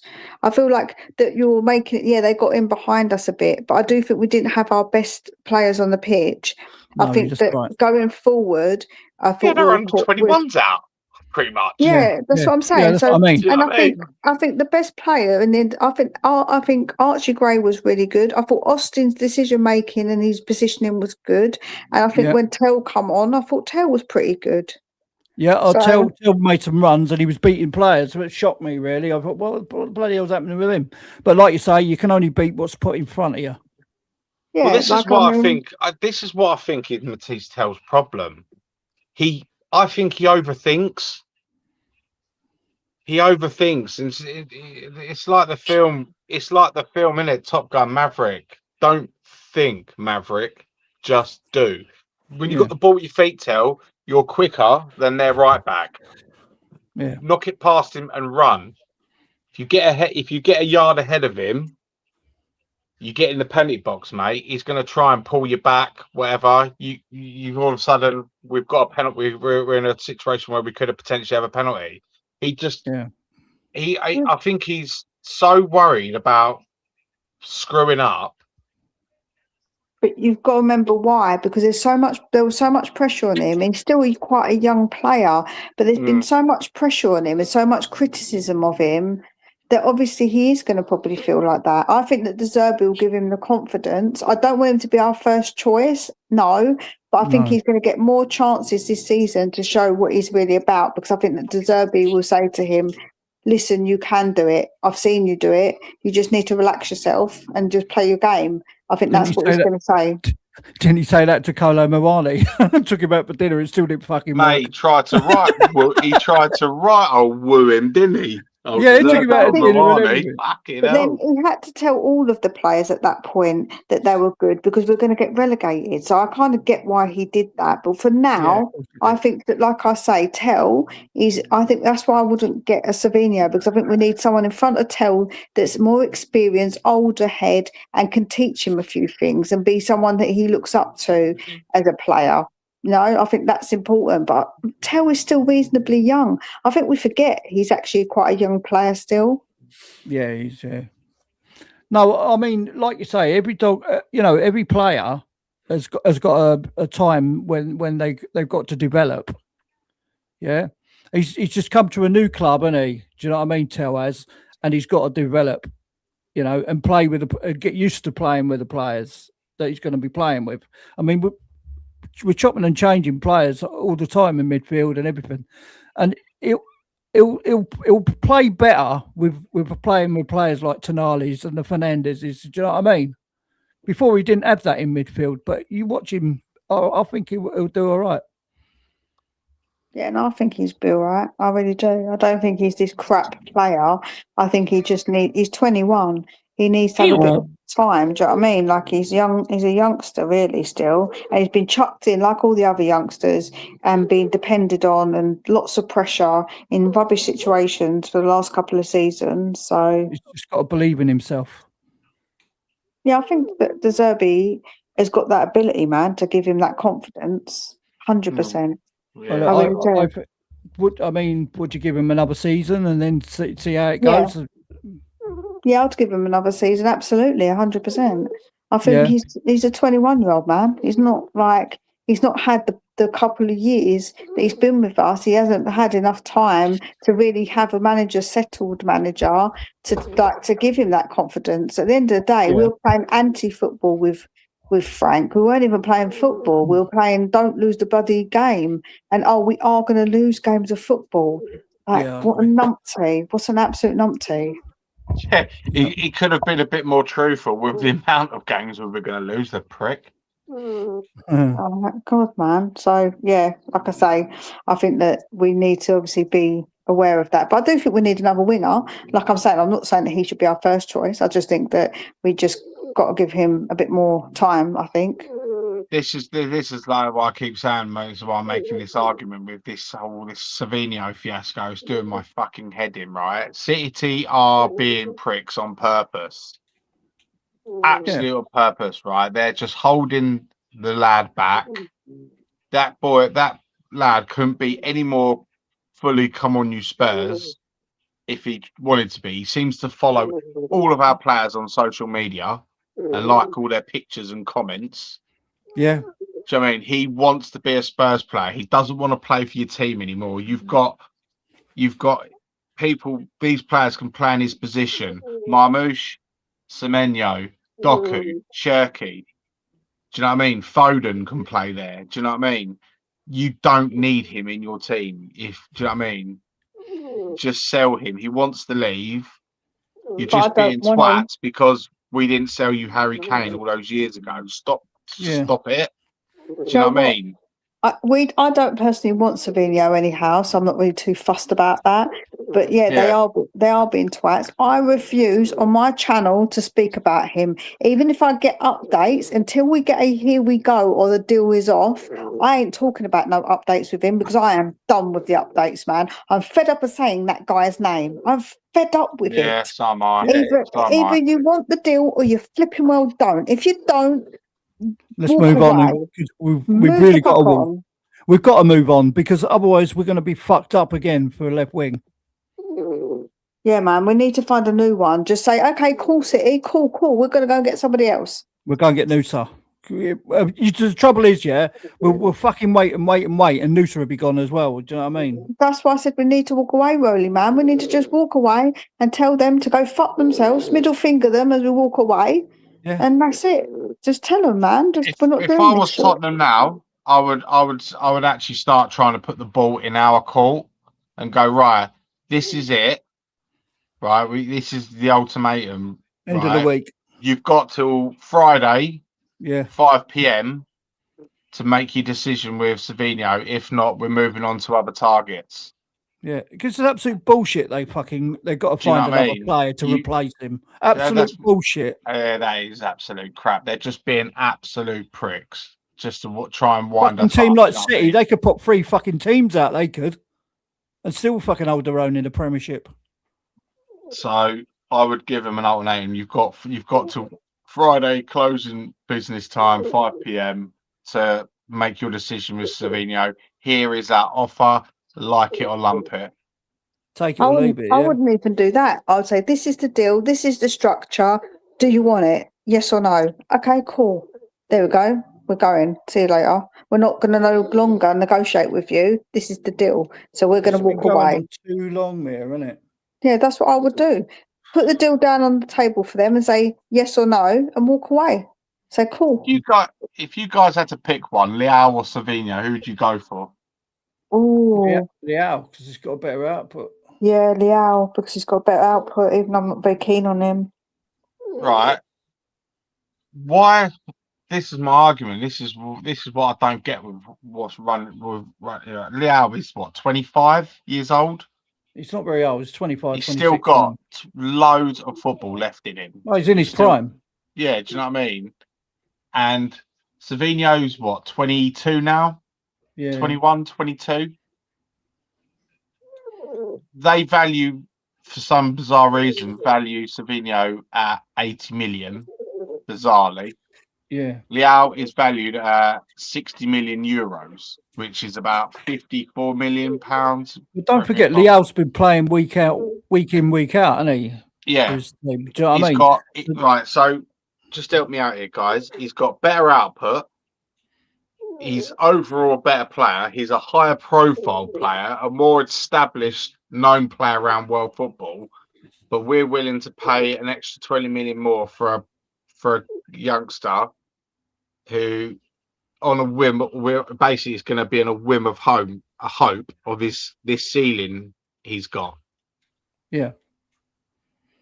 Why aren't we throwing the money down for Leao? who's overall a better player. Don't know. I just don't. I don't get it. I wonder if it's the wages. And Tom, if you can hear snoring, it's probably my dog because she's sitting right on my lap and she is snoring her head off. I thought it was Ellie. Because Frenchies have the habit of being very loud when they snore. My boy is on the floor and he's loud. It's because of their nasal passage, isn't it? It's their nasal passage. Yeah, well, flat. To be honest with you, look at my dog. She's broken. Laying on the That's so funny. Pups. Oh my god, that's hilarious. She is seriously, this dog is the best thing in the world. She saved my life on many occasions. Oh, nice. They are. They're so good. Do you know what I love about her? Do you know what I love about dogs? Well, my one in particular. She's sorry about that, loud motorbikes. She don't answer back. She's not sassy. She's cuddly and affectionate, and you know what I mean. It's just nice to be around. And like they say, dog is a man's best friend. Well, that I actually believe that. Do you know what I mean? 100%. Do you know what I say about with my dogs? I've got 3, and I'm always saying my dogs are happier to see me than my 2 teenagers. Honestly, I come home, my kids are like, I'm home. They're like, okay. But my dogs are like, yay, she's home, yay. And they get really happy to see me. So, you know, my babies, they're my 4-legged babies. Fuck off. Look at this. Look. This is typical fucking Scott. I love him. Yeah, there you go. No, you know what I love about the dogs? They all know shit. Joe, what I love about my dogs, they all know your opinions, shit, Scott, so it's all right. Oh, that's brilliant. That's fucking brilliant, Scott. Oh, go on, Scott, that's literally, that is comment of the night. That's brilliant. Oh, that's right. My dogs don't agree with you. Even Ray Charles can see that the fucking tell is shit. He's not shit, man. He's not shit. You think that Archie Gray shit? You think everyone's shit? I don't actually think. I'm sorry. I know what a good young player looks like Kabassi at Barcelona. Hold on, you're saying Barcelona, Pedri, Barcelona. You've got exceptional players, but that doesn't mean that all other players that are not exceptionally great are crap. There's not just like there's a sliding scale of players. There isn't just shit or great. Like, do you know what I'm saying? There is shit and there is great. No, that's your opinion. No, that's your opinion. How old's Tell? 21. Yeah, well, I mean, look at Kane didn't come good, did he? Straight away, did he? At 21. Do you know what I mean? He was a late bloomer, wasn't he? Yeah, like a lot of players, like, do you know what I'm saying? I just think got to give them, to say that they're shit, I think is so like reactionary. Like they're shit. At the moment, I don't think Tell's very good. To be fair, yeah, I don't. But if he, his stats are better than Fabinho's last season. Just saying. Because they've played more. It doesn't matter. Even don't take the piss. No, because you're taking a piss now, right? Don't do that voice to me because you're not a fucking child. Grow the fuck up and talk like an adult if we're going to talk about football. I'm growing the fuck up. If a player can't get in the team, so why are you talking to me like that? No. Back the fuck up. Don't talk to me like I'm a fucking idiot and do that stupid voice, yeah? Grow up. You're not a fucking child. Talk normal. Talk normal because you're disrespecting. No, because you're being disrespectful. Go fuck yourself for being disrespectful, man. That's not disrespectful. You're saying my opinion shit when I'm calling because you're taking a piss. Because you're taking a piss. Don't take the piss. We can talk like adults about football without you being a fucking child. Yeah? Right. Sorry, former doorman, I do take things a little bit personally like that. I do jump on the bandwagon and will say what I feel. At the end of the day, it doesn't mean you have to be a dick about it. It doesn't mean you have to be a dick. You can just talk. We've been talking normal when you've kept your mouth shut. As a normal person, if you just talk as a normal person, and so it sounded a bit contradicting. It did. Condescending, yeah, exactly. Condescending. Sorry, that's the word. Yeah, it did, Corey. So yeah, if you please, if you just talk normal, yeah, and just explain your reasons. You know what I mean? Be cool. Be cool about it. I've explained reasons why Savinho is a better player for ages, but hey. Well, but just don't do the voice. You know what I mean? That's not fair. All right. That's all I'm saying. Anyway, on that note, people have got their own. Don't piss me off, Christ. No, it's not pissing no one off. Everyone's got to have their say, yeah, and then say why you don't think that's right, yeah. But don't do the voices and that, you know what I mean, or don't swear at each other. And don't say things that think that players are just shit, because that's an opinion. That's just not you. That's not anything factual. That's an opinion. At the moment, I don't think I'm not the only fan in the world that sees that he's shit. But I'm not the only fan in the world that doesn't think he's rubbish either. So that just disproves what you've just said, isn't it? No. The fact is that Tell's not very good at the moment, and I've not seen it at the moment. Yeah, but it's not to say he won't be good, but De Zerbi won't get something out of him, because De Zerbi is a very good coach as a man-to-man coach. Yeah. So let's just see. I mean, I'll give him another season. If he ain't that fucking great, Corey, just fuck him off. Do you know what I mean? Absolutely, 100%. I'm not advocating for keeping him if he's still not good next season.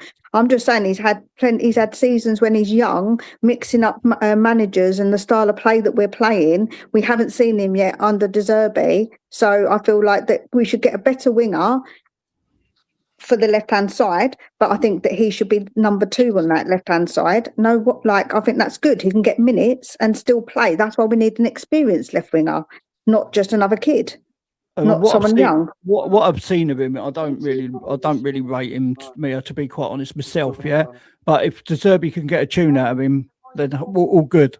But the thing is, I've not seen nothing great about him when he plays in the Premiership. Put it that way. You know what I mean? Yeah, no, that's fair. I'm not trying to say that you have.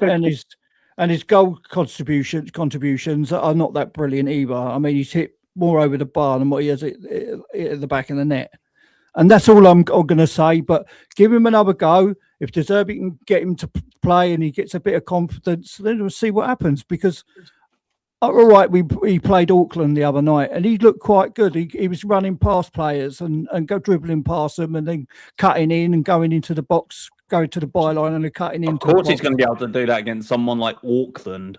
This is what I'm saying, but you can only beat what's in front of you, right? But the thing is, when it comes to the Premiership, different kettle of fish. I'm sorry, I'm just going to go to that game with Leeds where he could have put in 2 players and passed 2 times to get players in better positions, and he shoots. I'm sorry, no. Dribbling IQ is not there. He's not good enough. Simple. Then that is your opinion, mate. At the end of the day, yeah, it's like you say, he's 21. Kane weren't brilliant at 21, was he? Doesn't matter. Yeah. That's a different anomaly. Not necessarily. What I will say, and I'm not defending Matisse Tell in the slightest, but let's be all completely honest with each other. Every single one of our players was shit last season. Absolutely. So we can't expect we can't just pinpoint it at one player, 2 players. The whole team, the whole squad as a collective were piss poor and should have been hanging their heads in shame. Do you know what I mean? So if our senior players, like all the senior players we've got on our team, like Ritchie, Solanke, Romero, Porro, Van der Ven, do you know what I mean, were absolutely woeful. We can't expect a 21-year-old Matisse Tell, a 19-year-old Archie Gray to shine. At the end of the day, you're good as a team, you're bad as a team. Yes. Do you know what I mean? So, and I think I've been the one that done it. I've called Tell out plenty of times for bozo moments, and do you know what I mean? I've called out Archie Gray for giving away, what was it? You watched the game he had against Atletico Madrid. He had a blinder, best game he played in a Spurs shirt. But then Madrid the game after, I can't remember who he played. He gave the ball away 16 times in the first 24 minutes. Do you know what I mean? So yeah, and I've been critical of it, but then again, I'm going to stop being critical of our youngsters now, because when I've sat back and I've looked at it and analysed it, they literally have not been coached properly. No, and maybe he's going to look at, if we get a better winger, he's going to learn a lot as well from a decent winger. Yeah, and with the attacking midfielders we got as well, that he's going to look and go, fucking hell, is that the level I've got to get to? And he's going to try and get to it. Do you know what I mean? Exactly. This is why I think Archie Gray is going to be. You're going to see a different player now because he's now got right. Yes, he's got mentors. He's got a much higher caliber of player in front of him. But if he's got the mentality, he's going to go, right, I'm going to study these. I'm going to watch Tonali play.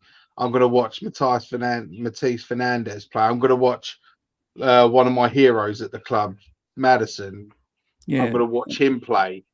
And we get Leao or someone like that. And he's going to pick things up. And you know what I mean? He's not a stupid kid lad, Gray.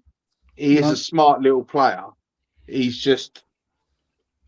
He's still got a lot to learn, and I think with De Zerbi, better players around him, he can now be nurtured into this team properly, as Cantel. And and watching the youngsters yesterday against Auckland and NK Dons, I'm thinking to myself, well, maybe I think what do we do with Luke Williams-Barnett? Because he can't be loaned because he's too young. But can you really send him back down to the under-21s when he's absolutely pissing it?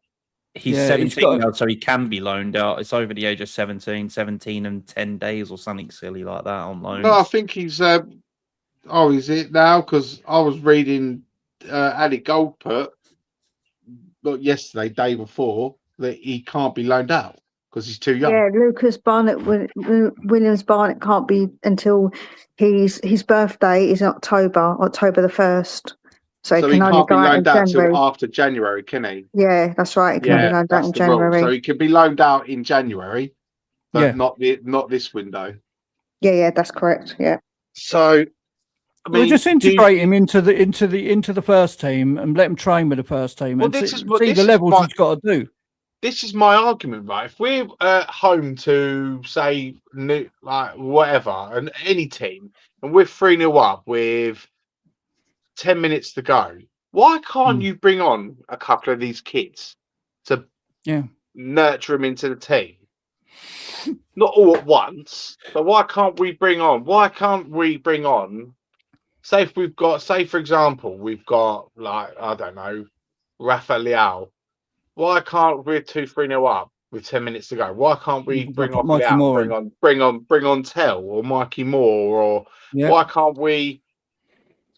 Why can't Madders come off and Williams Barnett come in? Do you know what I mean? It's like you've got to do things properly. Hang on, whereas we've just been doing the complete opposite. We've been doing a complete 180. We've been starting these kids.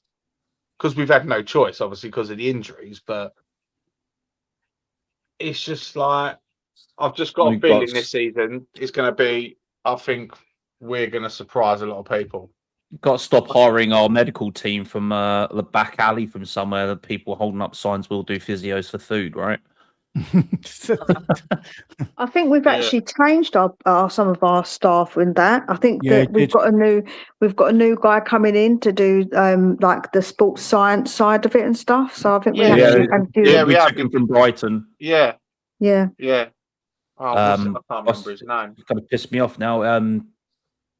He was down here when obviously Andrew Crofts, he was a Brighton player. It was Crofts. So he's coming as a coach, medical guy sort of thing. Scott's calling people morons. Yeah, but that's what I said to him. That's the whole point. That's why you don't need to do that. That's why people get aggy with him, because that's too far. I think that's too far to call people clueless morons, because that's an opinion. That's your opinion. So calling someone a moron over an opinion is just too personal, man. There's no need for it. No, if you are going to call me a moron, then we'll leave it there. There you go.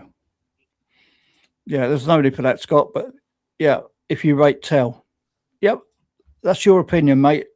And if you think that, no, you said he was shit. I think anyone on here has turned around and once said that we rate Tell. I think we all got our own little analysis of him and go, I think there is a player in there, and somewhere. I just think he hasn't been coached properly, and he's just got to work on a few things of his game. He's got to, like, his decision making in the final third. Do you know what I mean? But he can that will come in time. That will get coached into him in time. And I'm pretty sure De Zerbi and his coaches are doing one-to-one training with him on stuff like that. To keep him in the team ain't a bad thing, right? At the end of the day, it ain't going to be a bad thing. The thing is, we can put better out there as a first 11, can't we? This is what absolutely. I want to see. Yeah. So to keep him there, like you say, and we are winning, say 2 or 3-0 up. Yeah, and there's the last 15 minutes, chuck him on. Yeah, give the players a break anyway, won't it? You know what I mean? So can I just say something to Scott? Joe, why you should care people if you insult people, because you don't like being insulted. You don't like the abuse you get, so don't. If you can't take it, don't give it. Because when people insult you, you get upset about it too. So I think that you've got to think about that. Just don't insult people, man. Just talk like a normal person, like you do when you're on screen. Like, you don't need to insult people. Like, I just feel like it's so unnecessary. So you should care, because these are people in your community as well, of people that have got different opinions. So insulting everybody, it's just not a good look. It's just not a good thing to do. We're all Spurs supporters at the end of the day. We want the best, very, very best for our team. Okay, yeah. There's no need to get personal with each other. It's just stupid, because whatever we say, the club are going to do what they want to do anyway. So do you know what I mean? Right. We don't have a say in it. Whether we like it or not, tells staying. Do you know what I mean? Because De Zerbi likes him. So there's your answer. Unless we hear anything different. Do you know what I mean? What your opinion is, that's your opinion, mate, at the end of the day. I just feel like it's just really unnecessary, man. Opinions, but to get personal, there's no need for it. You're saying that you'd come on screen and like say it, but I mean, if you're coming on screen, that means you're calling me a moron as well, man. Like, I don't like it. Like, I've got no time for people like that. And do you know what I mean? I'm not here to insult people. I'm here to have an opinion or be insulted. Like, I'm a Tottenham fan just as much as you, man. I've been Tottenham all my life since I was a kid. Yeah. So that's fair. That's a fair comment. Maybe I was condescending. I can own up to that. Fair dues, at least. That's cool. Well, I accept that. You're big enough to own up to it, Corey. That's good, man. Yeah, that's it. But Ray Charles can still see that tells shit. So that's like you say. That's your opinion, man. That is your opinion. Everyone's got their own opinion on players, yeah. But whatever we say, Tottenham are going to do what Tottenham can do, and that's the end of it. Yeah, but we can only say, yeah, we think he's shit. Yeah. Whether he's going to get good, I don't know. I've not seen nothing to say that Tell's going to be good. Yeah. But if we can get a tune out of him, there is, I mean, he's not bad. I've seen him dribble the ball. I've seen him cross the ball a couple of times. Some of them have gone over the bar and hit the corner flag. Do you know what I mean? Or the other side. But at the end of the day, that's got to be confidence, isn't it? That's our other players' fault, not being on the corner flag then. Yeah, yeah. No, the thing is, it's a confidence thing. And when a team's so low, yeah, like we was, it's going to affect your mentality, isn't it? Because he's such a young player, and maybe that's the problem. You know, you can only say, you know, you got to give the guy. You've got to give him his due. Do you know what I mean? He scored some goals. He was playing in a fucking terrible team, a really, really bad team. Cost us 2 points versus Leeds. Nessie wants to say hi. She thought she'd make it so it's a little bit less tense for everyone. She's snoring. I thought you said Messi wanted to say hello. I'd stick my middle finger up if it was Messi. I got a dog like that. She's in season, so I ain't having her on my bleeding lap. She Nessa is named after from Gavin and Stacey, because the lady I got her from is Welsh. Does she go, oh? Does she go, oh? Oh, yeah, no, she don't do that. It's probably me having a baby gate on my front room door now, because I realised my dog can get on my sofa and jump over it when I'm out. This one's camera shy. Joe, my Nessa, she's quite small for a Frenchie, and she can half jump though. She jumps off the sofa and dives really far. And what she does, she dives on Ozzy to get him to play. She's hilarious. She's got ears like Dobby, look. Aww, so cute. She's got ears I'm like to sleep on my bed at the minute. Dobby out of what's it? Harry Potter. Is it? Oh, yeah, that one. You Yeah, can Dobby. Dobby a sock. Dobby is free. Dobby, a free elf. Yeah, look. Look at her fucking ears, look. Dobby does Dallas. Oh, she ain't put him out now. Dobby does Dallas.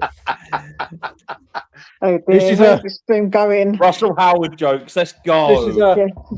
Joe, do you want a little known fact about Russell Howard? When I was pregnant with Jake, I went to one of his shows. I was 8 months pregnant, and he let me skip the queue to take a picture with him because I think he's worried I might give birth there and then. And then he touched my pregnant belly. I was like, I've never touched a pregnant belly before. Oh, you're Really? the girl he talks about with the joke. Did he? Did he? He's got a joke that he talks about a pregnant belly, like walking up to a stranger and touching a pregnant person's belly. Yeah, he did You it. probably inspired that joke. Oh, Yeah. wow. That's pretty amazing. You know when Lee Evans was big and he was still touring in the UK?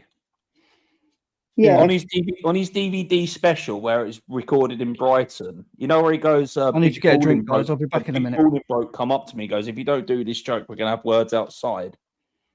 That was my fucking head. That was my head doorman. Oh, my God. Do the joke or we're going to throw you out. He did that when I watched him. He was at Dartford. He was at the Dartford Theatre. So that's when he was proper, like, not like he weren't well known at all. Yeah, I was 8 months pregnant at the time, and my ex decided it'd be a really good idea to book a comedy while I'm 8 months pregnant and not try and pee myself while I'm laughing. Oh, that would have been a good story for why your water's broke. Yeah, I was a bit concerned that they might do. I was thinking I'm going to have to name the baby Russell, as I'm going to have the baby. No. Poor Jake, he would have been called Russell. Luckily, that didn't happen. He was all right. He waited, but yeah, that's my story about Russell Howard. I met him 17 years ago.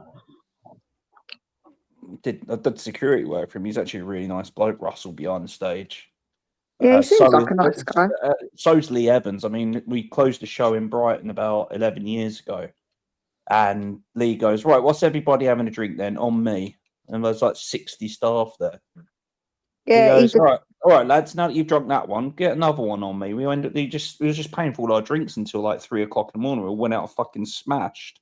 He sweats a lot, doesn't he, Lee Evans? Oh, yeah.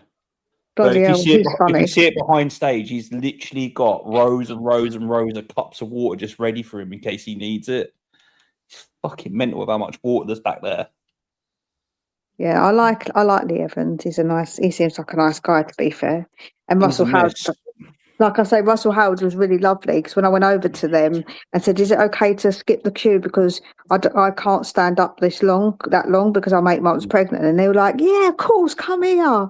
Like, he was really sweet, bless him. Sean Locke's a really nice guy as well. Bless his soul. He passed away a few years ago, didn't he? But, I met him a few times and did work in London for him. And he's also a top bloke. He was also a top bloke. But there are comedians out there that you think, oh yeah, like Michael McIntyre. You think, yeah, he's a lovely bloke to talk to. No, he's a stuck-up prick. Yeah. I'll tell you what, Sean Locke, right? I've never watched anyone like who made me cry of laughter as much as what he did on 8 out of 10 Cats. Oh, the carrot game. The carrot game. The carrot game was funny. I only actually just watched the carrot game the other day. I watched it again because I'll come across it and be like, I have to watch that. It's when that lass who does all the maths and everything on their version of Countdown. Can't remember her name. Oh, she goes when I go away skiing, and she brings out all the stuff she wears when she goes skiing. It's like a Viking beard and a helmet and everything. And he comes out and goes, "That's a challenging wank." Yeah, I remember that. That is. I remember that. When Oh I my watched God. that, I remember watching that episode live when they aired it. I fell out of my chair laughing, and I was literally in floods of tears laughing because it was just so random and spontaneous, and that's what makes it funny. There was another. Oh, what did he? I was watching one the other day. I watched clips of him. All the funny things he says, man. He just comes out with the most random funny shit. He was brilliant. He was so funny. I love Sean Locke. I do like the American comedian stand-up thing that Kill Tony. Oh, Kill Tony's fun to watch, man.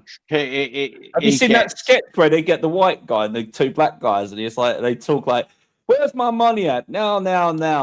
Yeah. N-word. Yeah. That's funny. Stop being such a bitch ass. N-word. Yeah, because the black guy says it, doesn't he? He gets the black guy to say the N-word. Says it really high pitch at the end, and it just makes me bawl out in laughter every time I see that. It is funny because it's like you can't say the N-word, but then just get your black friend to say it for you. It's like how Chris Rock started. Have you seen the sketch with Chris Rock with the police and like the day in the life of a black man? That's fucking hilarious, Chris Rock. Oh man, I love Chris Rock as well. If the police talk to you, just be polite. You just see the guy getting hit over the head with truncheons. I'm just being friendly. Yeah, he's funny. Chris Rock. I love Chris Rock. Who's the other one? The other one I like, the redneck one, Theo Von. He's funny. Oh, Theo Von. And there's another one that's like he's really against the left, isn't he? There's one that he just digs into him all the time. I can't remember what his name is. It's gonna wind me up now. Young guy. Do you know who I like? There's the German guy, Mario something. He's so funny. Have you ever seen him? Is he the guy that takes the piss out of like Nazis all the time and pretending to do French, it? Puts the right hand up. You're not allowed to do this in Germany. Yeah, and like he does and he also insults French people as well. He hates French people. It's so funny. It's absolutely hilarious. He's like, we can all join together in hating French people, yeah? Like, you know, and he's always says about Jewish people as well. Like if there's Jewish people in the audience, and he's like, I'm really sorry. I'm really sorry.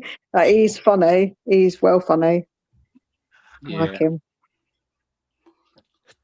The thing is about comedy is nowadays people go to comedy just to be offended, but it's only offensive if you find it offensive. It doesn't mean it is offensive. So a lot of these comedians, they obviously it's like Rosie Jones. I don't find her funny. I went to a recording of like 8 out of 10 Cats years ago, and the producers come out to me and our three friends and everybody in the audience like, we have this comedian on today. She's she's slightly disabled. If we could just laugh at her jokes to make her feel included. Nothing like being told by producers what to laugh at. Oh, like, really? After 20 minutes, me and my mates, we got up out of it because it was literally my mate's stag do thing. We got up out of the recording and walked out and asked for our money back. It was like 75 quid a ticket back then. Well, but like nothing like being told what you should and shouldn't laugh at. You're like, what? Have you to laugh? Have you seen that the guy who is like a little person and he takes the piss out of himself massively? Oh, I know the one you talk about, the American guy. Yeah, the American one. He's a comedian. When he was in Afghanistan, like the RPGs and everything going off, he's like, "Oh shit!" Yeah, or when he said when he was younger, he's instead of like the naughty corner or whatever, they should just sit him up on the side because he couldn't get down. Yeah. He's funny. He's funny because he takes the piss out of it. Obviously, the fact that he's like a little person with his two dwarf mates as well, with Wee Man, doesn't he? Oh, does he? In Wee Man and another famous dwarf comedian, not the one that's in everything, because another dwarf comedian is actually a comic and actor that's actually really fun. I can't remember his name, but they do a podcast. I think if I remember, it's called the Short Man's Podcast or something silly like that. Those three are fucking hilarious to watch. Well, me and the boys only just like watched it a while ago, the Jackass movies, and the boys love Wee Man. Like when they put all the outfits on him, so funny, man. When they walk around. I just want the new film to come out already. I just want the new film. Yeah, the new film has come out. The new Jackass movie is out. The best bit in it is when they have the fight, when they have the little people fight. That is so funny. There's a fight with him and someone else, a little person. He's got a girl there, and then the little police come in, and then the little ambulance people come in. Oh my god. It's the most funny. And I bet all the people around the bar are going, "What the fuck is going on here?" They're all wondering. They're coming in with their little truncheons and their outfits, and Joe, what's even funnier? They put him on the stretcher, and the little ambulance people drop him off the stretcher. It's the most funniest. That's the funniest out of all the Jackass things I've seen. That one absolutely tickled me. It was the most funniest things. It got more and more crazy with adding more little people doing jobs, but they were all little people. Oh, do you see? What's his name? He done Angry Grandpa, didn't he? Bad Grandpa. Oh, that right. If you haven't seen that yet, Bad Grandpa of Johnny Knoxville. Well, what's that? Please go and watch it. It is one of the funniest films I've ever seen in my life. It is so like. You see where the coffin dropped out of the fucking earth. Yeah. You want an old film that's good? You want to watch Basketball? That's Trey Parker and Matt Stone, isn't it? South Park boys. They also did Orgasmo as well. That's a fucking funny film. I've literally, with how fucked and woke this world is we live in now, how is South Park still a thing? No, I don't know. They hold a mirror up to them. They hold a mirror up to it all and say, "This is you." That's how they get away with it. There's a line in the sand, right? We all know that in everything, but with them two, there is literally no line. There's nothing there. This is the They road. take the piss out of everyone and anyone. It doesn't matter what side of the fence you sit on. They take the piss out of everyone. I mean, they took the piss out of what's his name? The fucking famous transvestite that's got famous sisters. Whatever his name is. He used to be an Olympian. Oh fucking, that's gonna piss me off now. Oh no, it skipped my mind. He was an Olympian and he ran someone over, then went home, popped on a dress, and now everyone calls him a woman. Oh yeah, I know. Remember his name. I'm trying to remember his name now. But like they take the mick out of him all the time, like with the whole Trump presidency thing, buckaroo, and all that shit. Just fucking hell. Or Mr. Hanky the Christmas poo. I'll tell you who does a really good impression. My eldest son does the best Trump impression. It creases me up every time. And my youngest calls him the Orange Man. Yeah, he's fucking... He's like, oh, there he is, the Orange Man. Yeah, you got to watch that. The bad yeah, I've seen it. I saw it with me and one of my boys. We watched it. Oh, it's so funny. Yeah, no, it is funny. It's he well goes funny. with his balls hanging out the bottom of his shorts. I know. Yeah. Oh my god! I just remembered that scene now. Fuck, that's scarred on my fucking psyche. What, when he goes to the strip club? Yeah. Yes. God, he's harder than a horseshoe.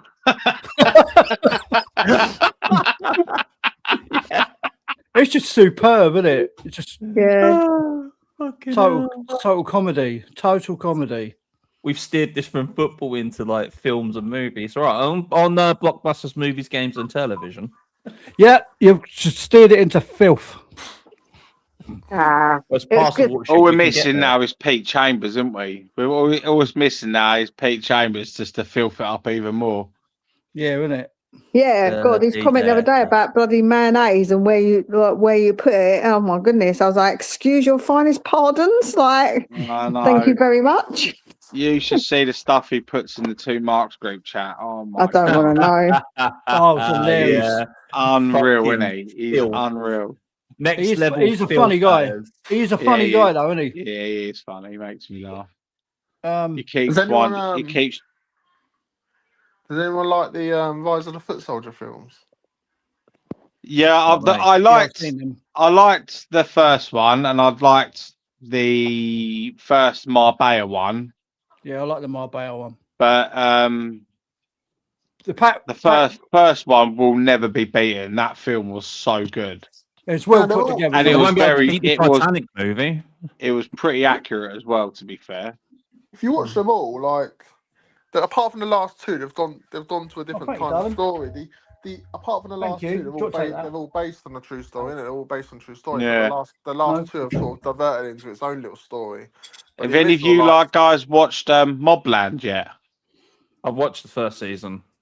Fucking, that's Mobland. Is that that with is so good. Is that Yeah. with Tom Hardy? Is that with Tom Hardy? Tom Hardy, Pierce Tom Hardy. Brosnan, and Yeah, I started to watch it, but I lost track. I never got back. Never.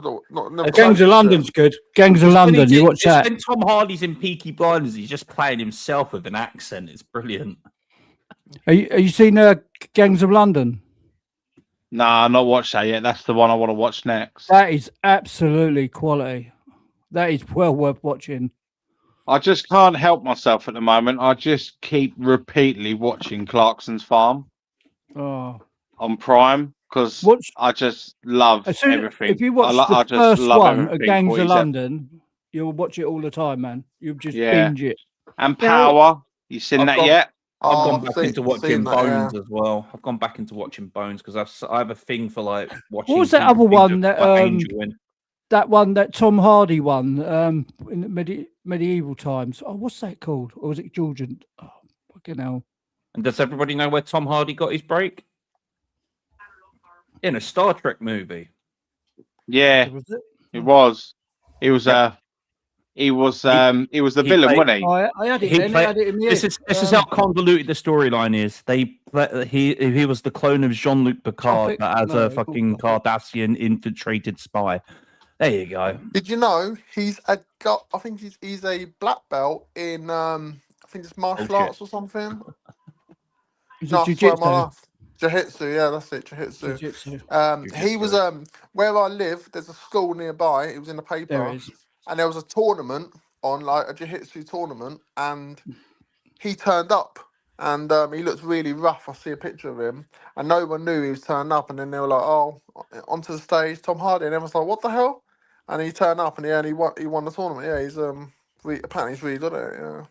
Yeah. Well, all you need to do is watch Dark Knight Rises, him portraying Bane, and see the fight scenes and Christian Bale. Scott's got it. Taboo. Have you ever seen that? Yeah. It's good. That's good, isn't it? Mm. They're supposed to be doing another season of it. That was brilliant, Taboo.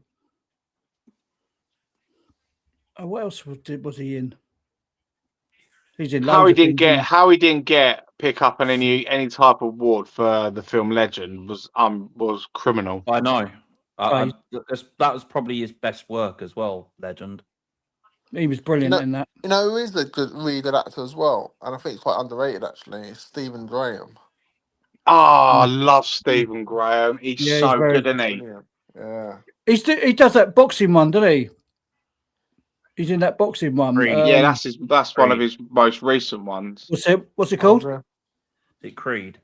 No, it's something knuckle. No, knuckle. It's better knuckle fighting in London. Yeah. In the it's really good. It's about a black guy. What's it called? Think of it in a minute. I'll wind you up now. Yeah. Yeah. Wind everyone up. I'm gonna look it up.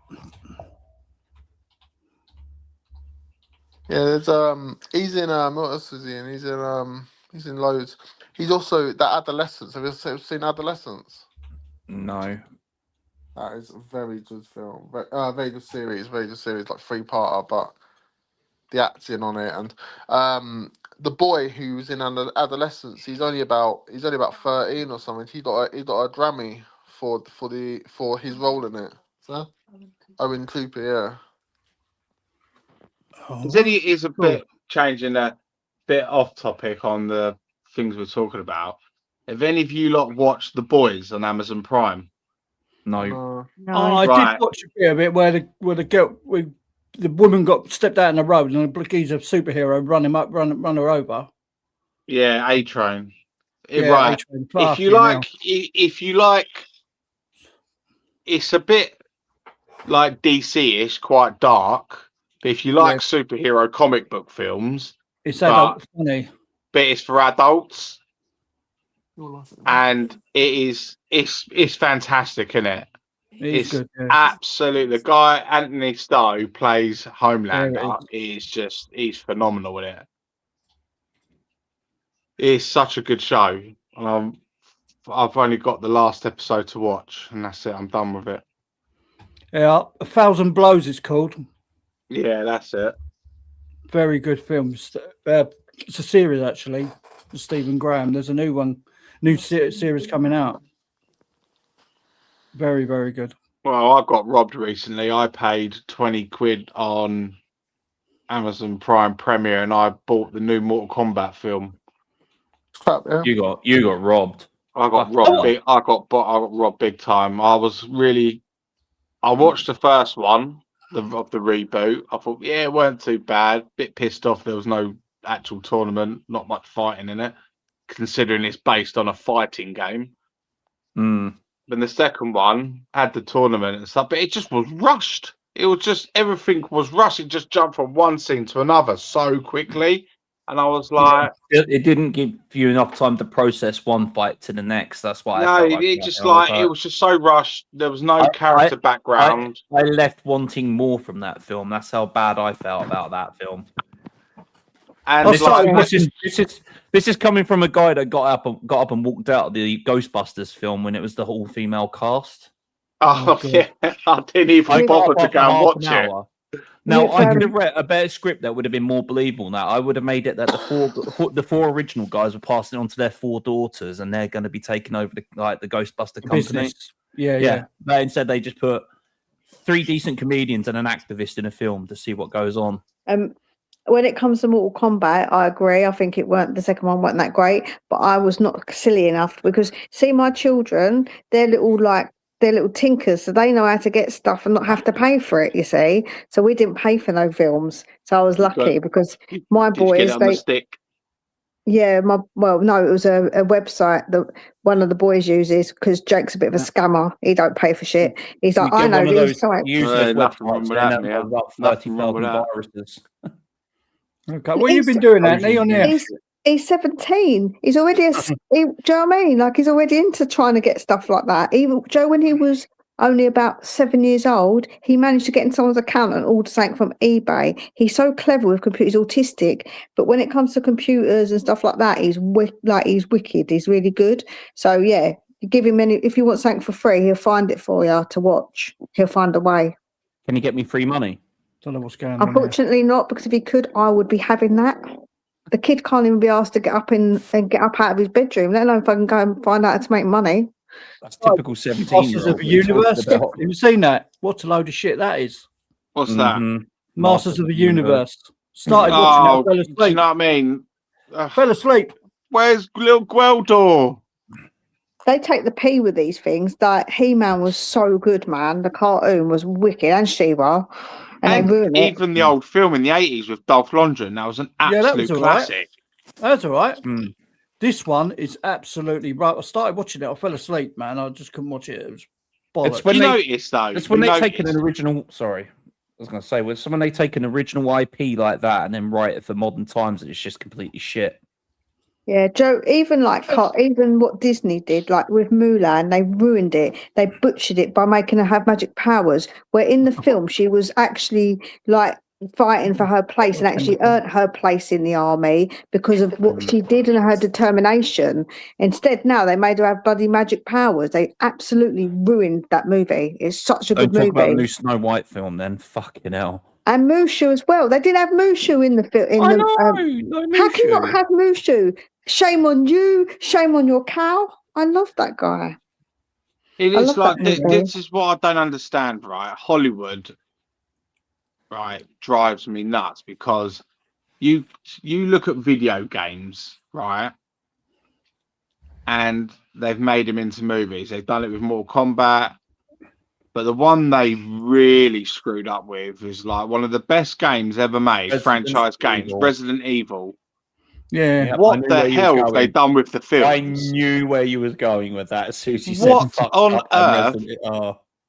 I remember at the cinema when I went to go and watch the first Resident Evil, the proper reboot, and they brought this. The main character, protagonist was fucking a woman called Alice. Who the fuck? And I literally stood up in the cinema. I said, "Who the fuck is Alice? This ain't Resident Evil." Actually, you need to go and look at your Resident Evil or Alice is the name of the program on the Red Queen. Yeah, I know that, but she weren't the. Do you know what I mean? She wasn't like dropping truth bombs on you, son. I know you was. I know, but she weren't like the main thing, was she? No, she wasn't. But like Resident Evil lore, you could. I mean, they even brought a standalone film out away from that Resident Evil thing, and it was even worse. Like the casting of the characters alone is just fucking off. Really bad. Have you seen the recent Resident Evil film? They've got an Indian-looking guy playing Leon Kennedy. Leon. Yep, I know. Really? That's what I was going on about.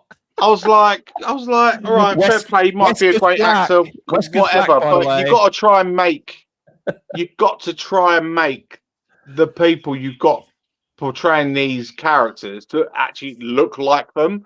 Don't get me started. Have you not seen that the Odyssey, they've got black people in it? I hate to tell people, but in Greece, back in those days, Greek people were tanned, but they were not black. Whilst I've got no problem with black actors being in films, but if you're going to do historical stuff that's not factually correct, what are we doing here?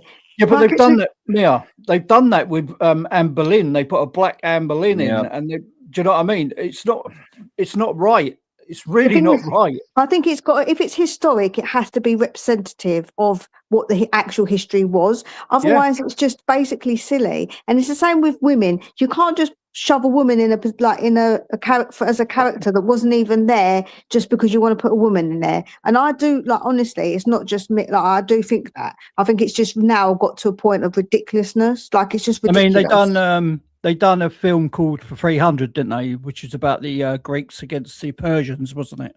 Yeah. Was that factually true? There was 300. Yeah, it was.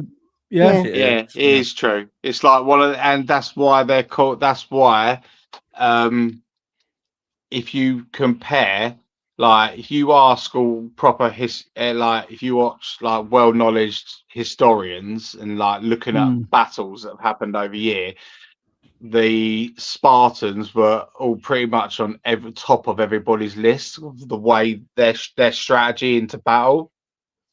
Always guard your right, protect your man to your left. Yeah. Do you know what I mean? And that's how it prevailed, because those 300 Spartan men literally slaughtered tens and 20s of thousands of Persians. Just 300, literally just 300 of them. Yeah. Yeah. And that's why that's why a lot of historians turn around and say they are the best strategists of battle. Well, the Romans were the best, I thought, but I mean, mate, let's be honest. The Romans didn't come close to the Mongolian Empire. Not a chance. Do you know what I mean? The Mongolian Empire made the Roman Empire look like a grain of sand. Well, when you say Mongolia, across the whole of Europe, didn't they? They took over the whole of Europe, the Romans. But the thing is, they weren't called an empire for nothing, were they? Do you know what I mean? Genghis Khan was so savage, he would walk into a town, take the men hostage, kill their wives and kids, and build pyramids out their bodies and use their pets as fillers. Do you know what I mean? That's savage. That is just pure savagery at the highest level. 0 F's given, in it, with him. Yeah, Genghis that's Khan. why he's like his right hand man. Actually, a lot of people would say it's his sons and stuff like that, but it was actually a woman who was his right hand man, who was probably just as bad as him, just as nasty and savage as he was. Like Mia. She'd literally cut. Yes. I'm only joking. I'm only playing. Oh, listen. No, yeah, that's fine. I'm savage, man. Listen, she'd literally cut prisoners' dicks off and feed it to them. Oh, I like that idea. Do you know what I mean? She was a nasty fucking piece of work. She was. I mean, like that idea a lot. I might actually think about doing that if someone really pisses me off.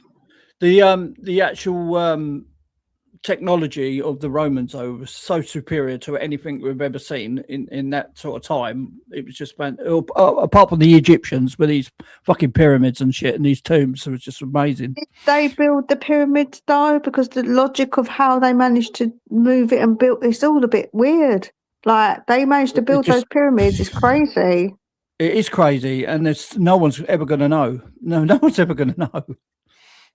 You know. Well, let me ask you this question about. I could talk about pyramid talk for days. Yeah, me too. I love Egypt. It's my favourite subject. Let's be completely honest with each other here, Blue. But we'll be honest. But let's just try and be as factual as we can.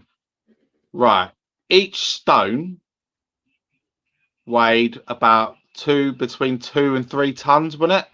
Yeah, something like that. Yeah. Mm-hmm. Yeah. Right, they were average 10 foot high each stone. Roughly, could be wrong, could be less, could be more. I'm not 200% accurate. So it's 10 foot high, huge mass, weighs between 2 and 3 tons each stone. The Great Pyramid of Giza has 2.3 million stones, something like that, yeah, on it. And the nearest place to get them from was over 200 miles away. And there was in the middle of a desert, so there's no water to help. How the fuck did you transport 2.3 million stones? And bear in mind, you had to craft it. And there's 3 of the bastards as well. Do you know what I mean? I'm sorry, they weren't built by people. There's no way in hell they were built by. In the tombs, they found stones. If we're saying that aliens have come and done this, they haven't come back to see us since. They're too right. We've become fucking stupid.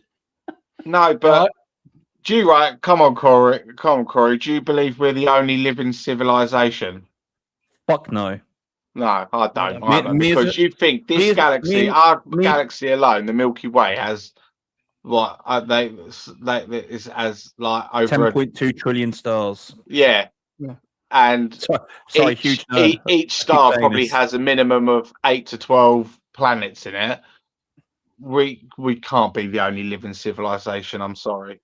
There's no listen. We don't know how much of that is up there, and it's infinite as far as we're concerned, because no one's ever gone far enough to be able to get to the end of it. You're telling me in this whole entire world, this whole entire universe, that there's no other planets that are like ours with solar systems that people can, or a species can survive? That would be crazy to think we're the only single planet in the whole of the universe, the massive universe that survived, to be able to have a planet that survives. You saw that film. You see that film about the that spaceman that went off to save the sun. Do you remember me saying about it, Dave? Oh, met the alien. Hail Mary, brilliant film. Hail Mary, it's so good, isn't it? It's such a fun watch, right from beginning to end. It's such a good film. It's put together so well. Hail Mary. But I'm telling you guys now, right? Please, if you haven't seen it or heard of him, go next time you're sitting down. If you like watching podcasts and stuff, please go YouTube, type in Joe Rogan podcast, and add Bob Lazar. Yeah, I'm saying. And watch his interview with Joe Rogan, and it is a proper eye opener, because this is a guy. Oh, I believe this story 100%, because his story is so whack and out there. Like it's that believable, because he's basically, he worked in a site in Nevada, Area 51, called S4, which was in the side of a mountain, and his job was he was a physicist, and his job there was to try and reverse alien technology, which has been discovered and found and dug up. Yeah. that's still functional.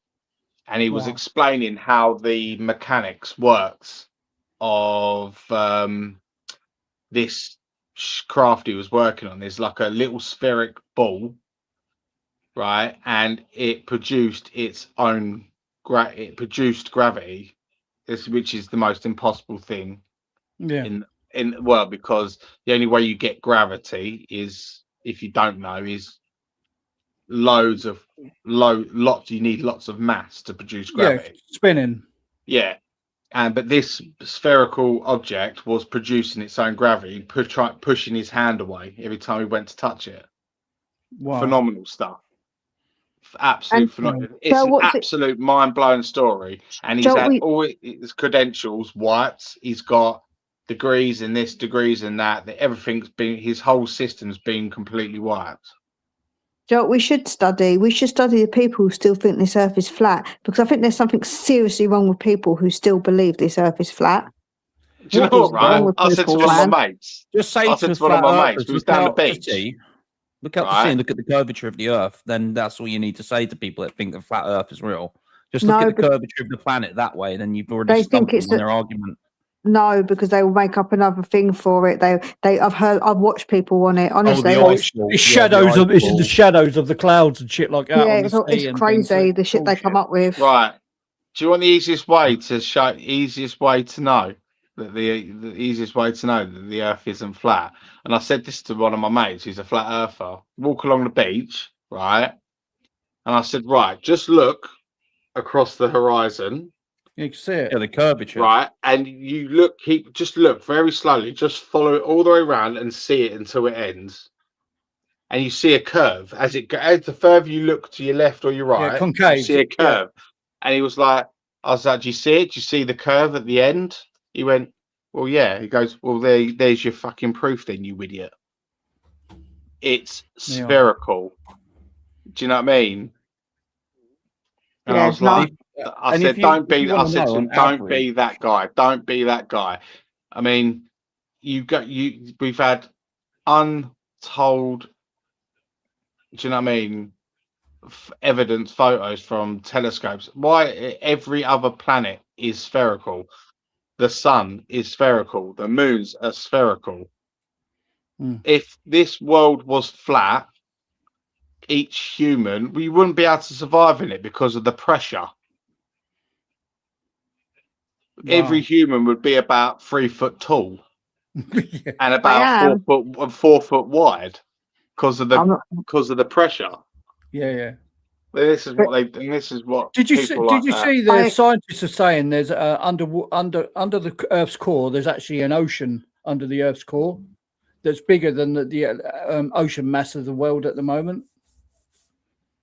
Under the Earth's core. I'll have to look into that. Into that. Well, I listen to a lot of people, so I like listening to things that obviously I disagree. But I'll tell you one thing: some of the stuff the flat earthers come out with, I want to smash my phone. I'm like, you're so fucking deluded.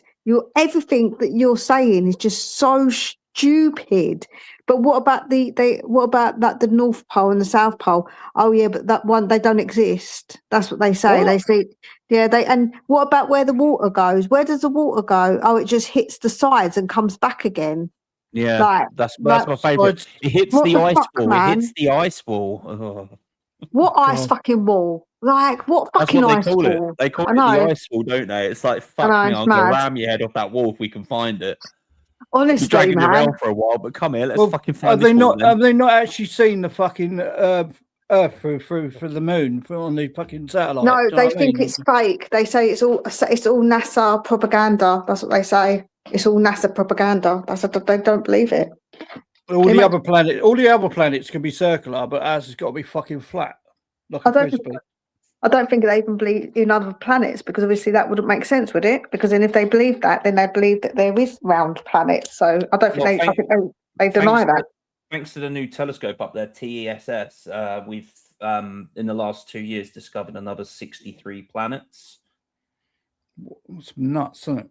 And we found one that is very similar to Earth, Galaxy 12b, which has the same land mass and water mass, or similar to Earth.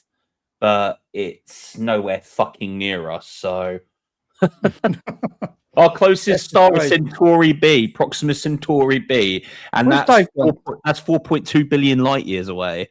Dave's gone. Oh, here comes Dave.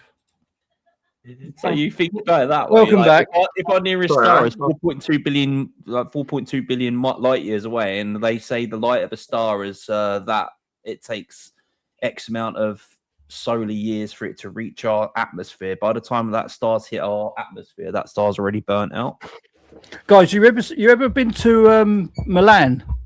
I'm just going to change the subject a little bit. You ever been to Milan? Anyone? No. Seen the Duomo? You've never seen the Duomo? That took, right, it's a big cathedral, yeah, and they're still fucking about with it now. That took 500 years to build. Just think of that, 500 years to build one building.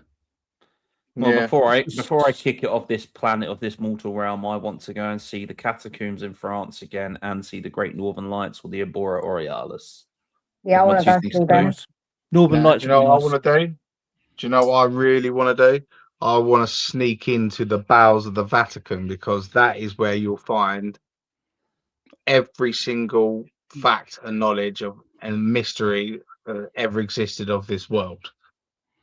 In the Vatican, all the lot famous supposed treasures and stuff like that from back in times. It's all in there, apparently. Most of Leonardo da Vinci's works are in the Vatican now. Yeah. Well, the Last Supper pictures are all in Michelangelo's David is under Italian protection of the Vatican as well. Yeah. Well, they call it the Vatican. They don't call it the part of it's their. They call it their own country, don't they?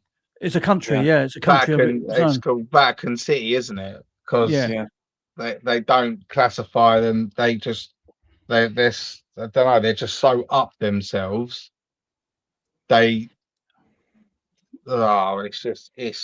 how they've got so much power. It's beyond me. I went to Rome. Literally, no one would touch them. No one would dare go to war with the Vatican.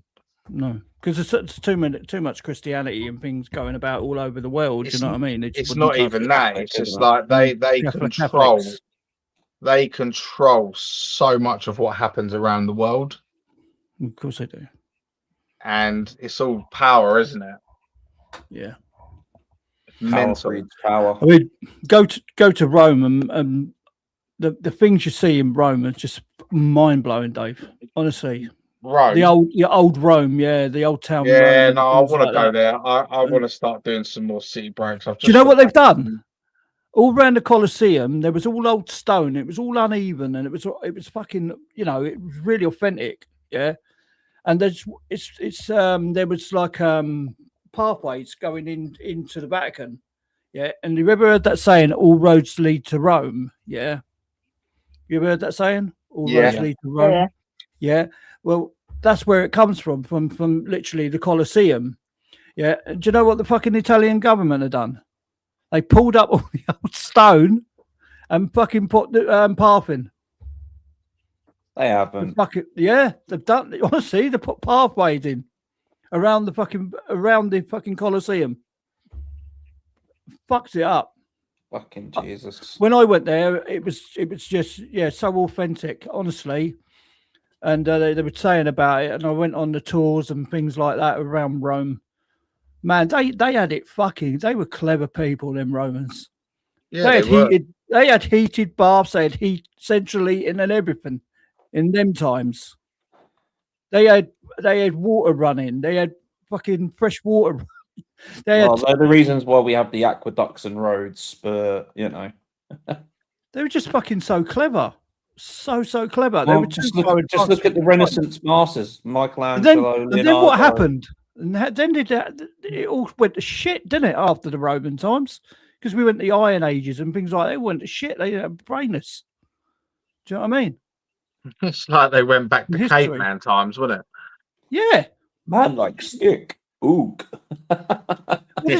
You think of what the Romans built on that with things and the like, just how they lived. It was just. This is when I argue with people when they say they're full. They had gyms. They had gyms. They had museums. They had fucking. they had like obviously you had the fucking Colosseums and things like that. Do you know what I mean? Can we just stop there and also acknowledge the part that Greek people played, Greece and Greeks had in the world? You know, like we also invented a lot of things. A lot of your language that you speak now comes from Greek words. Hexagon comes from a Greek word. Arachnophobia comes from a Greek word. A lot of medical words come from Greek words a too. lot of words come from Latin. Yeah, but a lot come from Greek as well. A lot of medical terms come from Greek. Look it up. All the hexagon, most of the words oxygen. come from broken Latin, especially in the medical department. They say it in Latin to not scare you. Look it up. It's a lot of words of Greek come from Greek. Octagon, octo is 8 in Greek. Octagon. Arachnophobia literally means in Greek scared of spiders. That's what it means. Are So a you lot of words- religious? Are you religious, Mia? No. Do you believe? Greek. I was christened Greek Orthodox, but no. Okay. Do you believe in like the gods and like No. Hades, Zeus? No, I don't Athena? know. No, I don't know if I do. No, because this is what makes me. This is what I don't know. This is what makes me think. These stories have come from somewhere. Of course they have. Do you know what I mean? So, like, a god controls lightning, Zeus, the king of them all. Then you've got his evil brother Hades, god of hell, god of the underworld. Then you've got Poseidon, god of the ocean. Don't forget Aphrodite. Aphrodite. Then you've got Medusa. Do you know what I mean? I think those stories are much made up as the story about God. Because I don't believe in the God. I don't believe that story that there was God and Jesus. So I believe it to be exactly the same thing in my mind. Did you see any of you watch back in the I think it's 2011, I think it was when it came out, Mel Gibson's film Passion of the Christ. Passion of the Christ. Did you watch it? They said for years that bloke was crazy. Now look at him now with all the files and shit coming out. Him and Jim Carrey have been warning us for years about fucking Hollywood and elite people. Well, he turned to God years and years ago, didn't he? With his but did you see when Mel Gibson wasn't buying into all the shit in Hollywood, how they tried to blacklist him in his career? Yeah. And the fact that Mel Gibson is now vindicated after all these years, and like Jim Carrey was coming out saying all this shit about Hollywood controlling your mind and everything like that. Yeah, so those guys had it spot on. Yeah, especially with that Ellen DeGeneres bitch, fucking sicko. Well, she's hiding over here somewhere still, isn't she? And there's she's been eating flesh and shit like that. It's like the whole thing on the Epstein files about eating pizza is about eating people. When they're like saying about their pizza parties, it's about how them go. I've been reading into all this shit and watching videos on it. It's fucking twisted. Yeah. And the fact that Ellen doesn't look like the way she was when she's in living in America, she's suffering from a rare disease that you get from eating people called Kuru. They reckon one of the worst ones who manipulating it was the coloured talk show host, isn't it? Oprah Winfrey. Yeah, she's in it. They're all in on it. In on it, a lot of them. Yeah. And who was it? Yeah, it was Jim Carrey, wasn't it? He tried to out him, didn't he? Yeah, Jim Carrey. When he went on the thingy show, when he was doing that thing, the upside down V thing, that licking thing, that's what all those elites were doing to each other. Or that model a few years ago when she comes screaming out of that hotel, they're eating children. And everybody fucking laughed at her, but I took that seriously. I was like, there's something fucking going on. And then 2 days later, she disappears off the planet. Yeah. You're like, what the fuck? She comes out screaming, they're eating children. You're sitting there laughing at her. And I'm like, hang on. Disappeared. And then she disappears 2 days later. It was like that what's her name? The female R&B star. Was it Aaliyah? Yeah, Leah. She was, she knew a lot of shit that people were up to, like the P. Diddy, them lot. Yeah, because didn't she get married? Wasn't she married to? Was it R. Kelly? She was made to marry or something. Was it her? that she was married to marry or something, and she was only a kid. And she got fucking made disappear, didn't she? She got put on a plane, and the plane was crashed and stuff like that. There was also an ex-girlfriend of someone in Hollywood that was. Oh no, she wasn't. She was being used and abused by Jeffrey Epstein. She was going to write her memoirs on it. About a week before she released her book, she was putting things on her social media. I feel like somebody's watching me and my family. I feel like something's going to happen to me. A week later, she was killed. Mad, isn't it? It's mental. If you look back, Eminem was warning everyone about P. Diddy all along, man. That guy knew that was something was up.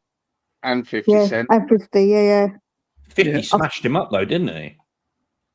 Yeah. I had a fight and 50 absolutely brutalized him. I saw pictures of it. Fuck, man. Fuck with 50, man. He got 50 fucking Jesus. Jesus Christ. Me and Em have got something in common because he shares my birthday. So I've got that. That's my biggest thing to say. On my birthday, I share my birthday with everyone. I can't say anything about me being born March 10th because something happened in the Second World War around March 10th with Hitler. So, yeah, great one. Yeah. Cheers, mate. Going back to the films and things, have you seen that new Ebenezer for Paramount Pictures? It looks good. That does. Johnny Depp looks fucking amazing, isn't it? Yeah, I hope he really looks. What an actor he is. I hope Amber Turd is crying somewhere. Fucking bitch, what she did. Amber Turd, yeah. I'm going to watch Johnny Depp's band.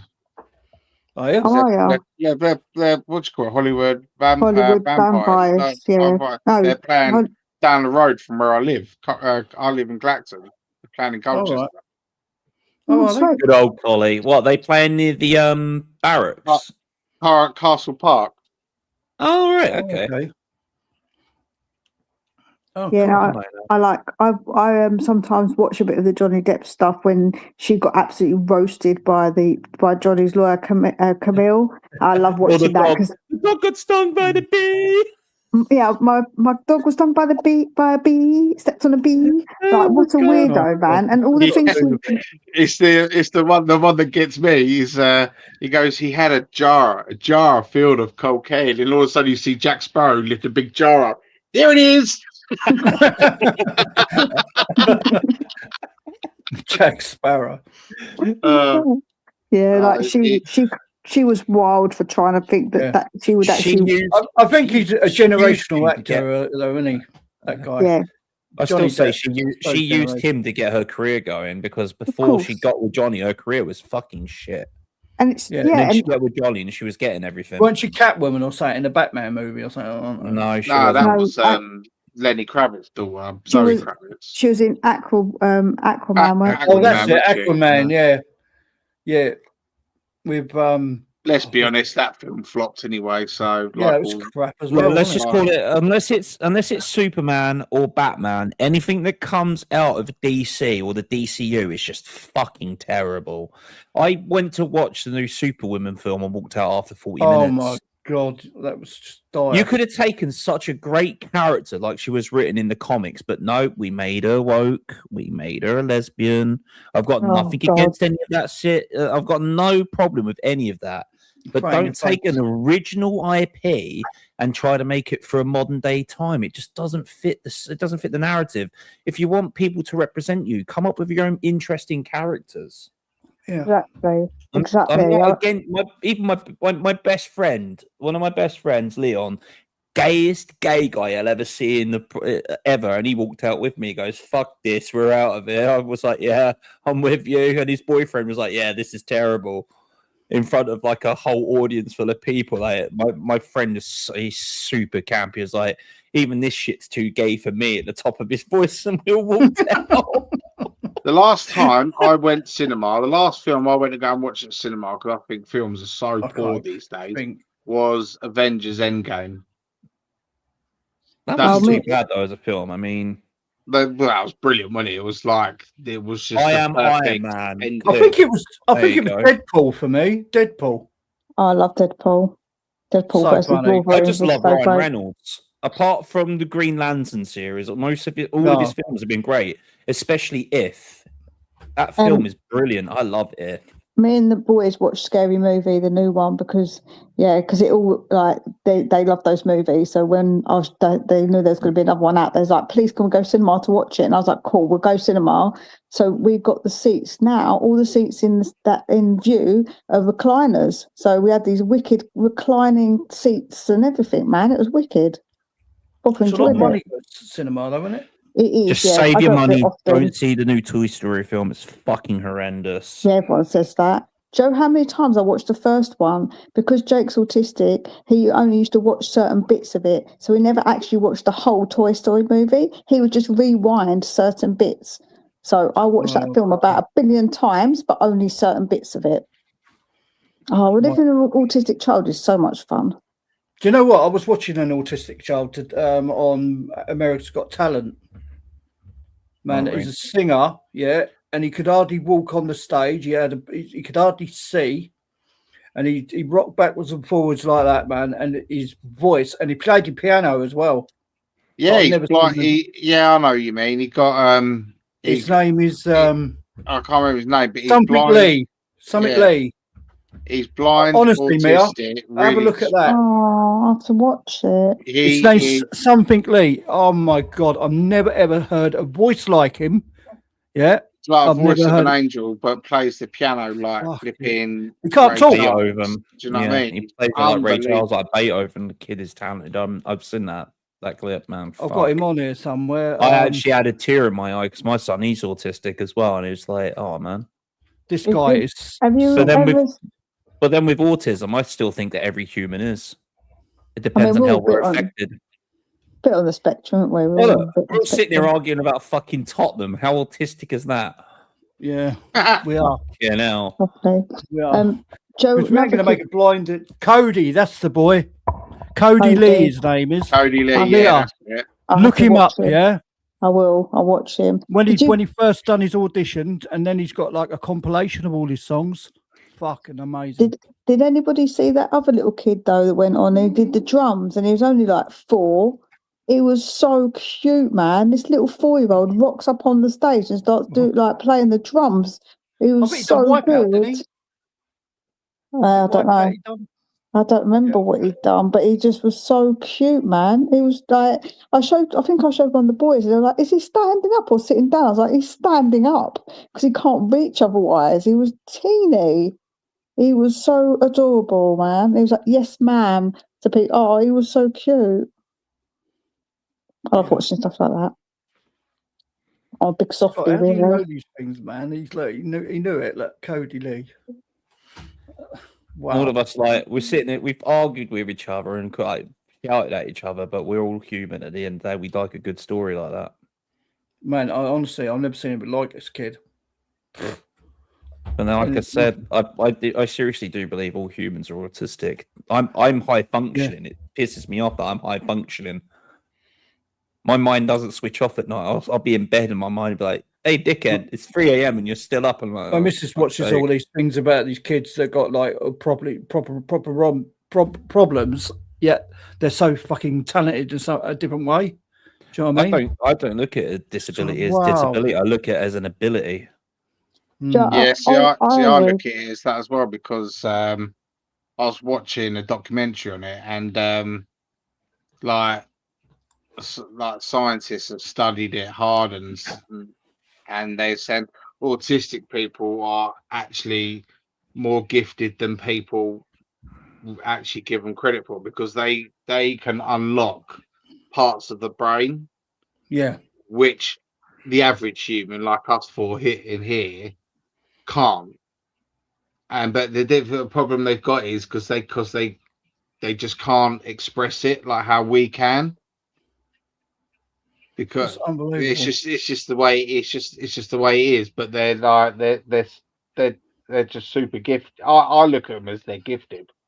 So I've always said that it's just a different operating system. So everyone that's not autistic is on like IBS, Windows and then 98. and then like we're just on another they're just on another operating system, man. They're on iOS and we're on Android. Like that's how I've always said it. That's fair. Because see, with my Jake, he's like a really clever kid in so many ways. With like ever since he was little with computers, that boy's been a whiz since he was 2, 3. Even when he was a baby, he was working out that you press the buttons on the remote and it does something on the telly. He was pressing the buttons to make the discs eject. Like he was so clever. Like he was figuring it all out when he was from baby. My missus' son, he's autistic, right? And he used to play games with, and they used to play. I forget what the game he was playing, but he used to find like glitches on the game.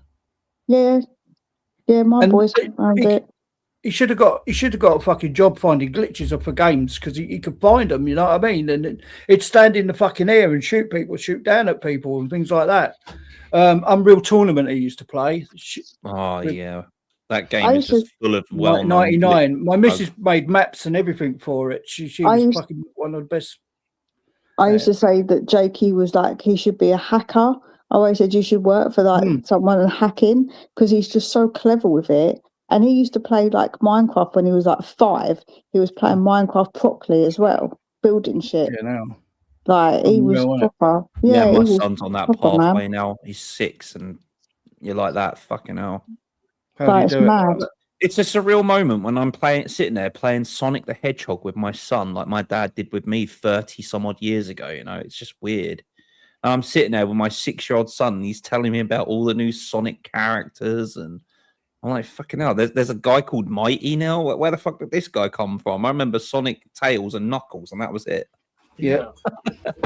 Where's Mighty come from? Who's this Mighty guy? And then he's playing as Mighty. You're like, whoa, all right. I just think they're just so clever. I mean, they just can pick up a musical instrument and play it. Do you know what I mean? I've got 4 guitars. I can't play fucking one of them. I can play chords on that, but when I put to strum patterns, my brain just tells me to fuck off, sort of thing. Do you know what I mean? It's just one of them. Put the guitar down. It's time to go to bed. Yeah, it's literally. I can get the fucking finger patterns for the fucking chords and everything, but when it comes to doing the strum patterns, my brain just tells my hand to fuck off, and that is it. I can't do it. At school, yeah. I mean, it's just strange with seeing it all, isn't it? But then you've got someone like my brother used to play before he passed on. You know what I mean? He just picked the guitar up, and my uncle showed him once, and then he could fucking play the guitar. I was like, you bastard. Do you know what I mean? You're showing me up. Slowly. To your defence, mate, guitar is probably one of the most frustrating instruments to learn. No, yeah. Violin. I have a mum that is top notch at violin. She tried to teach me as a kid, and I gave up after 3 months. But to learn the frets and everything, it's just like, whoa. I will sit there and listen to piano and violin music to help me sleep. Riley, who's your favourite guitarist of all time? Hendrix. Gary Moore. Oh, yeah. Hendrix. Gary Moore. I love Gary Moore. Hendrix, left-handed. Nah, man, Hendrix. Come on. No, Gary Moore went to so many bands, and he played in like, what they call it, fucking Led Zeppelin and all sorts. Gary Moore. I know that, but he played in what's the other? I give Gary Moore his dues. Fucking phenomenon, but and when he done Parisian Walkways. You ever seen his video? Hendrix lived for a short life. Hendrix had a short life. He died, 25, 26, something like that? But his mark on the music industry... He just screamed the guitar. He screamed the guitar. Do you know what I mean? He was good. Don't get me wrong. Gary Moore. I'm going to give a shout out to that maybe one that's a bit left field, but I think Brian May. What a guitarist. Brian May, Queen. Yes, I'll give you that. Yeah. What a fucking guitarist, man. Modern times, I'd probably say Mark Tremonti of He died in Alicante, actually, Gary Moore. Did he? He died when I was there in Spain. Yeah, he died in Alicante when I was in Spain. I was going to back you up with Mark Tremonti. Mark Tremonti, mate, of Alter Bridge, formerly of Creed. There's a reason why he's been on the front cover of Total Guitar magazine about 50 times. Do you know what I mean? There's one called Roy Summit as well. There's a guitarist called Roy Summit. I can't think of his name. Like I said, modern times in the last 20, maybe 25 years, Mark Tremonti is up there. I would also say Slash because he's still around, and yeah. No, I do like. I'll tell you who's good. DJ Ashbar. Santana. Joey Santana. Joey Santana. Yeah, okay. Joey Santana's very, very It's good. not about Joey Santana. He's clean, wasn't it? He's very clean guitar player, very clean. Yeah. But there's a guy called Roy something. Didn't use the strum bar too much as well. Like most guitarists, like heavily lean on that fucking strum bar, and it winds me up. Just play the instrument. If you need to use a strum bar, okay, but don't overplay a chord. It just doesn't sound right.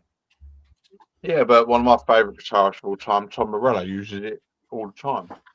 The whammy bar. If I could take whammy bars off guitars, mate, I would. Nah, man, it just added a really cool sound to it. Was it Roy Buchanan or someone like that? Roy Buchanan's awesome.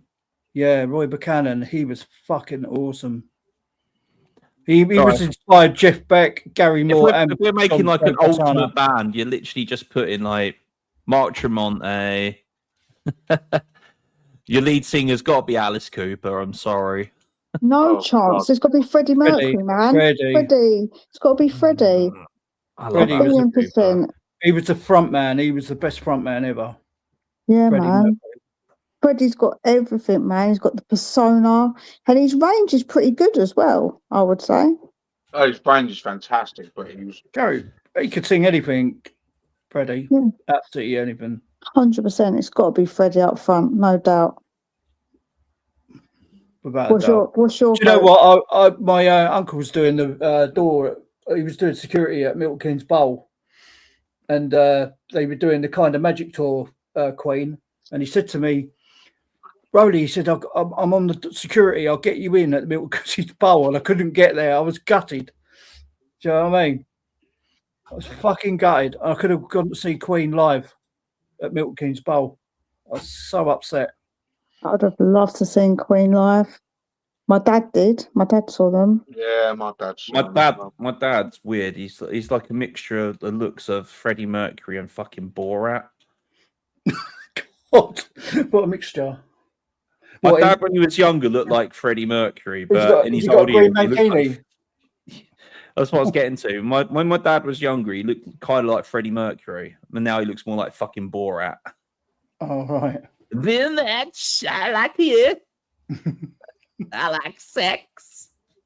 Who'd say best drummer in the world is today? Best drummer out there today?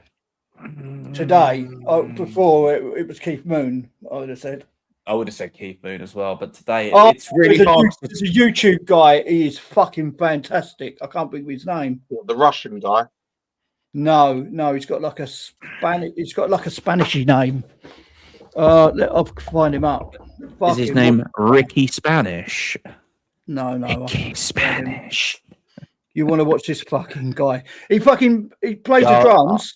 I don't think you've seen the cartoon I'm going on about then. He's got a snare drum and he balances the fucking stick, right, on the drum, and he taps it like that, and he fucking plays the drum, just tapping it with one hand. And the stick's on the fucking drum. What's his name? Siberio, that's him. Yeah, he's Russian. I think he's Russian. Is he? Or Latvian or something like that. I know he's Russian.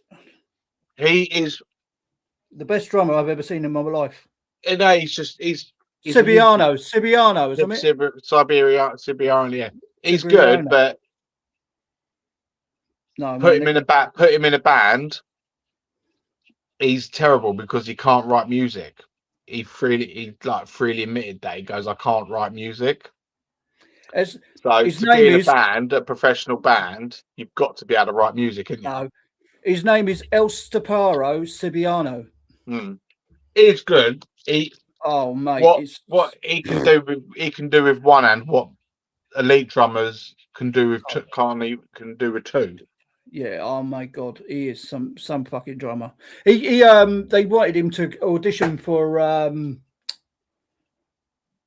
the drummer died and his boy took over in the end. Foo Fighters, yeah. Love Foo Fighters. Yeah, one of my favourite bands, Foo Fighters.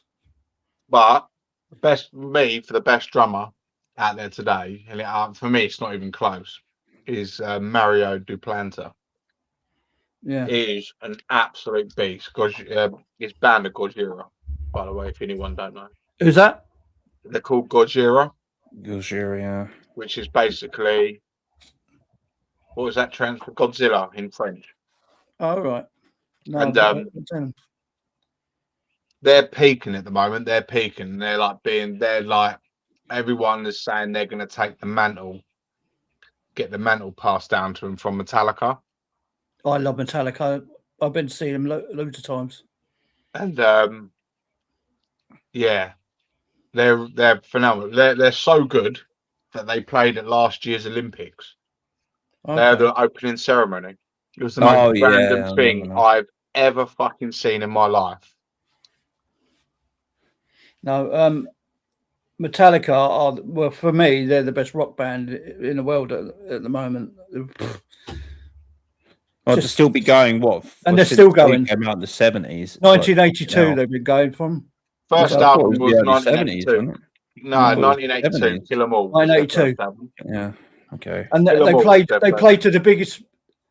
Well, one of the biggest. They played something stupid. They played in the Monsters of Rock in Russia, didn't they?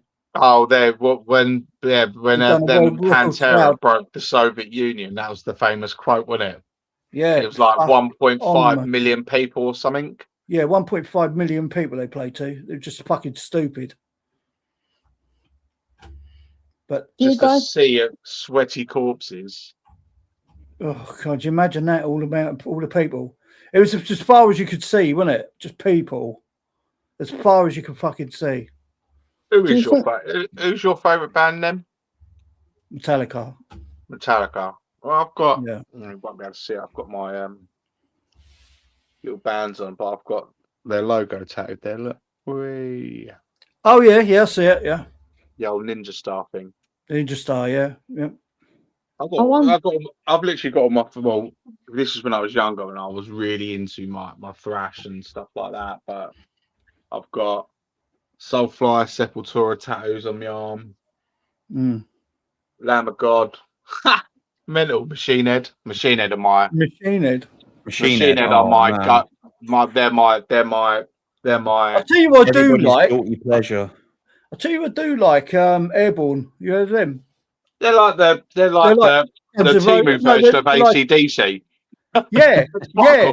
But I watched them live at Sonosphere. The lead singer is fucking mental. Yeah. Because he's a bit of a stunt man, isn't he? Yeah, Airborne. And really good. He's a bit of what they call adrenaline junkie. They were playing one of their songs. Couldn't tell you which one it was. And he climbed to the top of the stage, or up the bars, and above the screen. Goes to the top, very top bit, and he starts shredding his guitar solo. And then they just play for him, and he just gets back down, and goes on, finishes the rest of the song. I was like, mate, that's heavy metal, mate. That's fucking metal. You can't argue with that. Fair play to the lad. Yeah, but Machine Head are my go-to band. I think their album, The Blackening, was today's version of Master of Puppets. Oh yeah, you can't beat the Black Album, Master of the Puppets, and then Black Album. Pink Floyd. I mean, you can't rule out Pink Floyd as well. They were a good band. They were just a mellow band, aren't they? Yeah, my dad liked Pink Floyd. I'm actually going to get. Dark Side of the Moon, still to this day, is still the highest selling rock album of all time, isn't it? So yeah. I mean, you got like I went to see the Brit Floyd. It was called Brit Floyd. I see them up by you, actually, by Clacton, I think it was, or it might be. Yeah, it was at Clacton. And an Odeon or something like that in Clacton. Is there an Odeon? No, it would have been. I reckon it would have been Princess Theatre at the Town Hall. Yeah. If you want a band to listen to, you should listen to my mate's band, Graces Collide. No, never heard of them. Are they signed? No, not anymore.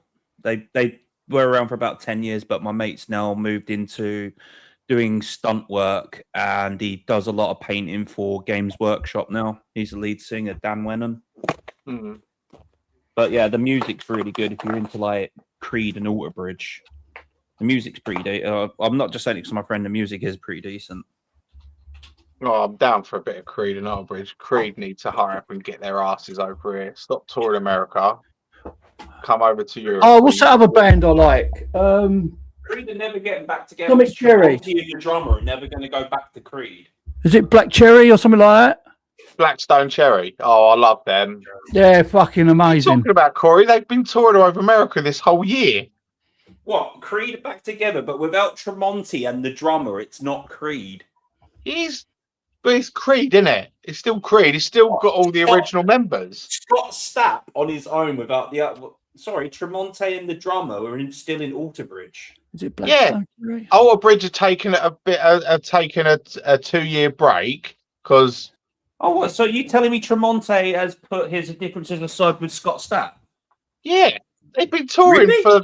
Yeah, Shit, they've been touring for months. I didn't know that shit. Fuck me. Yeah, that's like they're like the big talk of the rock world at the moment. Creed are back together. They're not making an They're not making an album. It's like a nostalgia thing. They've just got back together. And you know what really got me? When they broke up, I had tickets for their one in Wembley when they were coming over here when they were doing their tour, and they broke up that fucking year. As I had the tickets, she was like, "You bastards." Fucking bastards! I'll never forgive you, Scott Stapp. I was like, yeah. Well, to be fair, let's be honest. They went on to bigger and better things, didn't they? Because let's be honest, Alter Bridge blow Creed out the water, didn't they? Musically, fuck yeah. I watched. Meta Gillis alone already beats about 10 songs that Creed ever did. Yeah, but Creed have just got they're just that band, didn't they? They're everyone's guilty pleasure, aren't they? They were Christian rock, weren't it? It was just fucking Christian rock. Let's just put it that way. Yeah, you can blame Scott Stapp for that. Mr. Christianity himself, isn't it? Really. Oh, what else is there? Yeah, the last time I watched Alter Bridge was when I was years ago. They were supported by, we already just mentioned, Blackstone Cherry. Oh my god, they got such a good and Theory of a Dead Man. It's a really good night. Theory of a Dead Man, they're pretty good actually. Theory. What's the video? What's the video when they're in the prison? I can't think what it's called. My Own Prison.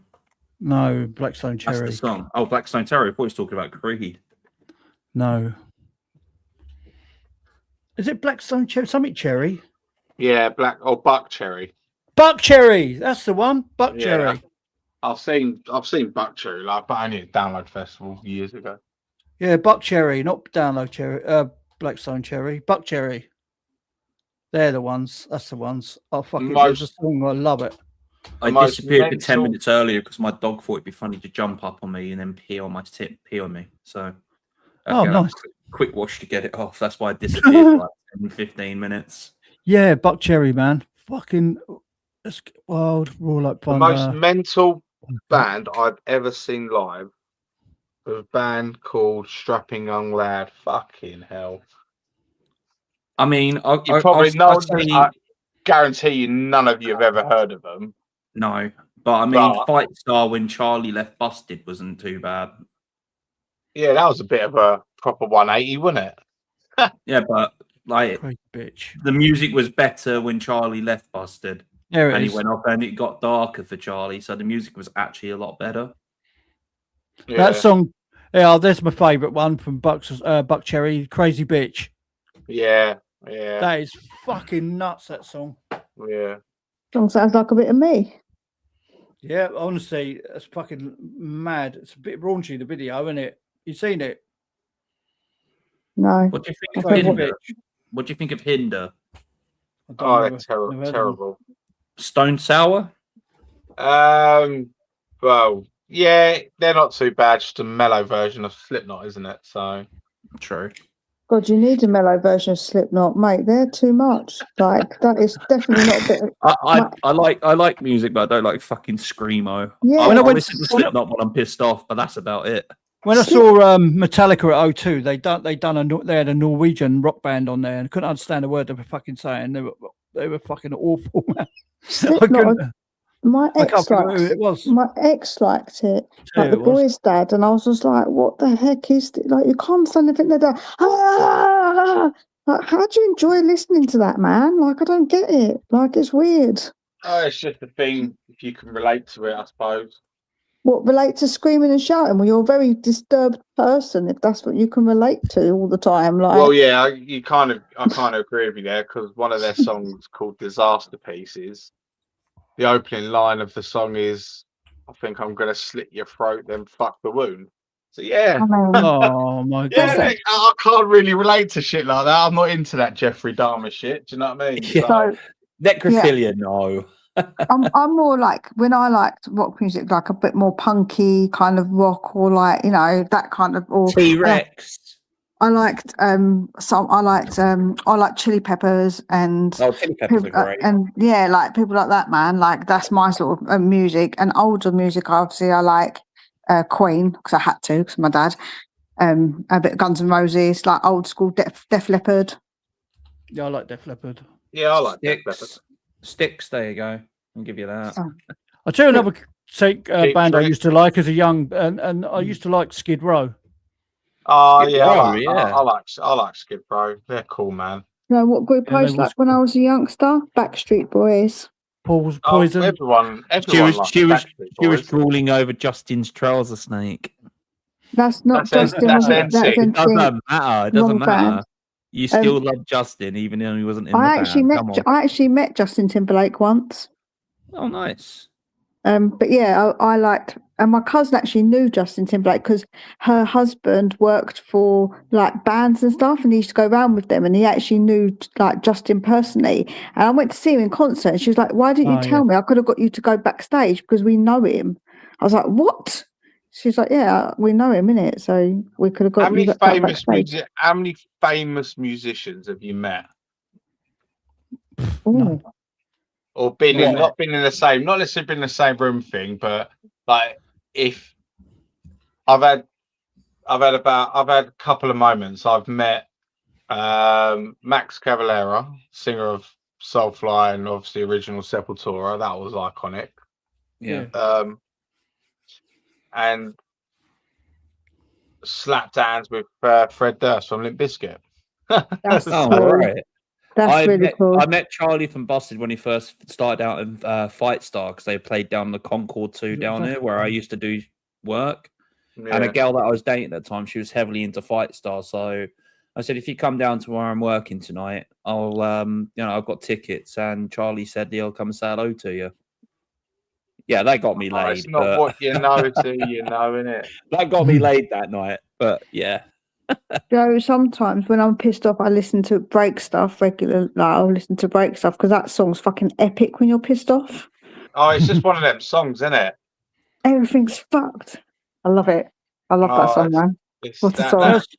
That should be. That songs literally, at the Alcon 7, that could be them. That literally should be, with everything going on with America and Iran, that should be, break stuff should be literally be America's national anthem at the moment. Yeah, if I get into politics, we will get the channel shut down. Oh god, yeah. So no. Mr. Orange Man will be watching, and he'll be like, "No, bye bye." Yeah, innit? Yeah. I'm quite liking that fucking song at the moment. What's it called? That one goes, "Hello, darkness, my old friend." Disturbed's version. Disturbed. Have you heard that? Mia? Oh my god, the guy from Disturbed, his vocal range is fucking impeccable. Yeah, his vocal range is impeccable. David, yeah, his vocal range is fucking sickening. It's just so. Do you know what? I've seen them live a lot of times, right? And he is so frustrating to watch live. Do you know why? Because between near enough every single song, he bangs on about politics and stand up to what you believe is right, anti-Trump this, every president that. I mean, just shut your fucking gob, mate, and play. Yeah. We come here to watch your music. Yeah, get back to singing. We paid to see you sing, not talk about world problems, prick. And then he tries to redeem himself by talking to a random person in the crowd who's going through a life struggle at the moment. whatever. I swear they And deliberately then, put those in the crowd so it makes it look better for him. do you know what I mean? I was like, yeah, that's kind of cute what you done for that girl there. Do you know what I mean? Yeah, she's had a tough time, but no disrespect, but no different to what anybody else is going through. Do you know what I mean? Yeah, you just lost your partner. I'm first fortunate. Yeah, you think you've got things bad. Well, try talking to parents with their child in Great Ormond Street Hospital who's 18 months old and got life-threatening cancer. You tell me who's had it worse. Do you know what I mean? Yeah. So I don't like when people do stuff like that. And then you see all these influencers, didn't you, going around giving homeless people money and stuff like that, and like just they're not doing it because they think it's a good thing to do. They're doing it to get views. Yeah. And more money from their views. Is, it's like Jim Carrey said. It goes, what Jim Carrey famously said. He goes, wouldn't it be nice if people something down the line of, wouldn't it be nice to do nice gestures for unfortunate people without throwing a camera in their face? Mate, yeah, you know what I mean. Mate, I've always said this. All the money in the world, all these footballers, these superstars and things, yeah, they do a fucking concert, yeah, for famine and things like that, and fucking people dying and things and all the rest of it, yeah. So fucking what? And yeah, that they want us to foot the fucking bill, yeah. If they all just done a percentage, yeah, or a day's interest of their money, yeah, there would be no fucking poverty in the world. I tell you, it was very good with charity. George Michael, he used to do things secretly. He once put money in an account for somebody because they couldn't afford to have IVF, and he heard about it and he put the money. He gave them the money. Some woman, she said that she lost her job and she was in a bar, and he told the barmaid to give her this afterwards, and it was like a check for money. Like, he's really good, man. George Michael was wicked. He put on a concert for the nurses, and my friend was a nurse at the time, so we went and saw him. They did that special NHS concert. That was pucker. He was so close as well. We were so close to the stage. Mia, all these people that are earning so much money, they've got so much money, you know what I mean? They don't need it. They can't take it fucking with them. Yeah, do something with it, yeah? Just give a percentage to, like, even a week's interest of their money. Before I found out Bill Gates was on the Epstein files, he was going to give all his money away to the world, wasn't he? Now I found out he's Epstein files. I'm like, yeah, you can go fuck off as well, you specky twat. I think you've got a lot of them do give money away. They just don't sell, because that's the whole point in it. They do it and not tell people, which is what they're complaining about. If they made it a rule, like every sports star, fucking pop star, and everyone had to give, there'd be no fucking poverty in the world. Mia, do you know what I mean? You're talking about that, but Ronaldo does it a lot for. That's what I'm saying. Like, I feel like yeah, but there's just one player. Do you know what I mean? But I think a lot of them do it. I'm not being right? Harry Kane alone donates tons of his wages to different trust funds. What's his name? Sadio Mane. He's literally built a team of people, and he's built schools, hospitals, and everything. Ronnie, what do you expect people to do? I'm not being funny, but you can't just save the world. Like, some people are just needing to sort of need a little bit of a push, but also need to help themselves. You can't just expect every person just to help them. They need to also help themselves. I understand what you're saying about poverty, but a lot of these people do it and we don't know about it. Like I just said, we complain when they put cameras in their faces. Not enough people do it then. But you don't know that, because you don't know how many people do it, because we don't know. There's so many famous people who do it and they don't say nothing. They just do it. So you don't know that. You can't cure poverty. Like, I just don't think it's feasible with how many people in the world. It's not feasible to say that they could do that. So hang on a minute. So you'll get all these charity things that you take it off the fucking working class. Yeah, what I'm trying to say to you is that these people are donating. So they're not asking us for money unless you want to give money So it's donations, right? You don't have to give that money. That's your choice to give money. I Nobody don't agree with forces taking it off the you. working class where you've got these people that Yeah, are but it's on not. fucking What do you mean billions they're and not taking? thousands, Nobody's taking nothing off billionaires. But working class people don't have to donate. These famous people do donate their money that they've earned. Although they earn ridiculous amounts, a lot of them, a real big percentage of them, do give back. They give back in their own ways to help where they've come from and things like that. Now, I think that's Richarlison does it. Richarlison does a lot of that stuff. I know we all think about him as a footballer, but as a person, he's actually a really lovely guy who goes and gives back to where he's from and gives money and stuff. Everyone should do it. Yep. Just because they don't need all that money. Do you know what I mean? It's just ridiculous. But they earn it. Like I think, if you don't earn that money, then you're going to say that from your point of view. But I'm not going to give it to everyone like, oh, you could have a fucking 100 grand and you can have 100 grand. Do you know what I mean? It's not like that. Do you know what I mean? It's just like building like homeless shelters and things like that, and fucking. They do, but they do give money. I feel like you're getting the wrong end of the stick. I think you get angry over the wrong thing. I feel like that there's so many people who do it, that there is things being done. There are people who go out and do that. There's famous people who do it. So I just don't know what you mean to say. Really, it doesn't cure poverty because I don't know exactly. I mean, there's a lot of people that don't. You know what I mean? I suppose. I know, but I'm sure there's plenty that do. There's plenty that do. There's so many that do stuff. Footballers, actors, singers. They do it, man. They do it. They do. But they just don't say anything as well, because we just said it's not really something you should be promoting for like, wow, you done good. Yeah. I mean, you do the children in need, and like everyone's, had their money taxed and then taxed fucking again. You know what I mean? And then they donate. You donate what you can donate. Yeah, but these people are on stupid amounts of money.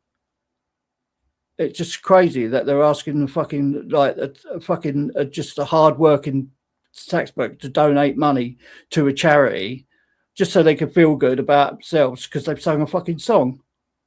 You don't have to donate. I feel like you hate rich people, but because they're no, rich. No, I'm not saying that. I just feel like I'd like to see that, we don't live in a socialist world. Like, we don't live in a world where the rich provide for the poor. Like, that's just not how it works. We don't live like that. We've at the end of the day, poverty, like I say, isn't as easy to be cured as that, because there's many countries that are corrupt. It isn't about them not having money; it's because their fucking countries are corrupt. That. I know that. Like, you've got Uganda and things like that. It's just fucking awful what's happening there. Well, then, so it's not really the fault of people who try to help. But they got no choice. But I mean, like I say, there is charities like there that do need that sort of help. And same as here, we got kids on the street. We've got fucking our ex-forces on the streets. Do you know what I mean? I agree with you. Like, listen, I think that what we should do is have a system for homeless people where you go and have a place where they can stay and they've got to prove themselves to show that they're clean, working on themselves. Then get them a job, and then they can get a job and get their own place. But the only reason they're allowed to stay is if they keep proving that they're clean. They have to do drugs tests and alcohol, like all those tests, and prove that you're clean, and then help them get a job, help them on their way, and then once they're sorted, they can have their own place, help them get their own place, and then bring the next lot of homeless people in and do the same thing. I'm a really caring person, and do you know what I mean? I just don't like to see all this money. I'm a really caring person, but I just hate to see all this, like these fucking like Musk and people like that. Do you know what I mean? It's just like. Just a bit of his interest, do you know what I mean? Could go a fucking long way, do you know what I mean? To be fair to Musk, though, let's be completely honest. He's trying to save humanity, isn't he? Trying to find us another planet to live on. I'll cut him some slack. Okay, at least he's actually doing something as a billionaire, not these fucking like Jeff Bezos sitting on his ass doing fuck all.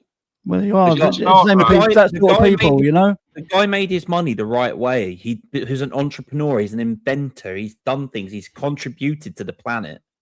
Jeff Bezos, what's he? Oh, I'm the reason for Amazon. Well done, mate. Congratulations. I mean, I do use Amazon really regularly, so thanks, Jeff Bezos.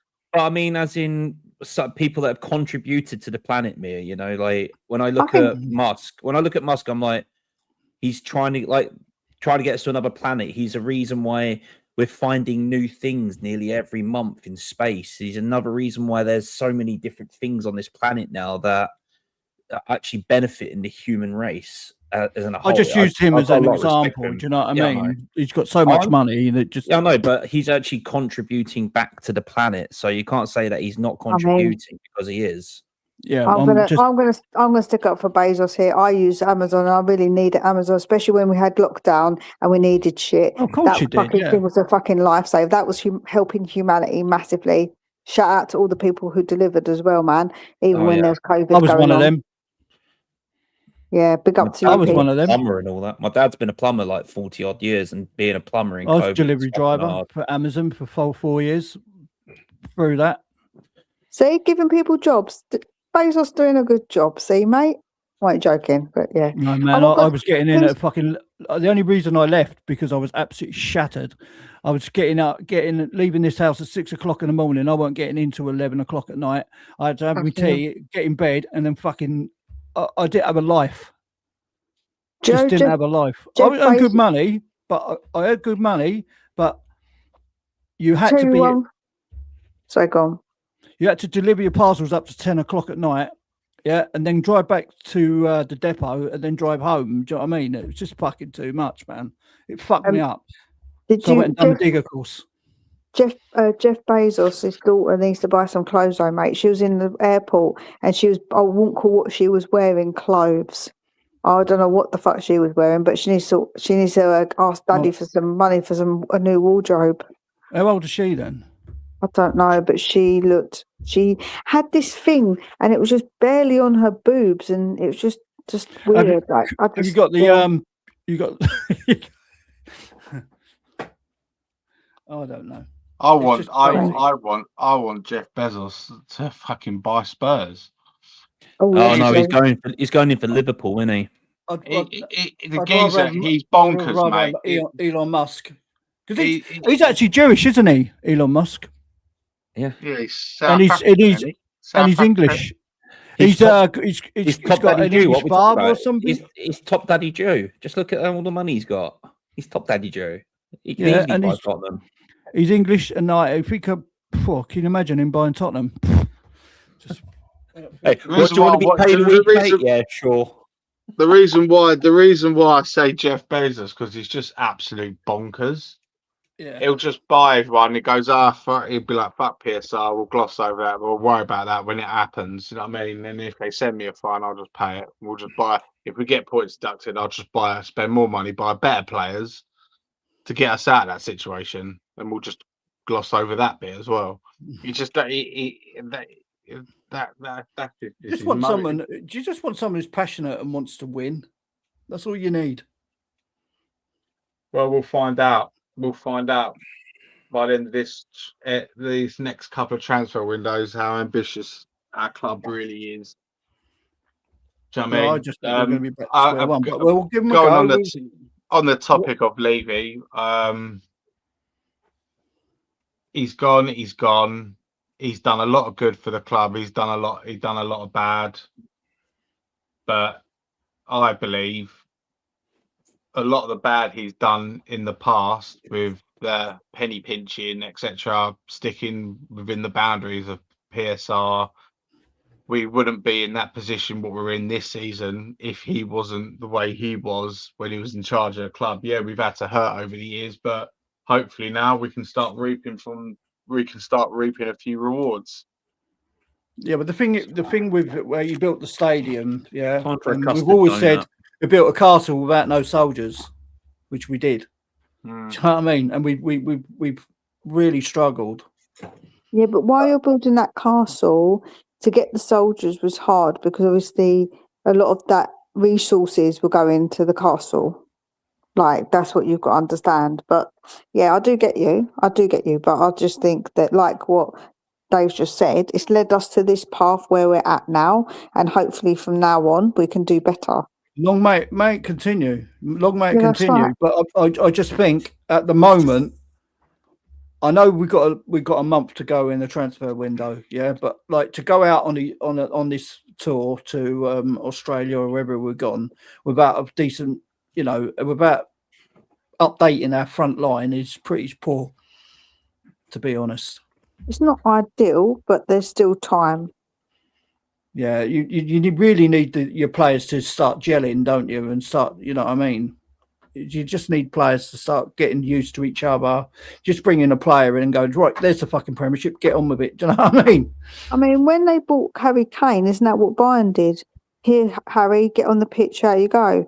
I mean, people do it all the time. I just don't really, I don't know. Like, I feel like that a good coach will make sure they're integrated correctly. I just think we'll see in it. If we get them in the next week or two or whatever, they've still got a lot of time to work it out.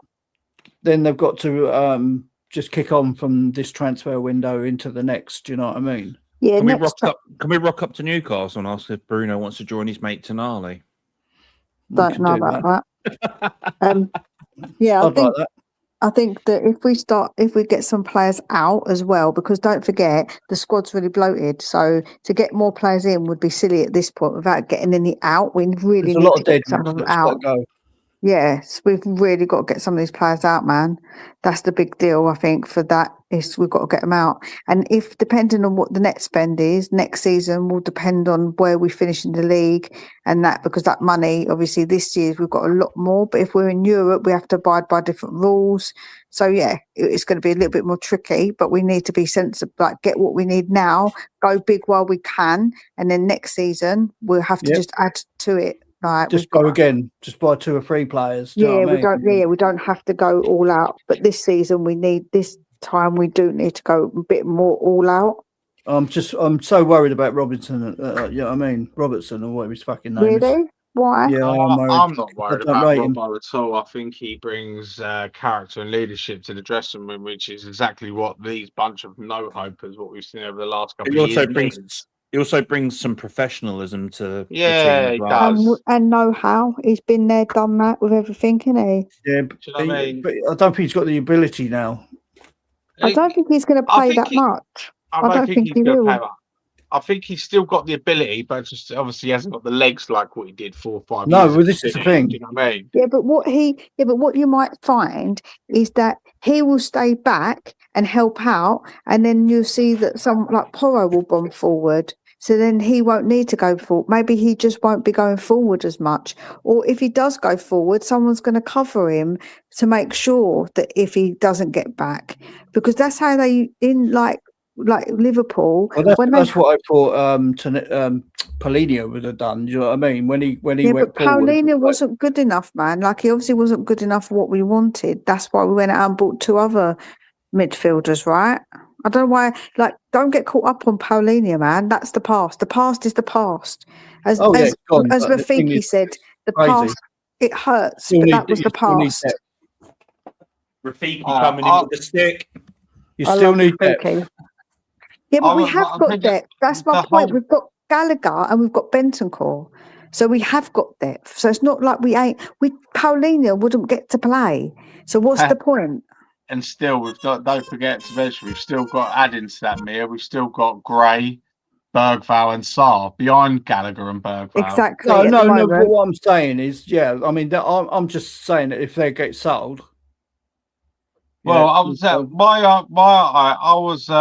would have been happy for Paulinho to be signed permanently, but if we weren't to sign him permanently, I would have only been happy with that decision if we signed better.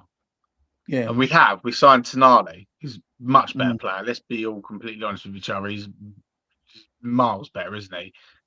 Do you know what I mean? And like Matisse Fernandez, he's going to be an absolute baller. Paulinho can play anywhere in the back four. He can play anywhere, Paulinho. Okay, you love Paulinho. We get it, right? Go and find him and and go and shake his hand, give him a big snog, and tell him you fucking love him.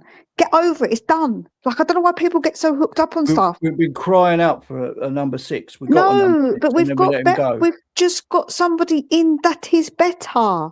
Like, get over it. Like, I don't understand why we get like. Stop being so sentimental about a player that wasn't even our fucking player. He wasn't even our player, man. He was on loan. Honestly, I just don't know with this fan base sometimes. I swear, like, what do you want? We got better, man. I think why people do get attached to him because he was a good player. He was the best. He was the best out of a bad bunch, wasn't he? He was literally, in my opinion, last season. He was definitely we're still keeping Bentancur. We're still keeping Gray. We're still keeping Sarr. Because there are players. Crazy. We're not going to keep Sarr, but I reckon he's going to go. But well, from what I'm reading, apparently Bentancur is off. Apparently. Yeah. Well, if he goes, then I reckon we'll get somebody else. But do you know what? I think we're going to get Morgan Gibbs-White. I've just got this feeling it's coming. I think I've just got this feeling in the back of my head that it's with that deal. If we do, I'll be happy about that. Believe me. Yeah, I love Morgan Gibbs-White. I think he's a great player. I understand. Like with Paulina, people really appreciated everything he did for us, but he wasn't our player. So, mucho gracias. Adios. Adios, Pepe. Do you know what I'm saying? Like, he's not our just player. As a squad player, I would have kept him. But for 20 million quid. But even as a squad player, when once a week we would have 6 midfielders and we still need to get rid of 3. We still got. I don't get where hell people. So I've seen YouTubers. People go down and things like that. I've seen some YouTubers going how Gallagher's shit and why we keeping Gallagher, but they would rather keep Polina. I'm like, eh? And they're calling Gallagher shit. I'm like, let's speak. One, we've got to keep Gallagher because he is a good player. He's just again playing in a really poor team, and 2, he's homegrown. We need homegrown players. Right. If he's that shit, why was he made Chelsea captain, and why did Poch try to keep him at the club? If he's that shit, Madrid was strapped for cash and didn't want Gallagher to go. They wanted Gallagher to stay, so they had to sell Gallagher. So it just makes me I sat here and I scratch my mind with some fans. Gallagher is not a shit player, but when they're saying Gallagher's shit, I sit there like, and yet who are you fucking calling that isn't shit in this team right now? Simeone didn't want to sell him. He didn't want to sell him, but he was forced to sell him because they needed money. And they didn't want to sell their homegrown talents like Koke, Wilmer Barrios, and all the other Spanish lot. They didn't want to sell none of them because it didn't make sense to. It made sense to sell the foreign one. Unfortunately, and you know what I mean. And we took advantage of a good deal, 35 mil for a homegrown player, not hit his prime yet.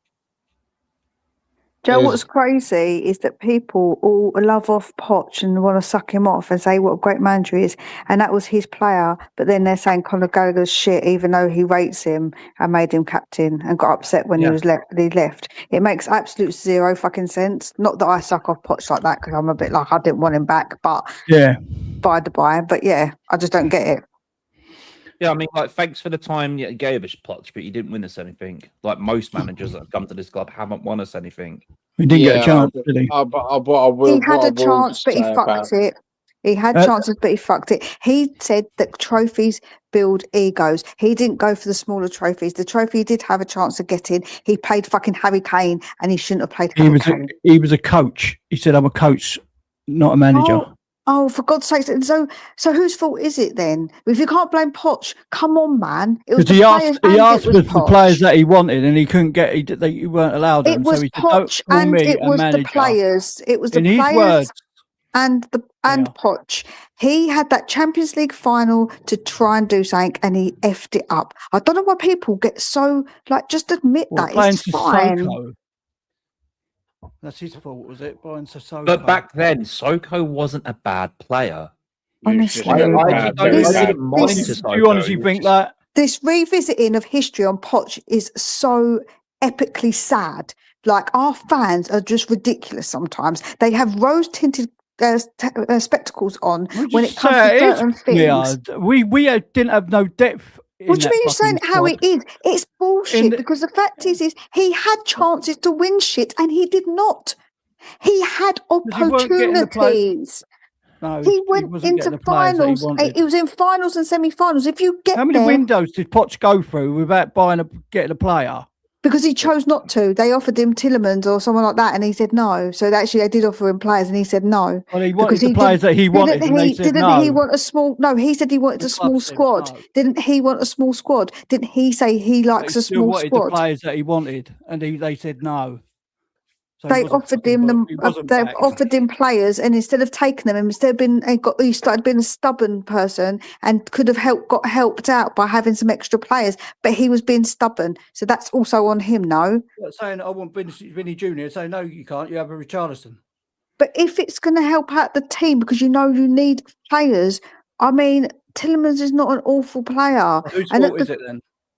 Is that it was Poch's fault? It was at the time we didn't win trophies for multiple reasons, and Poch was part of that reason. I don't care what anyone says. He had an opportunity, and he was part of the reason we did not win trophies. Those are the facts. I don't agree with that, Mayor. Sorry, but that's your how you see it, and it's not. I actually agree with Mia on that.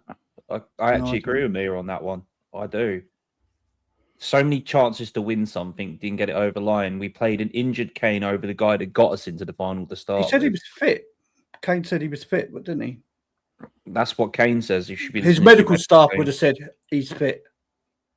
Would he not? And that's your decision to make as a manager. If you think that a player hasn't been playing, is to be picked over someone who scored you a hat-trick to win you the last game that was epic. Come on, man. That's his decision. So you're going to leave Kane out, are you? Yes, the world's best striker in the world. I would the last half hour of the game. Then bring him on the last half hour. You don't.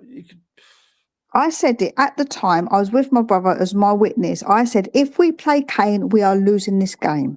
That's what I said. But I think if we're being completely honest with each other, I'm being honest with myself. Either ways, we were never going to win that game anyway, because Liverpool's team and squad was just far superior than now. They had prime Van Dijk, prime Sadio Mane.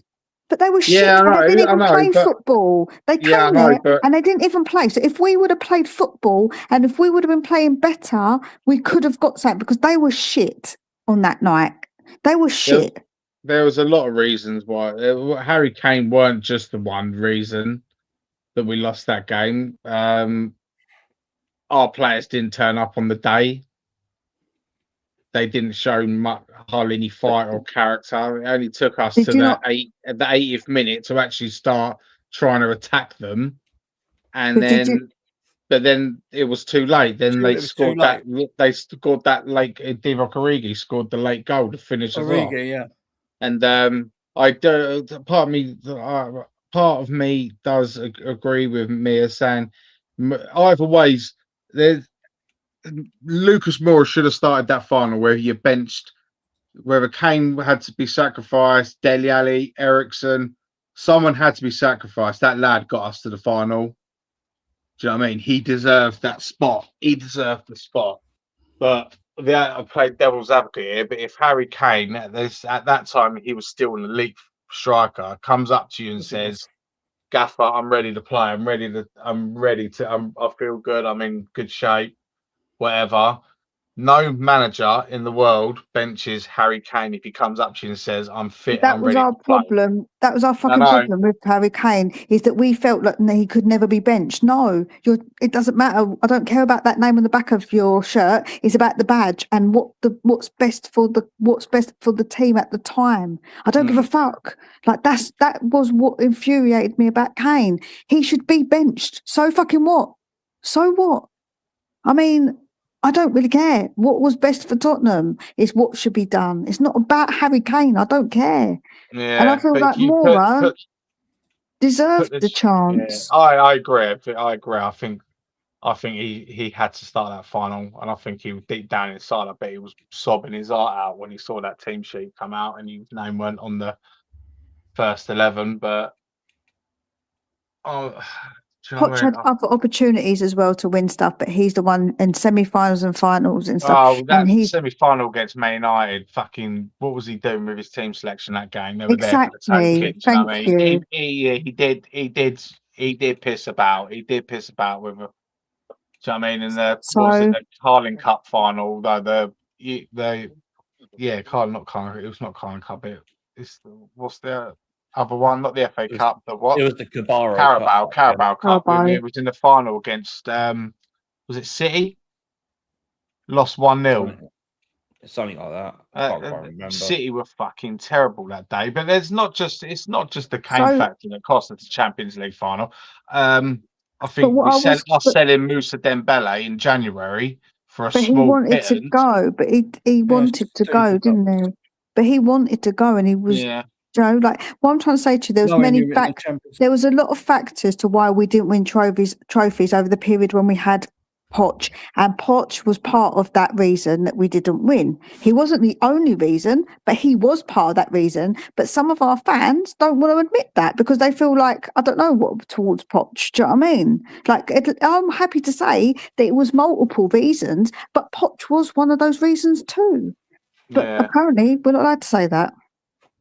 No, you say what you like, Mia. It's your views, isn't it? You know what I mean? Same as Dave, same as everyone. You know what I mean? But one thing I will say about Poch, I'm not saying you're right and you're wrong, Mia.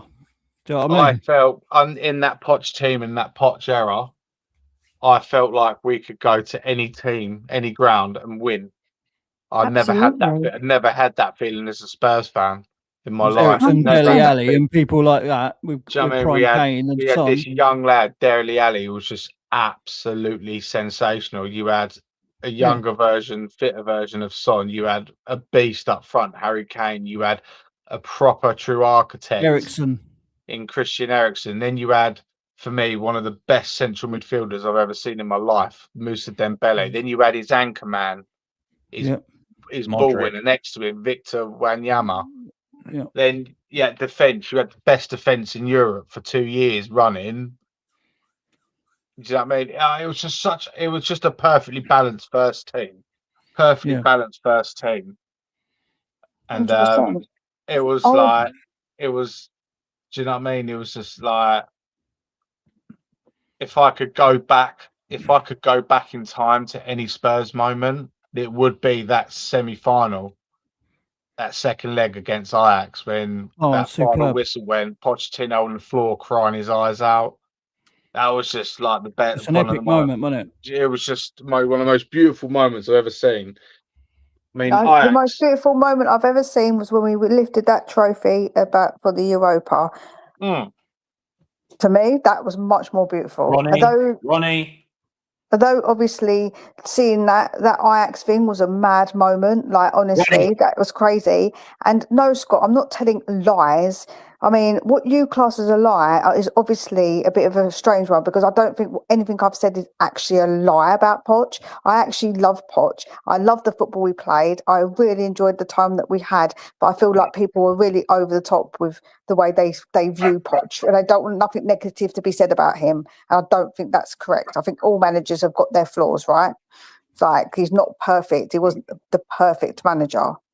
Me personally, one of the better managers what we've had. My favourite manager that we've had is Harry Redknapp. I love Harry because I feel like he got us started. Harry Redknapp. Yeah, Martin Yole, Harry Redknapp. Martin Yole. Do you know what? Right? Do you know what I miss? Harry Redknapp on transfer deadline days. Oh yeah, knew something was going to happen at Spurs, didn't you? You just knew. I love Harry.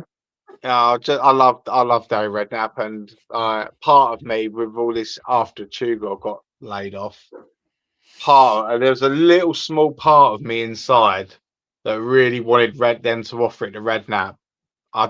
It was a nostalgia thing, but when they announced the Zerbi was coming early, and I was like, yeah, mate, I'll take that all day long. Yeah, you see those sicko fans like, oh, we don't want him. He comes with all this baggage. And like, do you actually know? How good of a coach do you know who one of them was? Shall I tell you who one of them was? You. And no. He said, I don't want him. For personal reasons, I don't want De Zerbi, and now he can't talk about him enough. Oh, that was Brian Daigle, wasn't it? Exactly. Yeah, it was Brian. Oh, I love my Brian. Yeah, but to be fair to Brian Daigle, it was that information he got was a fake account. Yeah. And he went back and he put a post on X about it and cleared it up. So right, okay, yeah. He was adamant. He said, "I don't want him. I don't want him. He's this, he's that." And I was like, "He's a football coach. He's a very good football coach." But there you go. Yeah, Mr. Daigle. And like I say, I'll always have time for that beautiful man. I really will. Yeah, he's I'll brilliant. always have time for Brian. Brian. Oh, he's a great lovely guy. He's a lovely guy, Brian. Him and Coover and a few others at the start are some of the reason why I'm still here today. Yeah. So yeah, I'll always have time for him. I do like Coover's always cracks me up. I mean, I talk to Coover and Brian every now and then on like privately on. If he could delegate for Spurs, I'd love it because he just says it how it is and he says it so well. It's very articulate, that man. They're both he's their own way. Kuba's brilliant, man. So I'll see a few. I see a few streamers running, like take little digs, little digs at Chris Cowlin, right? And I've actually met the guy in person. I've actually met him a few times in person. He used to come and bring his daughter, to where I used to work. I've just seen how many hours I've been on for. Are we doing like a what do you call it? A charity thing or something? Look at the fucking hours we've done. And he is actually one of the nicest blokes I've ever met, Chris Callan. He's a really nice guy, straight up, genuine and honest. Do you know what I mean? And I think a lot of people just don't like it, the fact that his podcast, his first show's doing so well. Do you know what I mean? I think people want to build things up to see people fail and crumble. That's what it is. Everybody wants to try and tear someone down to get to that. He would never say anything against the club. No, because it's bad algorithm for his channel, isn't it? Exactly. Yeah. I mean? And then he gets asked to charity matches and all sorts, and he ain't going to say nothing against the club. And that's why. Don't hate the player, hate the game. Like, I'm sorry. That's why Tottenham away. They just didn't like him. I mean, don't hate the player, hate the game. He won't say how it is. He won't say how it is. But that's his prerogative. He is allowed to say what he wants. I mean, I don't understand this thing where people are trying to gatekeep what other people say.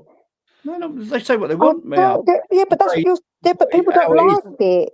But people don't like it because people don't see it saying how it is. I might not say how it is to you because you've got a different opinion to mine. Like, you still say it though, whether I like it or not. Same as anyone, but he will not say nothing against the club. But the point is, if I said nothing against the club, that doesn't mean you can gatekeep and tell me I'm not allowed to do that. And you can say, well, you're not saying it how it is. But that's how it is for me.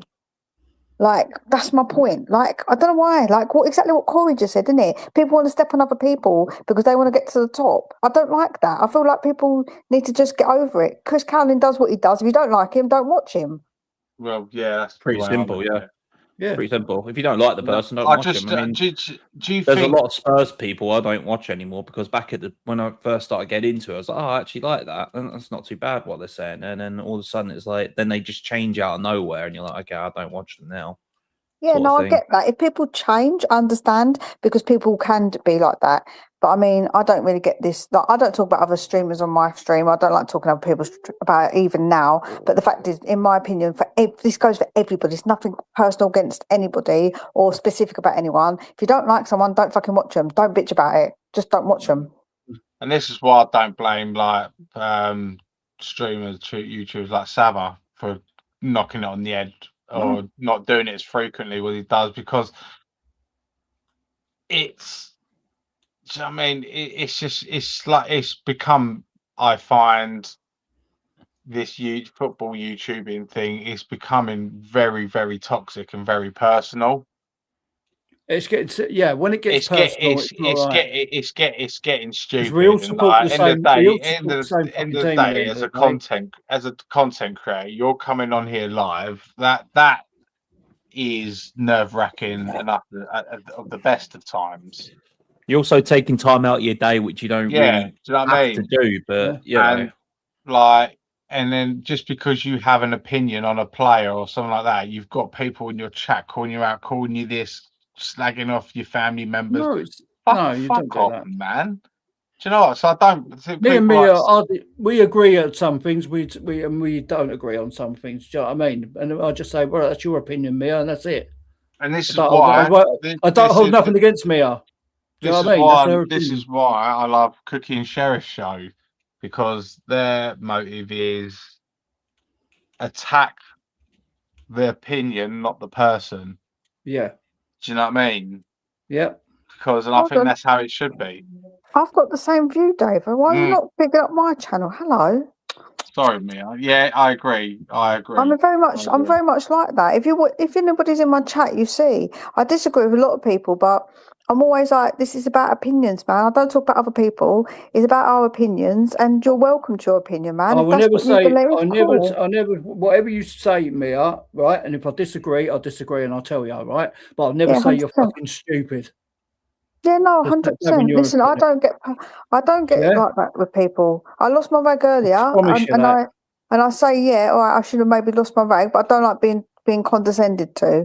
I feel like I pulled them up on that. Yeah, no, you did, and thank you, I appreciate it, but I shouldn't have maybe got as triggered as I did. But the fact there's a few different factors to why. Anyway, but the fact is that obviously that's obviously something I don't like to do. But mostly, yeah, I have so many different people on my channel that don't agree with me or say different opinions, and I'm like, that's fine. Like, honestly, I'm not gonna go to bed tonight and cry because someone else has got a different opinion to me. Exactly. Or get upset about or not sleep at night. Oh my God, I can't believe Rowley said that. Oh my God, tossing and turning. That's not going to affect me. I'm going to sleep on my pillow tonight. Lovely. No problems. Mine goes on that pillow the same every night. My door's closed. Once my front door's closed, I don't give a shit what goes on in the outside world because it's not going to affect me. This is the thing, isn't it? This is the thing. I mean, like, you could have a discussion. If you don't like it, then you don't have to talk about it again. You know what I mean? A lot of my age also comes from I spent 20 it'd be boring otherwise. If years. we all agreed about things about Spurs, it'd be boring, wouldn't it? You know what I mean? Yeah. I was going to say, I spent nearly 20 years doing security work. So, like, a lot of my fucking in-your-face kind of shit comes from that. Yeah, I don't mean it personally towards anyone, but fucking hell. Yeah. I can banter and bitch and moan like the rest of you, but I can also, like, 20 years of doing that job, I can cut people down with my tongue and not think nothing of it and go to bed. Yeah.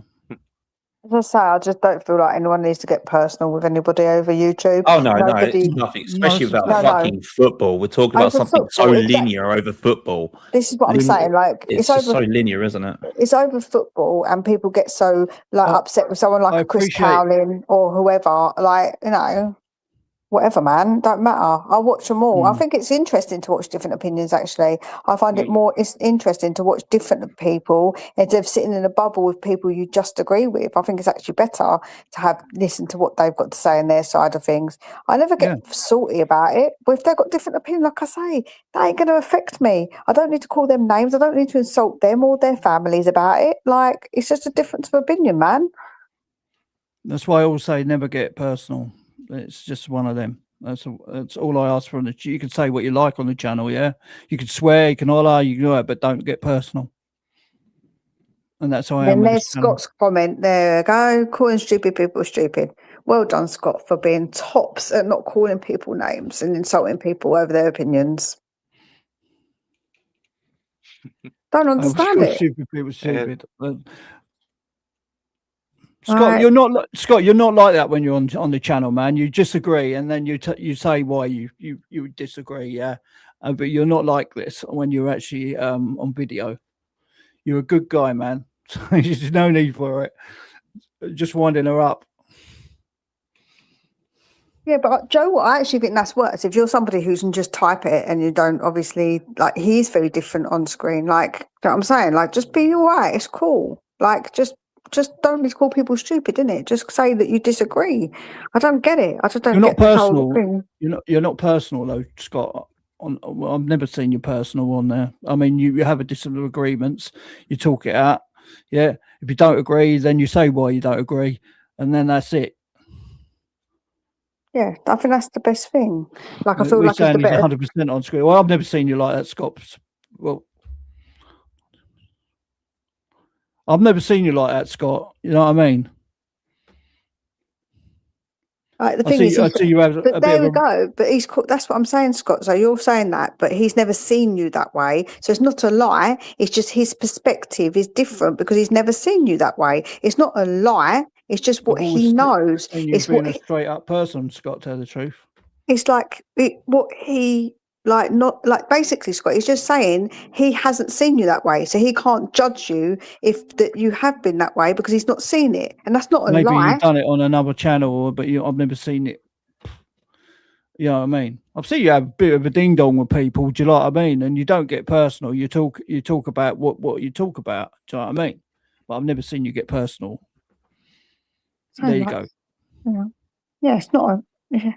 I don't know. It's just Joe. What right? There's bigger things in the world. I always say this. Yeah. At the end of the day, my top priority is my kids, and nothing comes above them. And if tomorrow I had a choice of knowing that they would be okay for the rest of their lives with no issues, and that meant I had to stop watching Tottenham, I would do it 100% because my kids being happy over everything in my life. Like I love my boys more than anything. So to me, they're my priority. Tottenham is something I do because I love it and I love talking about it and I enjoy it and I love watching the games, etc.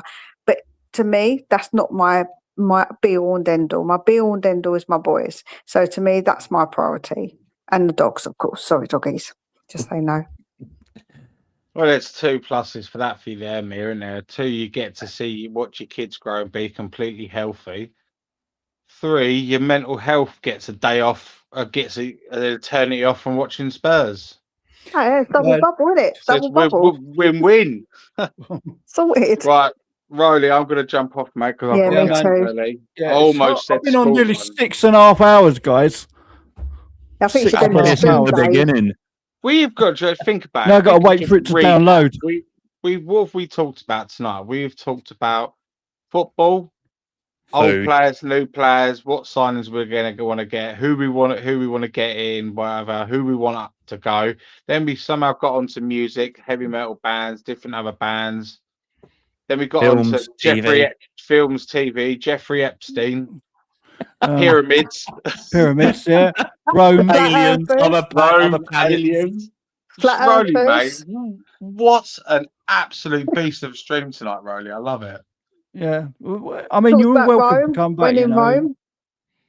You're all welcome to come back on the next stream. It'll be in a couple of days, I reckon. Now, but yeah. We've had a bit of fun, haven't we? Yeah. What are you guys like with, before I jump off, what are you guys like with conspiracy theories and stuff like that? Like all I love them. Jeffrey Epstein, love them. How the pyramids were built, crap, and yeah, I love a bit of that. I'll tell you what really fascinates me. They think they found the new Atlantis, haven't they? Again, where the Atlantis been going on again. Thousands of years. They found that thing. I think it's in Greece, actually, Mia. That big slab they found underwater, and there's no way it could be. And then 20 years ago, they found some scratchings in the mud somewhere else in the fucking water, thinking that was it.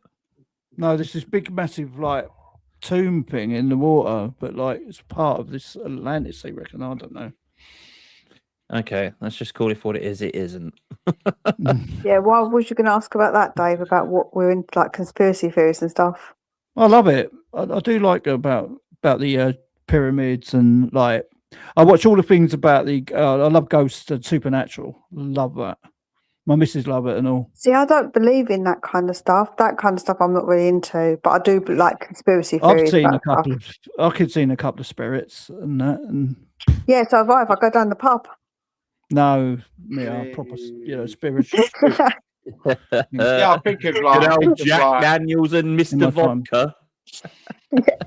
No, I didn't have Jack Daniels and Mr. Vodka when I saw him. Senor Tequila, he was good. Yeah. Yeah, so I'm gonna think of. I'll just do it. I'll do it on my channel, whatever. And when you're doing your channel. I don't know when I'm going to do it because at the moment I've got a laptop problem. It's not even 3 months old and there's a fault with it already because like it's not charging properly, which is driving me nuts. Right. You want to know one of my favorite conspiracies of all time? It wasn't the Titanic that sunk; it was the Olympic. Yeah. Sure. Okay. Right. Yeah. With the Titanic, though, I do think like it's there is conspiracies in it about how comes like it happened, how it happened. It just seems a bit weird. I don't know. It's a bit of a strange one. I worked in the shipyards in Belfast when he built the Titanic, and they were saying about all the studs in the plates and that iron rivets, and they tried to say it was inferior steel, everything, which has all been proven wrong. And then they said there weren't enough rivets in the steel. There was enough rivets in the steel. There's 3.5 million rivets that built the Titanic, and everyone was carefully inspected by the guys putting them in. So you can't tell me there isn't enough. Sorry, I've with my autism, I study all sunken ships and stuff, and Titanic is something I can talk about for days. Well, I've been to the museums. Harland the Wolf. Yeah, I used to work there, and I've been to all the museums and everything. Yeah, Samson and is it Samson and Goliath or something like that? The cranes. Harland and Wolf. It's all Harland and Wolf. Yeah. Oh, the cranes are put into the Olympic and Titanic together. The big yellow ones. Samson. It was Samson and Goliath. And Goliath is the two cranes that put the Titanic together. Hmm. I worked there. What about that idiot who did that thing, didn't he, when he went down because they were going to go and look, didn't they, at the was it the Titanic, and they ended up killing him? In the submarine. Yeah. Dickheads. Wow. I'm going to use my PS5 controller to use a submarine that's been built inferiorly. Yeah, a billionaire that deserves it. Yeah, that's one of them. Yeah, but the people that were on there didn't deserve it. It was made with the same material as aeroplane, wasn't it? And that's not strong enough to take the pressure. What an idiot. Concord told them 3 times that you're building it wrong. You need to build it like this. And the guy at EverQuest was like, no, fuck you. I'm the guy that's building it. So fuck him. I feel sorry for the other people that died, but fuck that billionaire. Yeah, no, fuck him. It just crushed like a bean can, didn't it? I mean, to be fair, it imploded. To be fair, they wouldn't have felt nothing anyway, so it was just instant. They would have been purified straight away. Yeah. Oh my god, that's horrific. Do you know what I mean? Purified guts. Ugh. Oh, but the fishes had a nice meal. Yeah. Well, it would have been a liquid lunch, another liquid lunch for them, because it wouldn't have been no solids there, because it would have just been pure liquefied. They brought up part of the submarine, didn't they? What was left of it? Yeah. Yeah, was it the PS5 controller? The Yeah. PS5 controller just sitting on the side. The controller from Temu. It's just crazy what people do, isn't it? Just it's probably a second-hand one from CEX. Yeah. I wonder if the warranty's still all right on it. Oh man.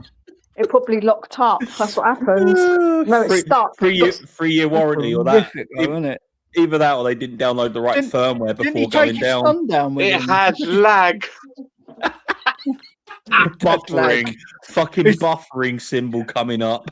He used the same battery as you did. For your batteries died laptop. Shit, I forgot to bring the spare ones. You used your laptop battery, Dave.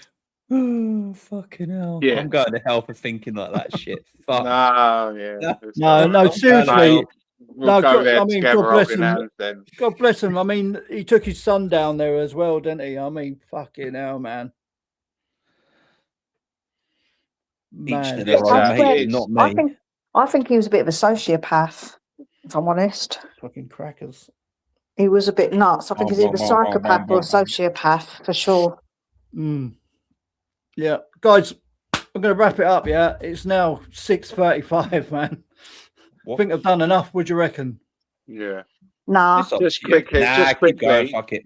Just quickly, go on in. I'll set it up. Probably do it for a couple of weeks. I need you guys for the next couple of weeks, if you can squeeze it in, is do a bit of research on some topics to talk about. Okay. But I'm definitely talk about jet fuel and not burning pillars. One topic I love talking about is 9/11. Right. That's a big one. And another one is just for a bit of fun. Study what I was speaking about earlier. That Bob Lazar. Bob Lazar. Just watch his podcast with Joe Rogan, and Joe Rogan's at the end of it, one who does the UFC, isn't he? Is that Joe Rogan? Yeah. But I know he is. he gets a lot of big guns on his podcast, mate. He's had Trump on there.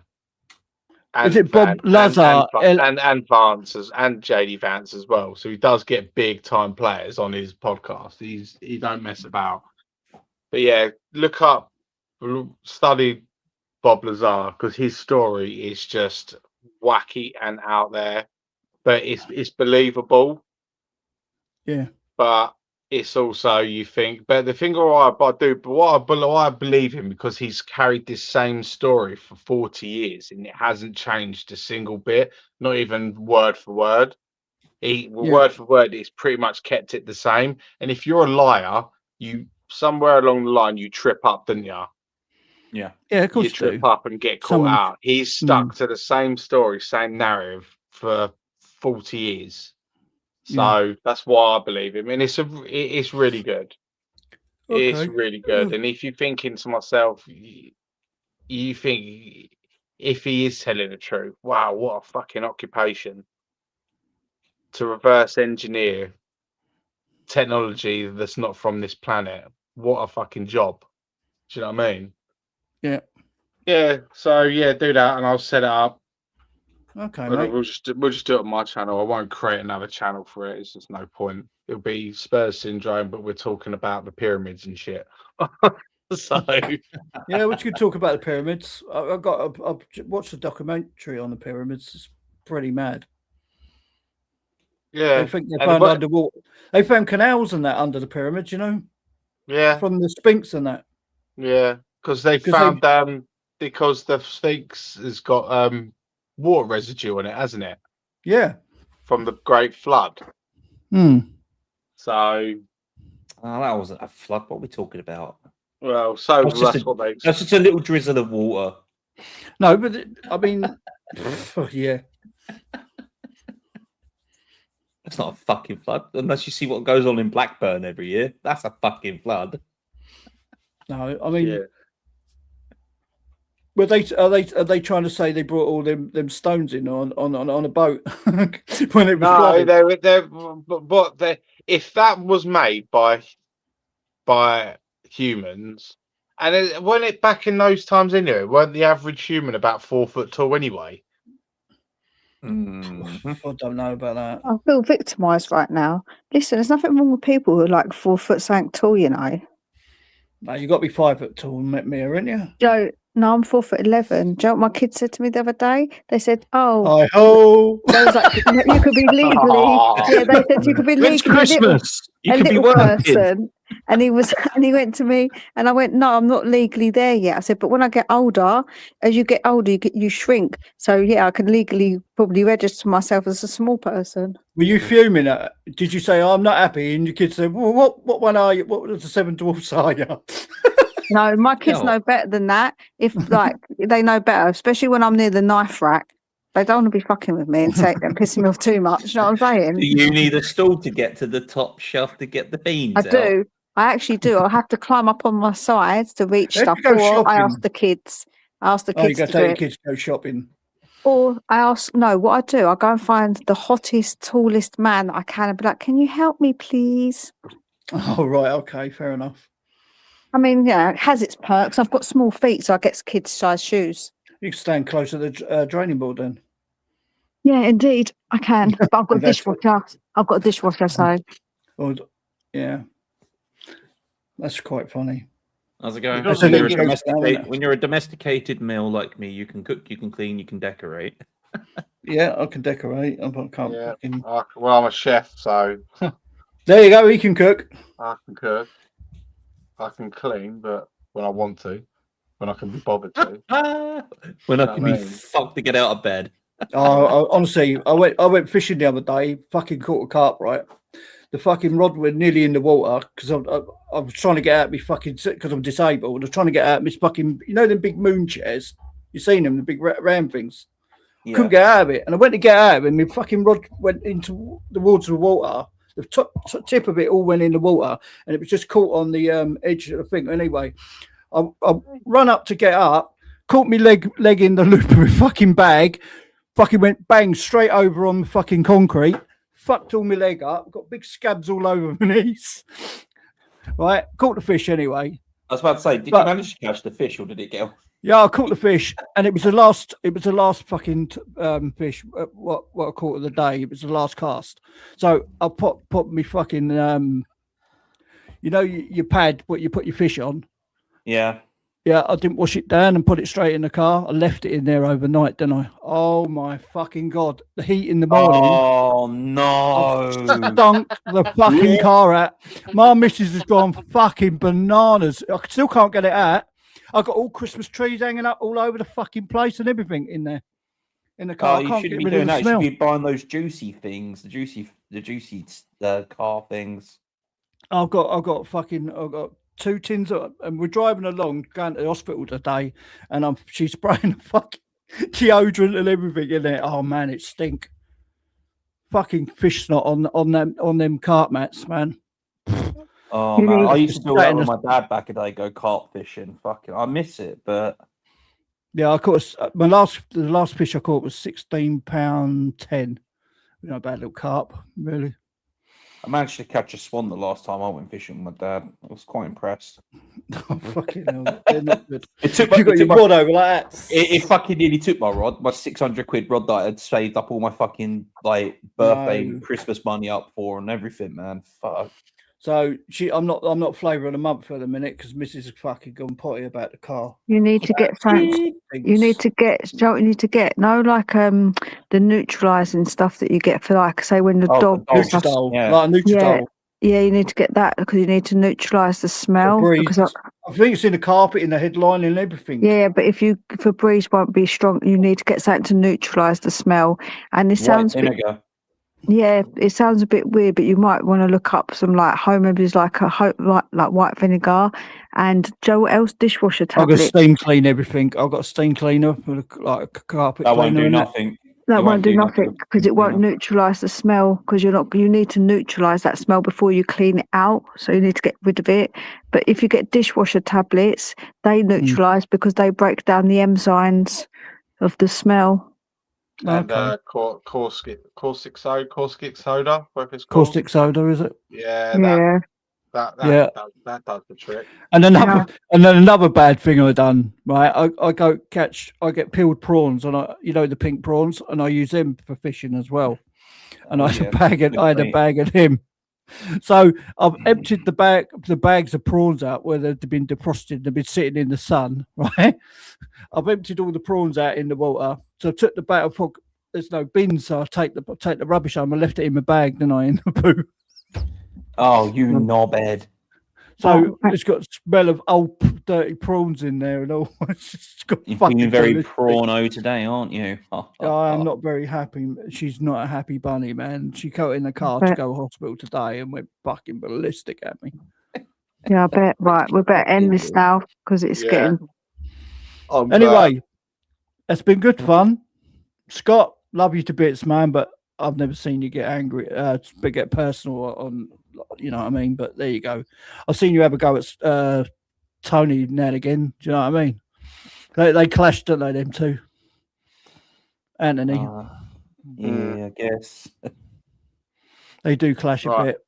But you there's usually guys in the take chat. Care, sleep well. What's left for the evening? And I'll see you all soon. What is the time? I'm sitting here playing 2. I'm sitting here playing Pokemon Silver just to train up my Eevee so I can get a fucking Umbreon. I ain't got a clue what that means. Yeah, I'm playing Pokemon because it's 30 years old this year, and I was 11 when it came out, so I'm just reliving my childhood.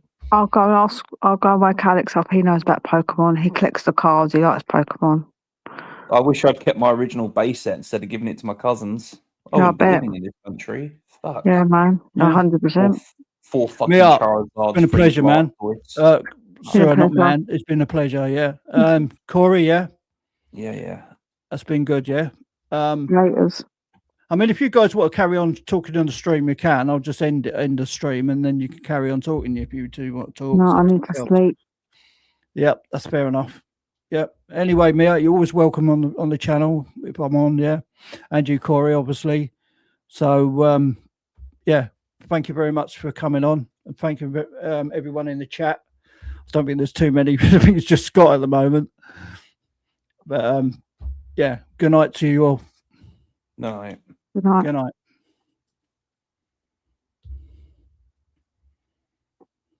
Ooh, I'm a biker, yeah, rolling with the lily white. Tottenham Hotspur in my heart, thunder in the night. Hear the South Stand roaring, feel the pavement shake. Course forever, every ride I take. Hey.